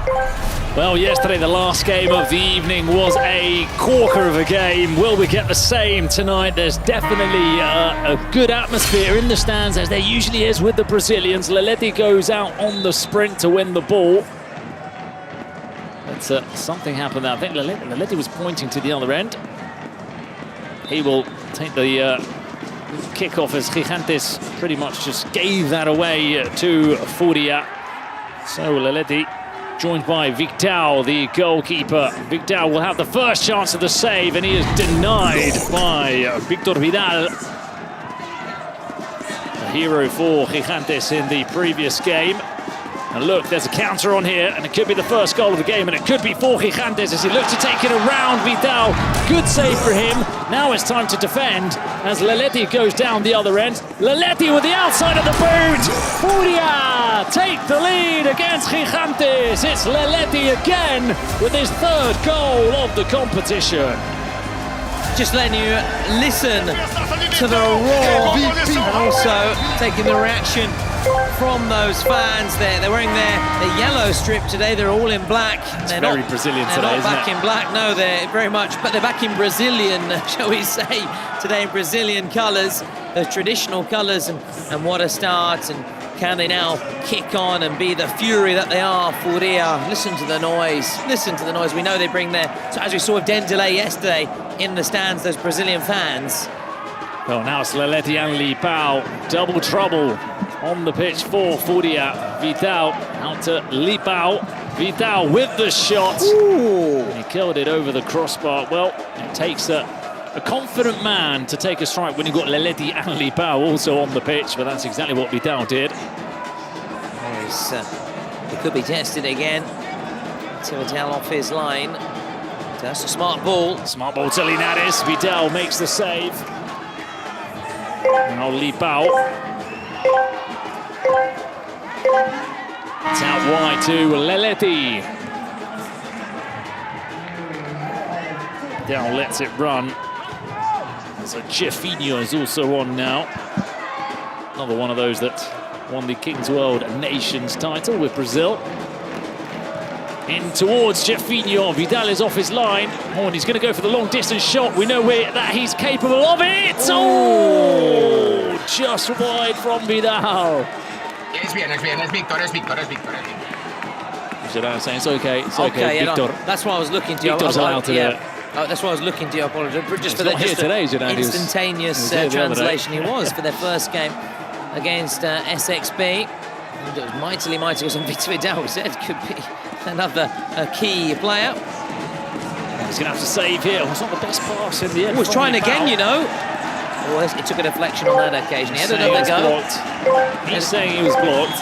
They're complaining in the dugout. Play will continue. See there, David Biosca, the coach of Gigantes, not happy. Oh, Jynxzi. Lipao. Vidal. Leleti saved by Victor Vidal. He looks up every time he gets a look, he goes for the same thing, and they're blocking him all the time, and it is going to be a yellow card. Well, they know the threat that there is with Victor Vidal, and they're trying to put him off, trying to make sure that he can't kick the ball from his box. It's a cheap yellow, isn't it? Why put your team into this situation when things are going so well? I wasn't going to before. I was actually going to praise for the way Victor Hugo continually coming up. Normally, say maybe the first minute, maybe second, but right to the fourth, fifth. Normally, we see them keepers sort of settle in their goal mouth. Not on this occasion, and also Victor Vidal following suit. And here he is. I think he was going to shoot there, Victor Vidal. He may get another chance. Here he is once again. Vidal. It's Linares. Jay Martinez stroking it around, making the most of the extra man, although that pass from Ortega didn't really give his teammates any options to attack the ball.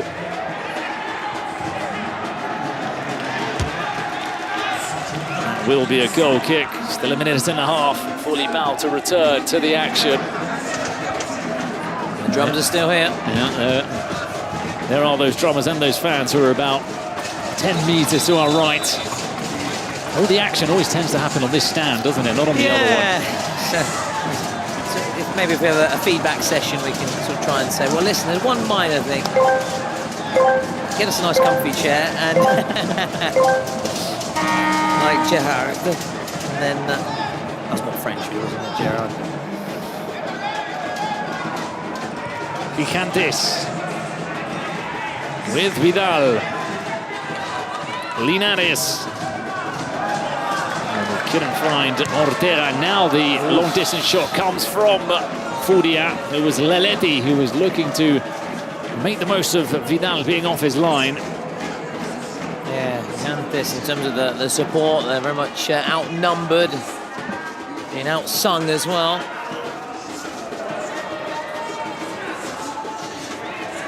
It's with Ortega. Jay Martinez. Back to Victor Vidal. He always looked to get him involved. Yeah. As the extra player. Martinez. Fernandez caught in the cross. They've not really managed to make the most of the extra man. Now Paulo Fernandez shot. Oh, it was deeping that strike. I thought maybe it took a touch off a Brazilian player. There is a lot of pressure, isn't there, in this tournament, Bruno? Need to get their downtime. Need to unwind as well, don't they, when they're not out on the pitch, strutting their stuff.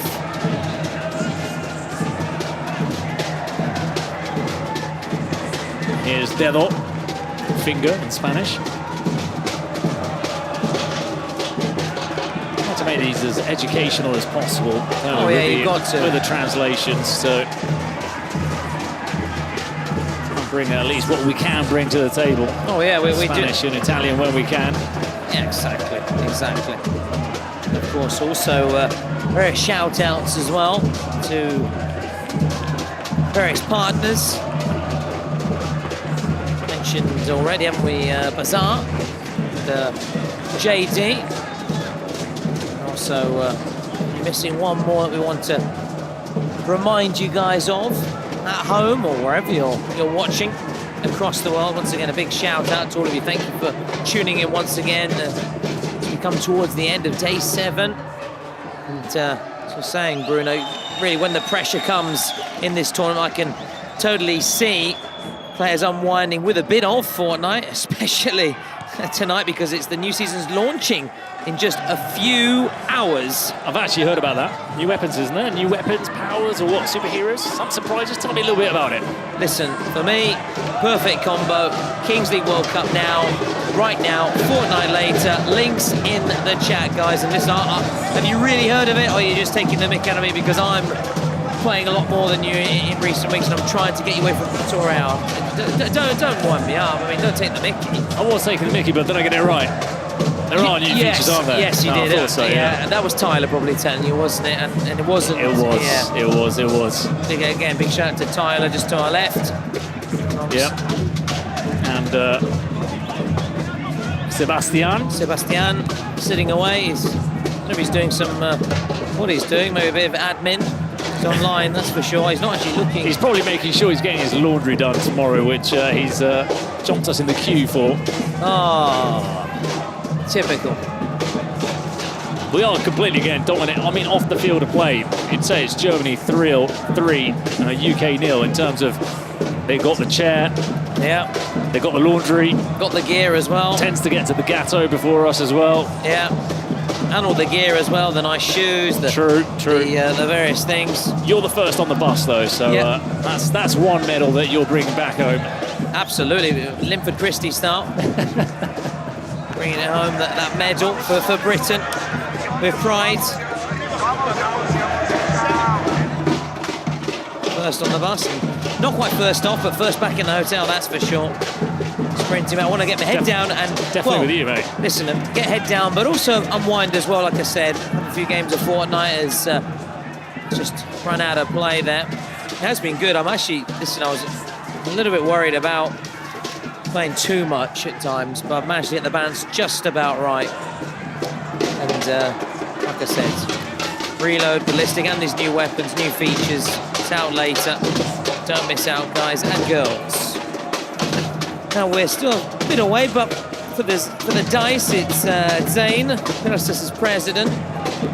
Oh, one of my favourite teams so far in this tournament. I've really liked Veritas. We've said they could be one of the dark horses, yeah. Manafia's up front, Hilario.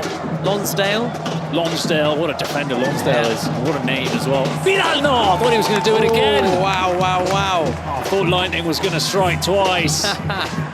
VV.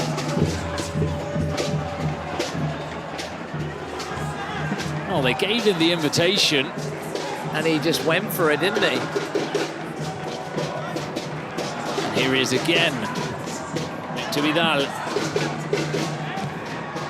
Chipped in by Paul Fernandez, looking towards the far post. Now the sprint is on, he does well in defend. Paul Fernandez with the header back to Victor Vidal. It's Jay Martinez.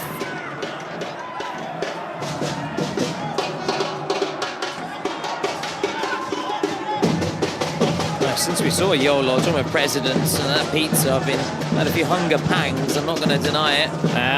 But for us, it's the last game though. I was desperate for that pizza. Hunger strikes. Oh, lovely ball through to Albert Lopez. It's blocked by Delo. Clearly didn't have your Weetabix, did you? Or your Shreddies this morning? I did not. Haven't had them for about 25 years. You're telling me you don't get them in Spain?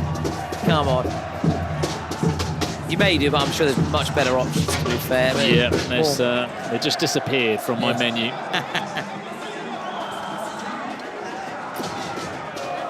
Having the healthy wife that I have at home. Yeah, good man, good man. Not too many treats nowadays. The only treats are here at the Cupra Arena, with Tom bringing his Haribo every evening to make sure we get over the finish line. You know, when I was working with the lads Simon and Harding and Patrick Hendrick, big shout out to them, and working on the Kings World Cup Nations in January. They used to call them the dad snacks, being obviously a dad, always having snacks available for my daughter. I always had snacks available for the lads, so I'd taken on that sort of paternal role there as well. Tremendously thankful. Yes, just to get us over the finish line. A bit of sugar, a little sugar rush. That does the job. It does make me a little bit thirsty though. It means I get through quite a few bottles of water. The old gummy bears. Oh, we squad rotation, don't we? Crocodiles. A lot of rotation, yeah. Cola bears. More options than on Fortnite. Not quite. I mean, nothing can quite get to that level, but. Oh yes! Oh yes! Oh! Talking of ballistic new missiles, how about that goal from Furia? It's the number 14, Dender, with the top corner. That is about as top corner as a top corner can be. With his finger, he pointed it out, didn't he? He pointed to that top corner, and he fired it home. Look at that. Oh, he's a professor in top corner from Top Corner University. Oh, is there a better strike? Are we going to see a better strike than that? I thought Angelo Caro's goal was good earlier. I thought Oscar Coy's goal the other day was good, but that for me has taken this to another level. We just keep stepping it up, don't we, Bruno? What a goal from Dender. We're all looking at Lipao, we're all looking at Laletti, looking at Jeffinho, not really looking at Dender. He scored 2 goals, and he scored one of the goals of the in terms of strikes and in terms of finding the top bins. That was definitely number 1. That wasn't far off, actually. I thought that was going miles off, but from Lipao, it wasn't too far off either. A really good view of it as well. We're casting, should I say, as casters. Just, or broadcasters, that's nice. Just behind the goal, a really good view of it. Really good, and they've doubled their advantage. What a strike, I mean, and I like it when we see quite a few of these actually, that they hit it and it just goes into the goal and out. Such is the ferocity of their strike, and tucking away there just to our left. He's on his feet, though. Julius is tucking already into a bit of grub, a bit of tucker. He's on his feet. He's got his tuck out. Remember that word from boarding schools they used to have, your tucker bag. He's got his tucker out. Here's the chance on the counter-attack. Didn't quite finish off the move. But now it does mean that, oh, look at him putting on the brakes, leap out. Finds Laletti. What I like about the Kings League as well is that obviously it's not the traditional kind of broadcasting, as you say. When they clip these goals, a lot of them will be someone screaming because it went to the top corner, but you go 3 seconds earlier and someone talking about gummy bears. It's the beautiful thing, isn't it? Because that is also just out of nowhere. It just takes... It did come out of nowhere. A flash. So you get caught in mid-conversation. But your reactions are nearly as good as Camilo Mena. No. Nearly, I said nearly, not quite as good enough. No one can get to that. And reacting just in time. GIT just in time. With that, Korea have doubled their lead. Oh my, it's a brilliant goal. That is a goal I want to see again and again and again. Never tire of seeing that one. Of course, Gigantes will. They don't want to see it, but Korea fans and the neutral fans, everybody just admires great football. They are loud, but they're not as unpleasant as we had some really loud ones yesterday. I like it. There's a rhythm to it, at least. Yeah. So Gigantes looking for a goal back. Little lets that one run. Val Fernandez clips it towards the far post. Headed away, brought down by Jay Martinez. Is he offside? Is he offside is the question. The move continues now, finally. It is ruled out. Took a little time in deciding. That's what they do in modern football, though, just so they can track back, just in case, allow the move to finish.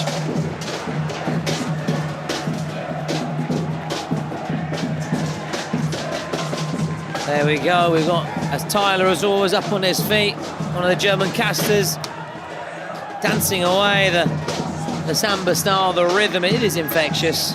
Everybody up, barring Jens. Julius. Yeah.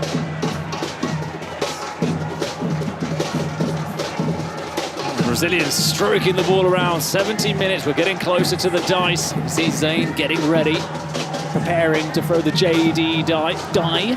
Yeah, technically you're right, but it's one of those terms, isn't it? It sounds very snobbish, though, doesn't it? No, sorry, excuse me, it's actually a die. I don't know Bruce Lee in Way of the Dragon. Yeah.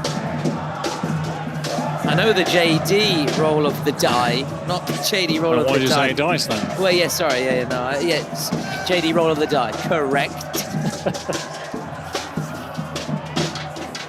30 seconds, we are going to have that roll of the die, one of your faves. With a roll, brick roll. So Pellegrini, it's almost 40 here, 2-0. We've been treated to one of the goals of the tournament by Dender. Oh, we've been treated from 1900 all the way through, and we're going to keep being on-treated, I am certain of it. Dear Bruno, there goes that buzzer. Oh, they threw the dice a little bit too quickly there. Oh, hang on. I didn't catch it. I think, they're going to do it again. They're going to have to do it again. Yeah, look at this, Bruno. Again. Here we go. My word. Felt very much like the Teletubbies there. Again. CV. Oh, actually can't see Zayn there. I guess there's been a... Oh, there he is. He's behind. Pops up. He'll allow his pal to throw the dice. And it will be JD. Sponsors of the Kings World Cup. Saíram o que a gente quer. O Jynxzi jogo por dentro. Beleza? Vamos continuar competindo, tá bom pra caralho. Só uma coisa. Parece que tá fácil dessa bola no meio. Mas não força. Não. Não deu. Very quick turnaround as always, isn't it, Bruno, with this period here. It's at half-time at the 20-minute mark when have a little bit longer just to catch their breath, take on board a few more tactical instructions, maybe some tactical tweaks.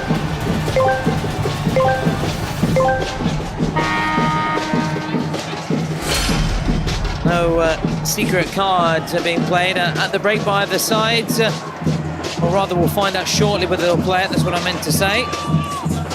A lovely 1v1, which gave Furia that goal early on. And if that is Oh, it's a yellow, which means that once we resume the second half, Carlos Martinez will be out for a couple of minutes, but more importantly, what it means is that there is now a shootout for Furia. Yeah, that's something we have already seen on a couple of occasions, haven't we, so far in this tournament. And it's not good news at all for Gigantes, who could find themselves potentially trailing here by 3 goals. And we know they're going to start the second period a man light.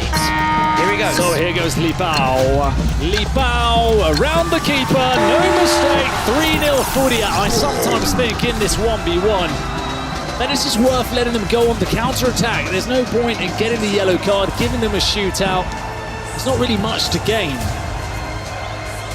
Bruno, it was never in doubt when he saw the man who was picking up that ball and who was going to take it. Never in doubt. 3-0. Now Gigantes, I think, just want to get to that interval, get to half-time, regroup here.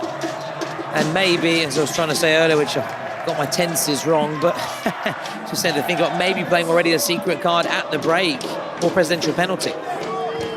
Ortega's shot takes a deflection and one for the photographers there, Vidal. Yeah, that's true.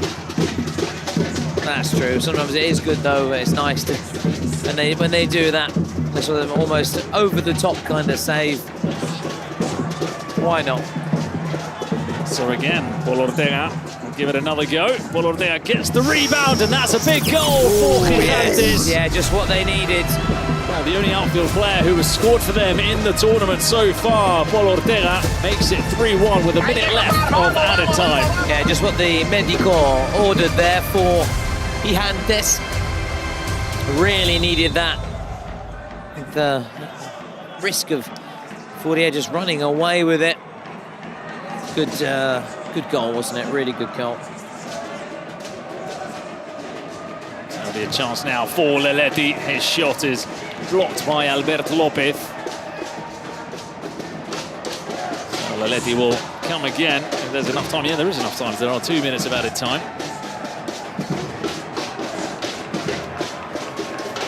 Leletti having a quick check of his surroundings. Oh, drop of the shoulder, acceleration. It goes the other way. I thought he was going to finish it off on his left foot. Good defensive work. The good right block. foot, yeah, Alberto Lopez kept with him. Really good work. Have another go. So a reminder in this 1v1 situation, obviously, with keepers, the keepers can't come out there. When it's though 3v3, they can. Just a reminder, another refresh of the rules. Oh, Lipao. Lipao has gone very wide and he still finds the angle. Trigonometry. Lipao making it 4-1. Trigonometry is the angles, isn't it? Or am I making that up? More geometry, I think. Oh, right. Okay. But still, that was class. Regardless of the discipline of mathematics, it was class. It wasn't algebra, that's for sure. Now that thing we do know, that we did. Although we know that X plus X equals goal for Lipao will be what? Lipao plus Kings League equals goal. Let's go with that. That's a good one. Let's go with that one. Cut the first part. Cut. Oh, Leletti is going the same route and he's stumbled on the ball, and that means that the final attack will be for Ortega. Gigantes are allowed back into the game. Paul Ortega with another. He scores a brace. It's 4-2, and it might be a little bit more than they deserved in this first half, but they won't be complaining. They will not be complaining indeed. They go into this interval now just trailing by 2, and we were talking potentially about a disaster when you think about playing secret cards, presidential penalties. Now they are within touching distance.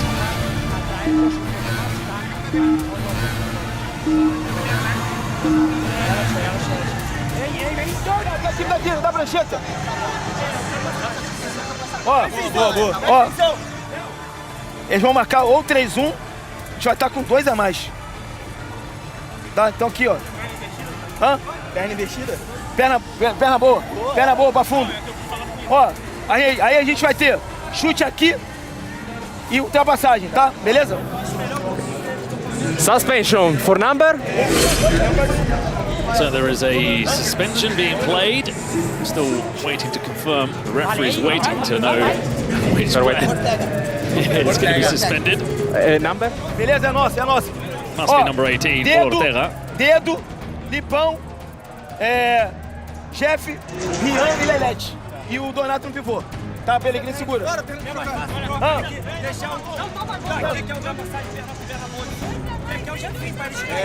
tem chute. Vamos trocar da vez que antes. Pô. Vamos. And we're waiting to see if it was. It is Paul Ortega, of course. Who else would it be? Paul Ortega, 4 goals in the tournament.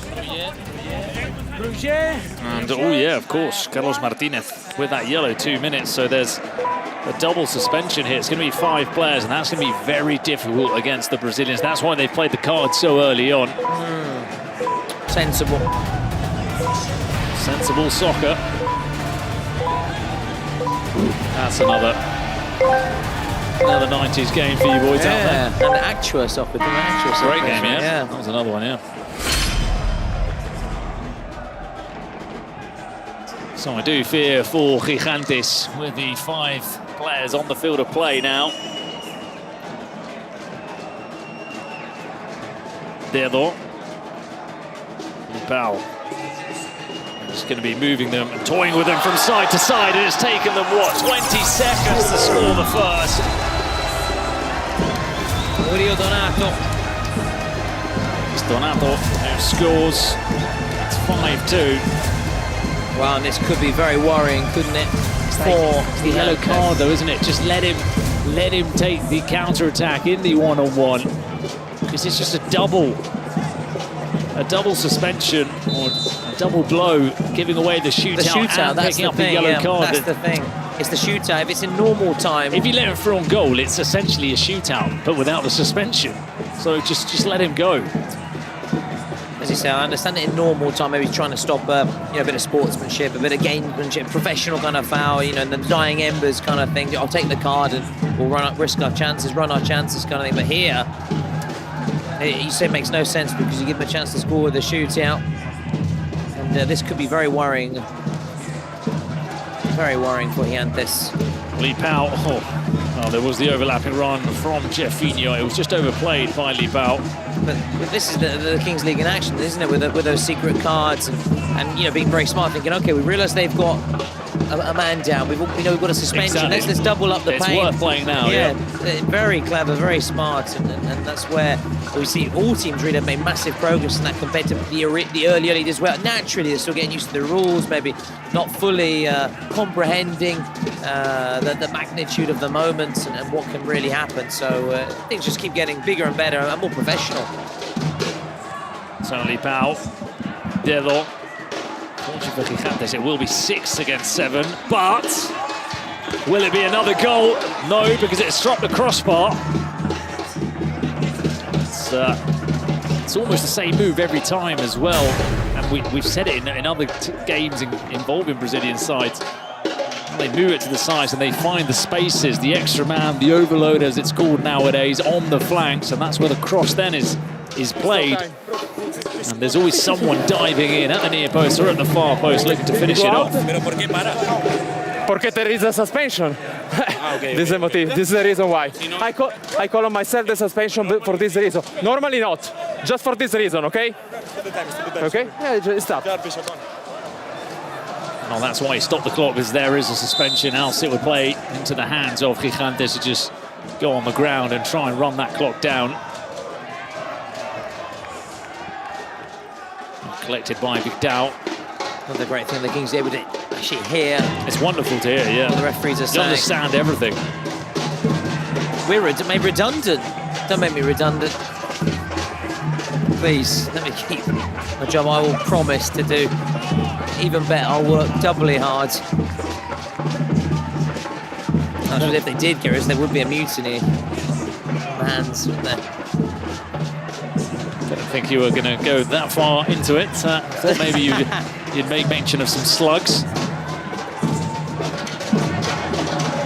All right, in France, it's frogs legs they eat, don't they, in France? It's frogs legs they eat in France. Yeah, it is, yeah. Not slugs. No, there is. Was it snails? Snails. Oh, we're getting there, yeah. I personally, no disrespect, not really keen on trying the latter. Maybe the frogs, that could sound sort of... Probably more a mental thing than anything else. True. I mean, did you say that is the future, the way forward? Eating insects. Well, Well, you're saying insects to goals, gummy bears to goals. We very nearly found ourselves. It's probably the future, eating insects. I would love it if they clipped that and said, what are those guys on about? No, we're going to say it is obviously for the environment as well. But anyway. Yeah, as Carl Pilkington said, where is the border between, animal and food, insect and food? Yeah. Croissant or spider in the morning. Yeah. I know what I'd prefer now. Maybe in the future I might change my mind. But for now, give me a nice croissant. It's an arachnid, not an insect. True, yeah. 8 legs, 6 legs. According to Chris Finch. 8 legs, 6 legs. 8 legs, 6 legs. Exactly. Thank you. Dender. They've scored a presidential penalty for you. Li Pao shot. That one is saved comfortably by Victor Vidal. Of course, the presidential penalty for Furia will be taken because Chris Guedes is here, childhood friend of Neymar. Both of them are the presidents of Furia. Neymar, of course, used to live in this city, playing for PSG for... That's right, yeah. For a couple of years. He was in that team that lost their final against Bayern, wasn't he, for PSG? I'm sure he was, yeah. Yeah, the COVID one, wasn't it? Yeah, Lisbon. Yeah, it was... Bayern smashed Sparta on the way. Yeah. I'm sure everyone in the control room will be very happy that we can remind them of Barca losing to Roma yesterday and losing to Bayern Munich. 8 goals, 8-1 or 8-2 it was. Yeah, the great Peter Drury, that commentary, iconic commentary in that comeback, wasn't it? By Roma. Started by I think a Jynxzi penalty, really started that comeback, and obviously Manolas with that sort of decisive goal, wasn't it? Turning around, rising again from the ruins, and it's flashback back to the present though, Bruno. Yeah, but here comes the president of the Brazilian champions, Furia. Mr. Guedes. Always with the Brazilian flag, as I said, very patriotic, these Brazilians. We saw it yesterday, didn't we, the Dender president as well, to be fair. All of them, yeah. Ordem e progresso, as it says on the flag. Order and progress.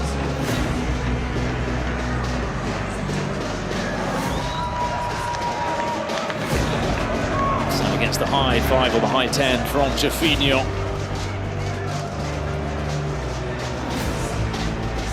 I like to see that always when there's the shake of the hand between keeper and president. Yeah, we speak a lot about the camaraderie, the bond, the sportsmanship involved at the Kings League universe. Here he goes with the black jersey.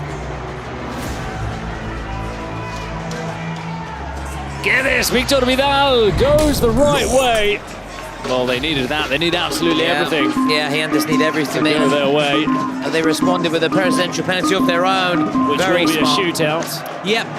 Yeah, as you quite rightly have already said, he's not inside the ground. And if I'm just looking at top right there, that is the Dender president, isn't it? Is. Yeah. Yesterday was getting a little bit animated. I wonder if he'll be supporting his fellow Brazilians as there's that unity of the Brazilians, or if he sees them as rivals who have got in their way of trying to win the Kings League in Brazil, and he'd rather get them out of the way here. Now we mentioned about big moments. This is another big moment, isn't it? Dender Lopez. Yeah. It won't be Paul Ortega, who, if he scored, would have been on 5. Another one of those players to reach that 5 mark. Party of 5. But it will be Alberto Lopez, who hasn't scored yet in the tournament.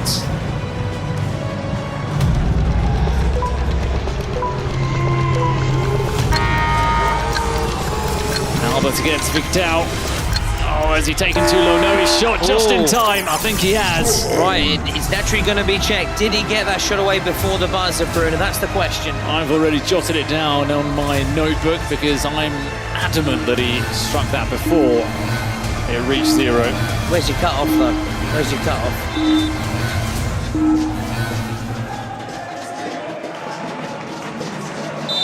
No, there's no check needed. And there is a secret card locked in by Gigantes.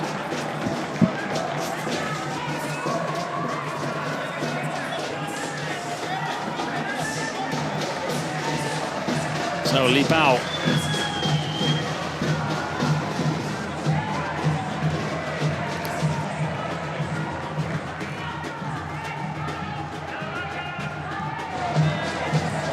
Leledi. Try and make sure that Leledi and Libao see as much of the ball as possible. Pellegrini is the man furthest back now. Leledi with that drop of the shoulder, the shot from Donato. Poked away by J. Martinez. Now let's see that card.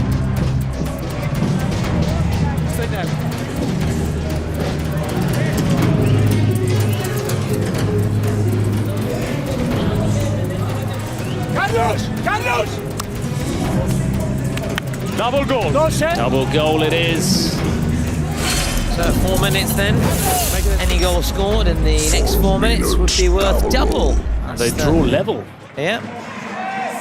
Which sounds a bit strange because the sense, at least, that you get having watched this game is that Furia are miles ahead and miles away. But really, right now, in the next 4 minutes, Gigantes are just a goal away from being level.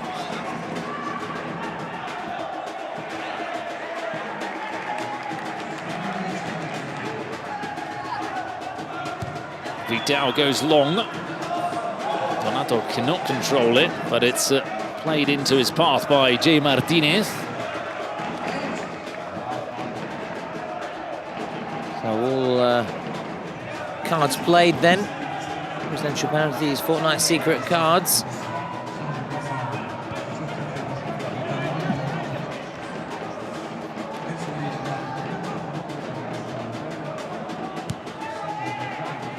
Vidal. Oh, that was a dangerous back pass. He was under pressure. Dum dum dum da da dum dum. Exactly. Dedo. Good use of the body.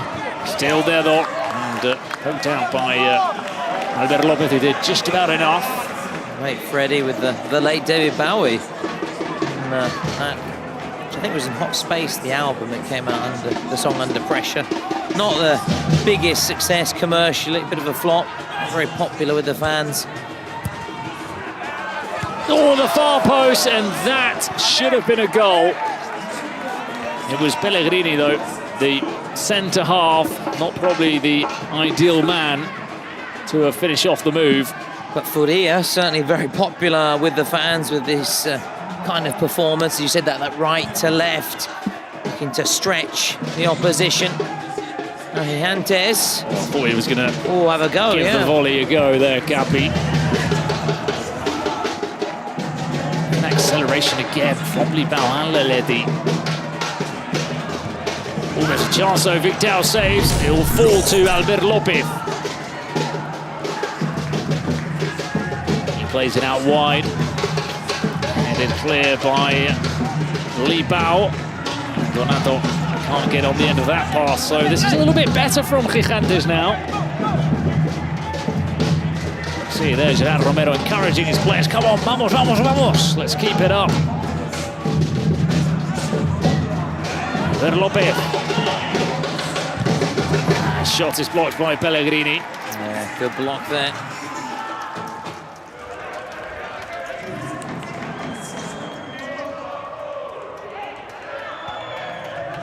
Just looking into tomorrow, there's the... Oh, look at that pass. I was just going to say, there's the draw as well. We'll find out the team's paths to the final, basically. You'll be involved again. Wow, that's another spoiler.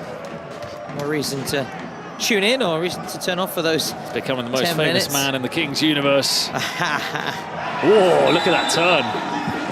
Oh, is there a card here, Bruno? I think there's a card. It is a yellow. And is it Paul Ortega as well, their best player? So, not the finest moment there for Gigantes. Also damages their hopes of scoring these last 40 seconds. Yeah. Unable to really make the most of it, though, were they? And that will play really nicely in terms of Furia, their style of play, with the space opening up to them. There are the Brazilians. Brasileirão. Sì, grazie, scusami, non ti ho dato la conferma, grazie. So it will be Libao to take the free kick. It's played short to Neville.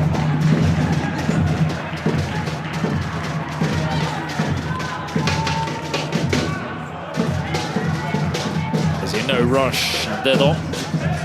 Yeah, no real sense of urgency right now, seeing the 2-goal cushion. Just try and keep away at least for the next 10 seconds. Exactly, make sure that that double goal card vanishes.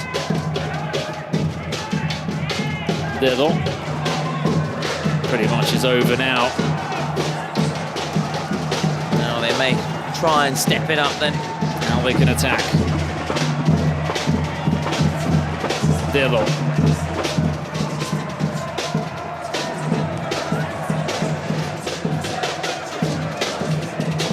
Jynxzi to Dender. Some space for Catroca. Leleti.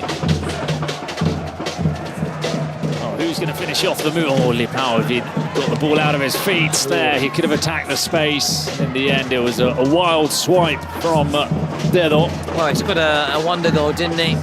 Earlier in the game. Blockbuster, certainly a candidate for goal of the I'm struggling to think of a better one that we've seen so far, to be honest, in this tournament. On that occasion, unable to keep that effort down and replicate his magic from that first half.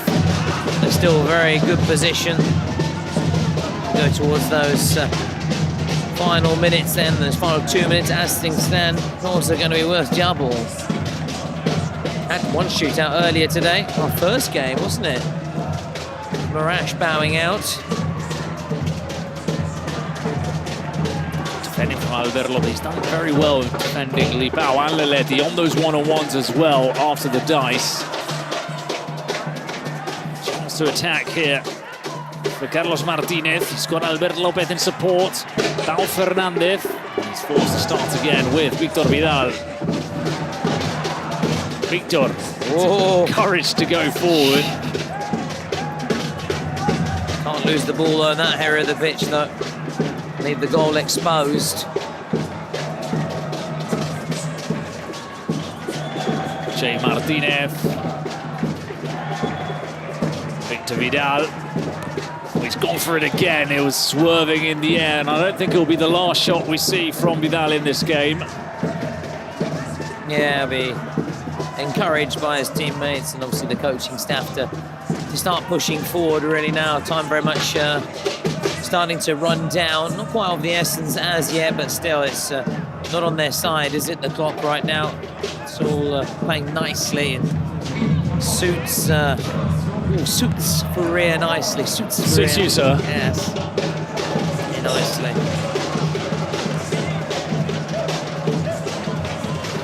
Pellegrini. Sorry, as a Spaniard, what did you make of the Spanish sketch when they sort of imitate the sort of Spanish? Find it funny or? Always find it funny. Yeah. One has to laugh at oneself. Yeah, good man. We're losing about that, aren't we, in recent years? We are. We've been very good at that. We've been very self-deprecating. Leleti. And he's going the wrong way here. It's ended up going all the way back to Vidal. Jynxzi says he'll take over the move. He was marching, sending Dender forwards, telling him to get out of the way. Did he come from an offside position? No. So the move does continue with Lipao.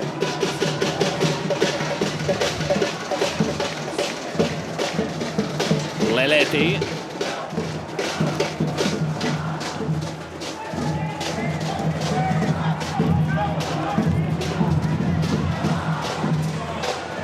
Jynxzi.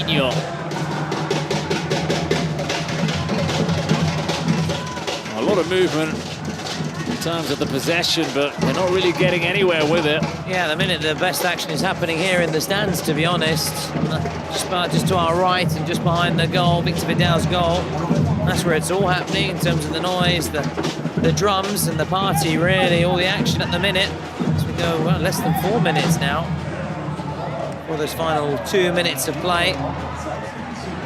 This would have another opportunity, of course, Bruno, in the last chance shootout. Whereas Faria would go straight through, get a bye to the round of 16. Another shout out to join us tomorrow for the draw. We'll find out. We'll be playing exactly who in the round of 16. It's an interesting one, isn't it? Because we're going to see the whole path, I think, until La Défense. So teams will start to figure out, isn't it? Yeah, their route, who they could be facing, not facing, and who they want to avoid. Absolutely. Very, very exciting indeed.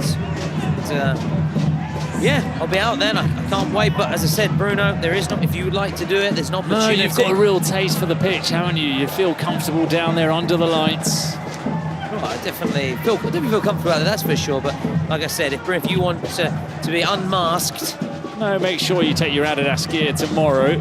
You know, so so you can. Are you saying represent the brands? Are you saying this unbranded, sort of bought by your mum tracksuit is not good enough? It is very sort of a substitute PE teacher, isn't it? Yeah, I'll take that. I would. That was one of my fallback options. I wanted to, if I can't do this, I'd like to be a teacher. Yeah, PE and the odd sort of geography lesson. Yeah, wheeling in the TV and putting on a documentary about a wild park. Yeah.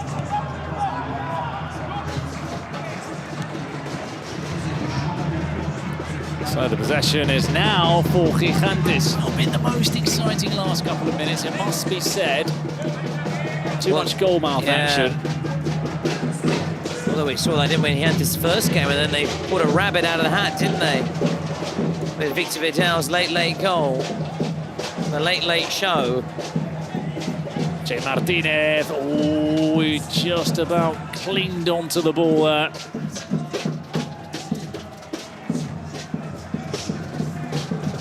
Vidal rolls it out to Pellegrini. Leletti wanted a turn again, Albert Lopez. Brilliant defending from him all game long. The number 30 for Jynxzi. Vidal. Nice touch. It's a lovely flick over towards Ryan Lima. There's someone we haven't seen in the game. I haven't seen too much of Lima. Albert Lopez. He was being shown that way, and Pellegrini was just waiting to block the shot. Yeah, do you see the celebration from the defenders as well in the Furia side? That for them is like, you know, setting up a goal or a defence-splitting pass or the best thing possible, scoring a goal. Must be the sweetest feeling in life to score a goal, especially when that means the most. A winning goal, late equaliser, late winner. Oh. Actually, I'll tell you shortly. We'll see what happens here, then I'll tell you. Play the 1-2, the flick at the near post. That was Carlos Martinez. I once actually said to her, if I love you as much as a 90th minute winner in the derby. And she didn't really get it, and she wasn't that appreciative. But I'm sure football fans, and I think men would see that. That's a lovely thing to say. Oh, of course, it's the maximum. Leletti off the post, and we almost got another clip of you talking about your love messages to your wife, as that's played long. Finds Vidal, so it will be 38, and we head into the last couple of minutes.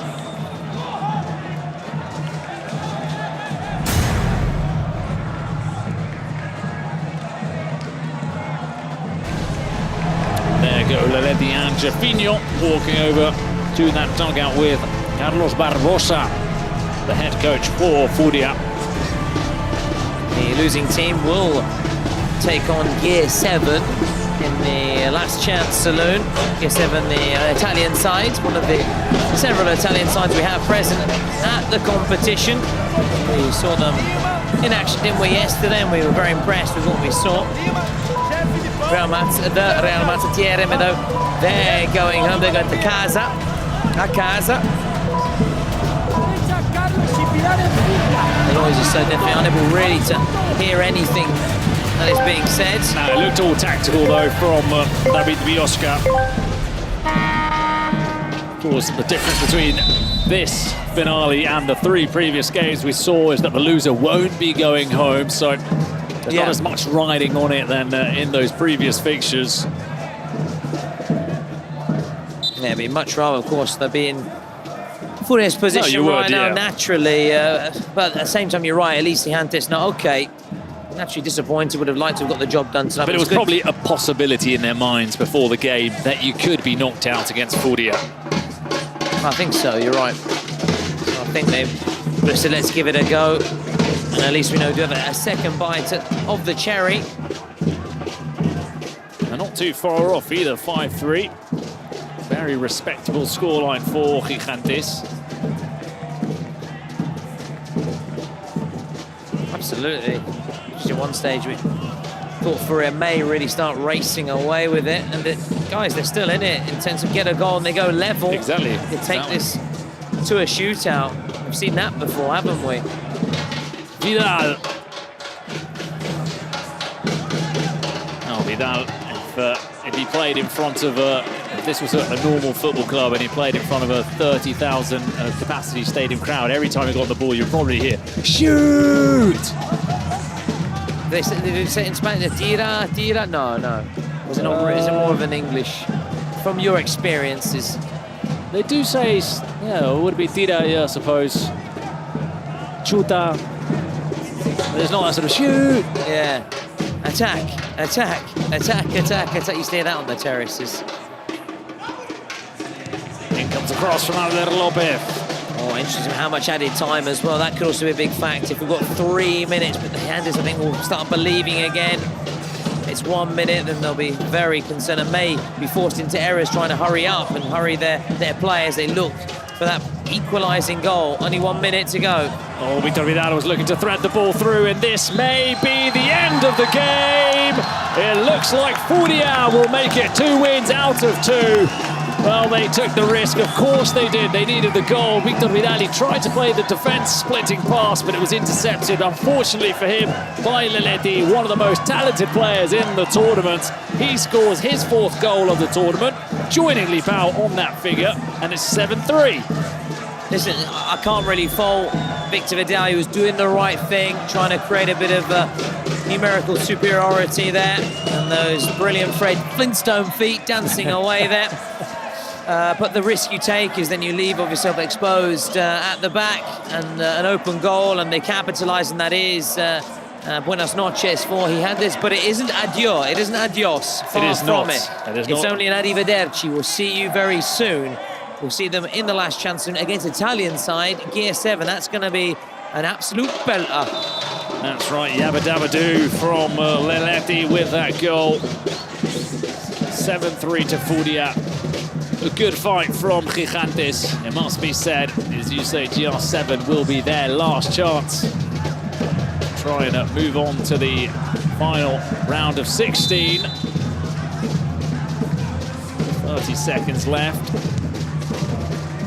2 goals needed to draw level for Jynxzi, so we're effectively playing out the game here. Victor Vidal. Pau Fernandez. Albert Lopez. Back to Pau.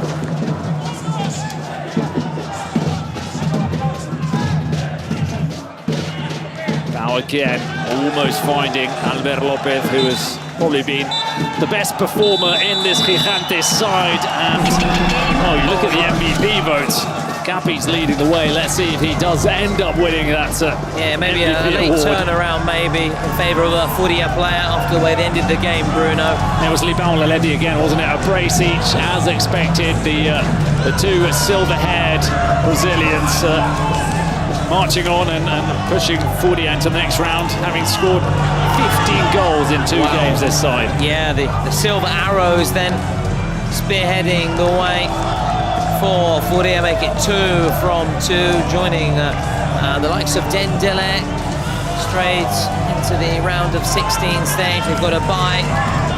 It looks like he has been named MVP Alex Capi Domingo of Jynxzi, so we'll actually hear about his disappointment, but no doubt he will praise the opposition Furia. There's no doubt about it, and we expect him to congratulate the Brazilian side who deserve their victory. And don't have to worry about playing a last chance saloon, and we'll have to hear what Capi has to say about the fact that he will have to go into a last chance saloon against Gear 7, as we'll see shortly with the bracket now, Bruno, as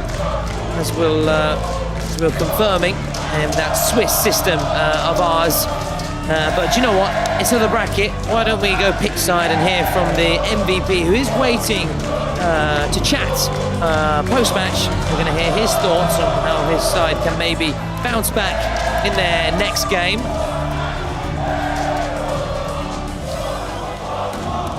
Congrats, Capi, you are the MVP of this match. Do you think you can win the World Cup?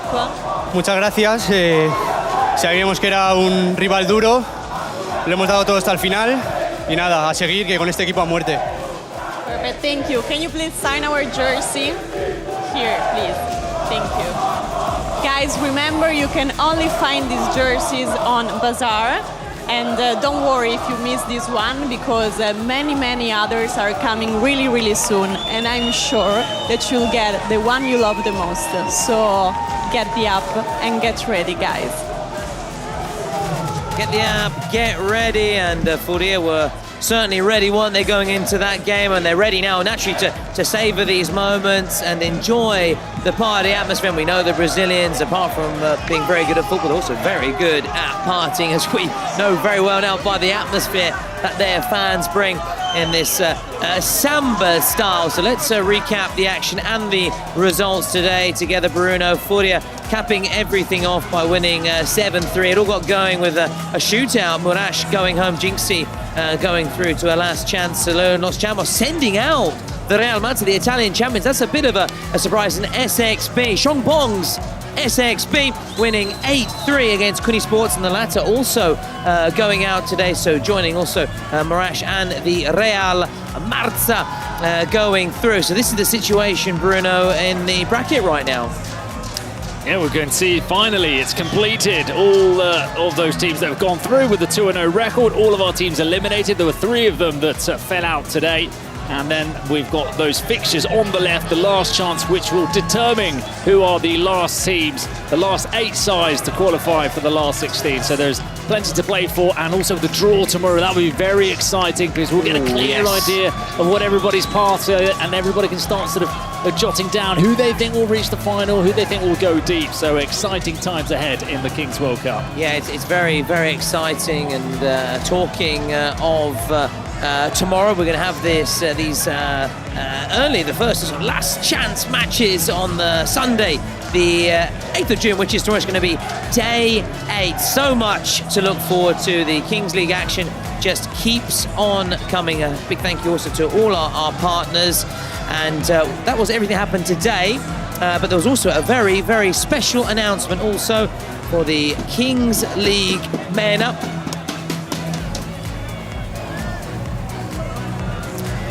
which we are going to look back once again, because it is so big. Ciao, Bruno. A big day, everybody. See you soon.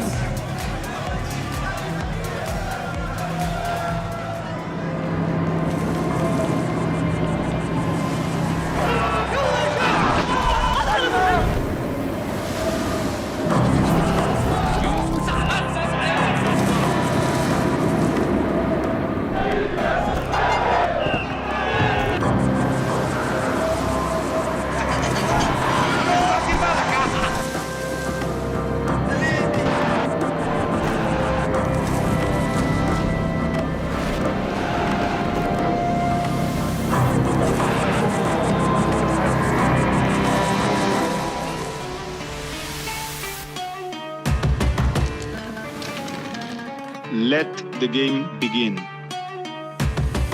Welcome to the Kings League Minute.